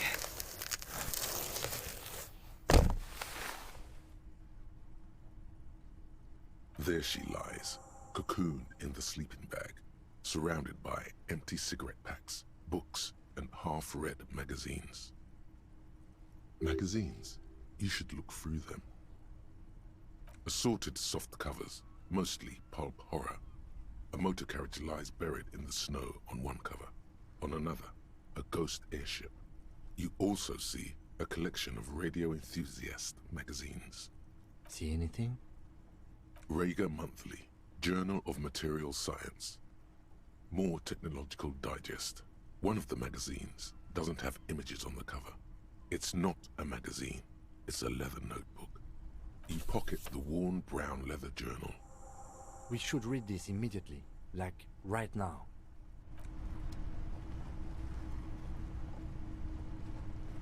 I don't know how much more this game has, guys. I was really hoping that that would have been, like, a lot closer to the end of it. But it is feeling like there is just more and more and more and more and more. Thick journal. The cover is worn like someone used to carry it around in their back pocket. It's made of full-grain leather. The lower left corner of the back cover sports an embossed brand name, Schneller. The journal falls open. About 2/3 of its ruled pages have been filled. The large cursive of someone who writes quickly and confidently, perhaps too confidently. Many phrases and even paragraphs have been crossed out, with tiny corrections scrawled above and in the margins. It's a mix of logistical notes, diagrams, and personal reflections, all dated. We could learn a lot from this. Oh. What kind of Hard to tell logistics? exactly. It's mostly noted down in code. Looks like contact information, quantities, directions. There could be useful information about local operations in those notes. We have a junior sergeant at my station who's good with codes. I can give this to her after we finish this. What are the diagrams? Esoteric radio technology. The most recent ones probably pertain to the latitude compressor, sketches, calculations of distance and density. You make out a familiar spiral shape. Short, wry observations of people and places. Probably a way to pass the time on the road. Also, what appears to be attempts to sort through some difficult decisions. There are a few passages with many questions in them. The way some of those question marks trail off into ellipses, she was going through a tough time. Oof. Staff issues. Always tough on the leadership.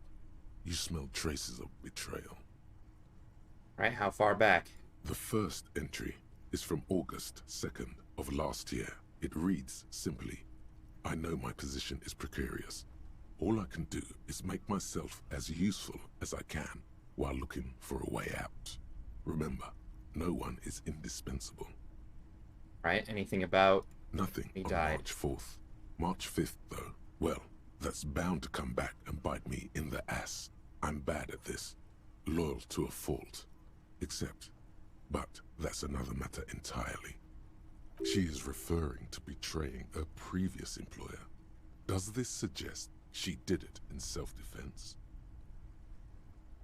That name isn't mentioned as far as you can tell. Small wonder. Would you talk about La Puta Madre in your journal? You do see an M though. La Puta Madre? M is mentioned on March 9th and March 15th. Great. M's peon is coming to town. Yep. No doubt to investigate the lynching. But also, I feel it in my gut to finally put a bullet in my head while I'm napping in my lorry or on a smoke break. Well, I won't stick around just to twist my own neck by constantly looking over my shoulder. Then again, isn't that what I've been doing ever since I got the call? The call? Did M call her personally? Why? Things played out just as she had feared, except you didn't shoot her. What a coincidence. Is it? Can you be sure? What if you are secretly being manipulated by La Puta Madre as you pursue this investigation? What if he wiped your memory on purpose? I don't know. I think I wiped my own memory on my own account. On purpose? That's pretty far-fetched. Been holed up here for 3 days now. I'm used to being alone and all, but I don't know when I'll be able to leave, or if I'll be ratted out. They will rat me out, of course. I've made it a point to believe in the best in people, the boys, for example. But experience tells me, did M feel truly betrayed by me? I was feeling threatened. He'd have to know if he threatened people, they'd take measures to protect themselves. Even I know that. Economic measures, first of all. Gotta make a living, right? I can still hear his voice in the receiver. Taste the plastic. The entry ends abruptly. The most recent entry is from today. It reads, even when I leave here, if I leave here alive, what's my next move? Staging a lynching is a crime, even if I'm not accused of murder on top of that. Forever on the run. Not really my idea of the open road. Man, I was really looking forward to winning. Fuck, dude, me too. I was also really looking forward to winning. I don't think she killed the mercenary. It looks like she might have been framed. Yeah. This whole thing was a detour, and a fatal one, he thinks. Right. By the Hardy Boys? By Classier? By us? Am I really a La Puta Madre agent? No, I don't think you are. Ask someone in your precinct if you want to be sure. Could have been Titus. Then again... No one heard the shot. Maybe there's a Hardy Boy we've yet to meet, who acted as his accomplice. Either way, we need to keep an eye on him. One thing is for certain. We have business back in the whirling and rags. Questions to ask. We should get to it.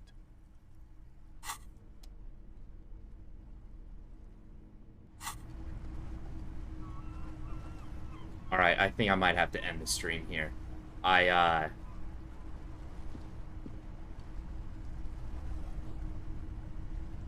knew better than to expect a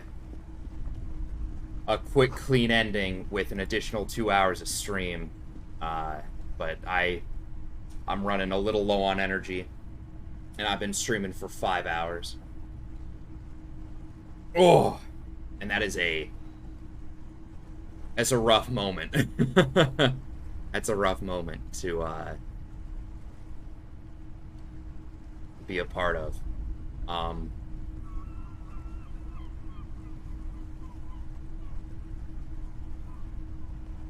Yeah.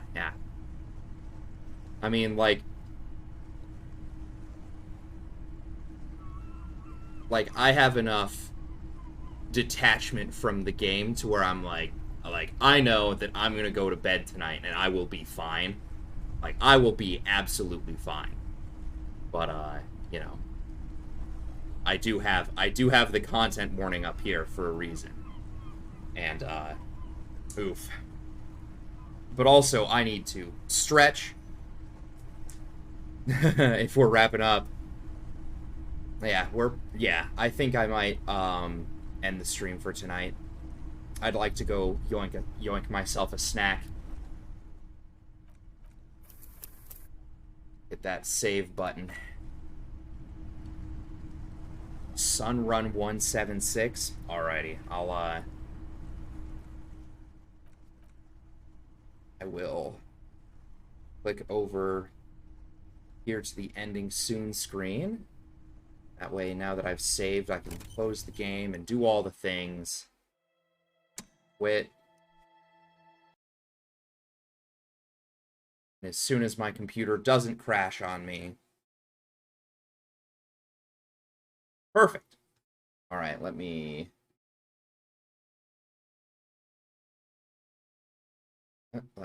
copy and paste your name.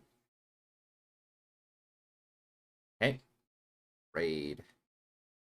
Bunch of people that are live. He might have just started. Alright, well, he's starting off with a big raid if he's still live.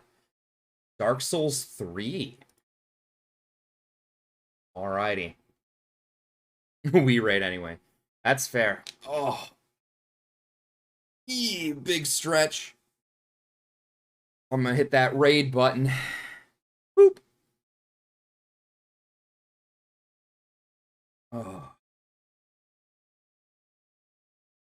And, I hope all of you all, have a good night. I'll probably be streaming tomorrow and Sunday, but it is not likely to be this game, specifically because, I just want to take a break and let things, sit for a bit, I think.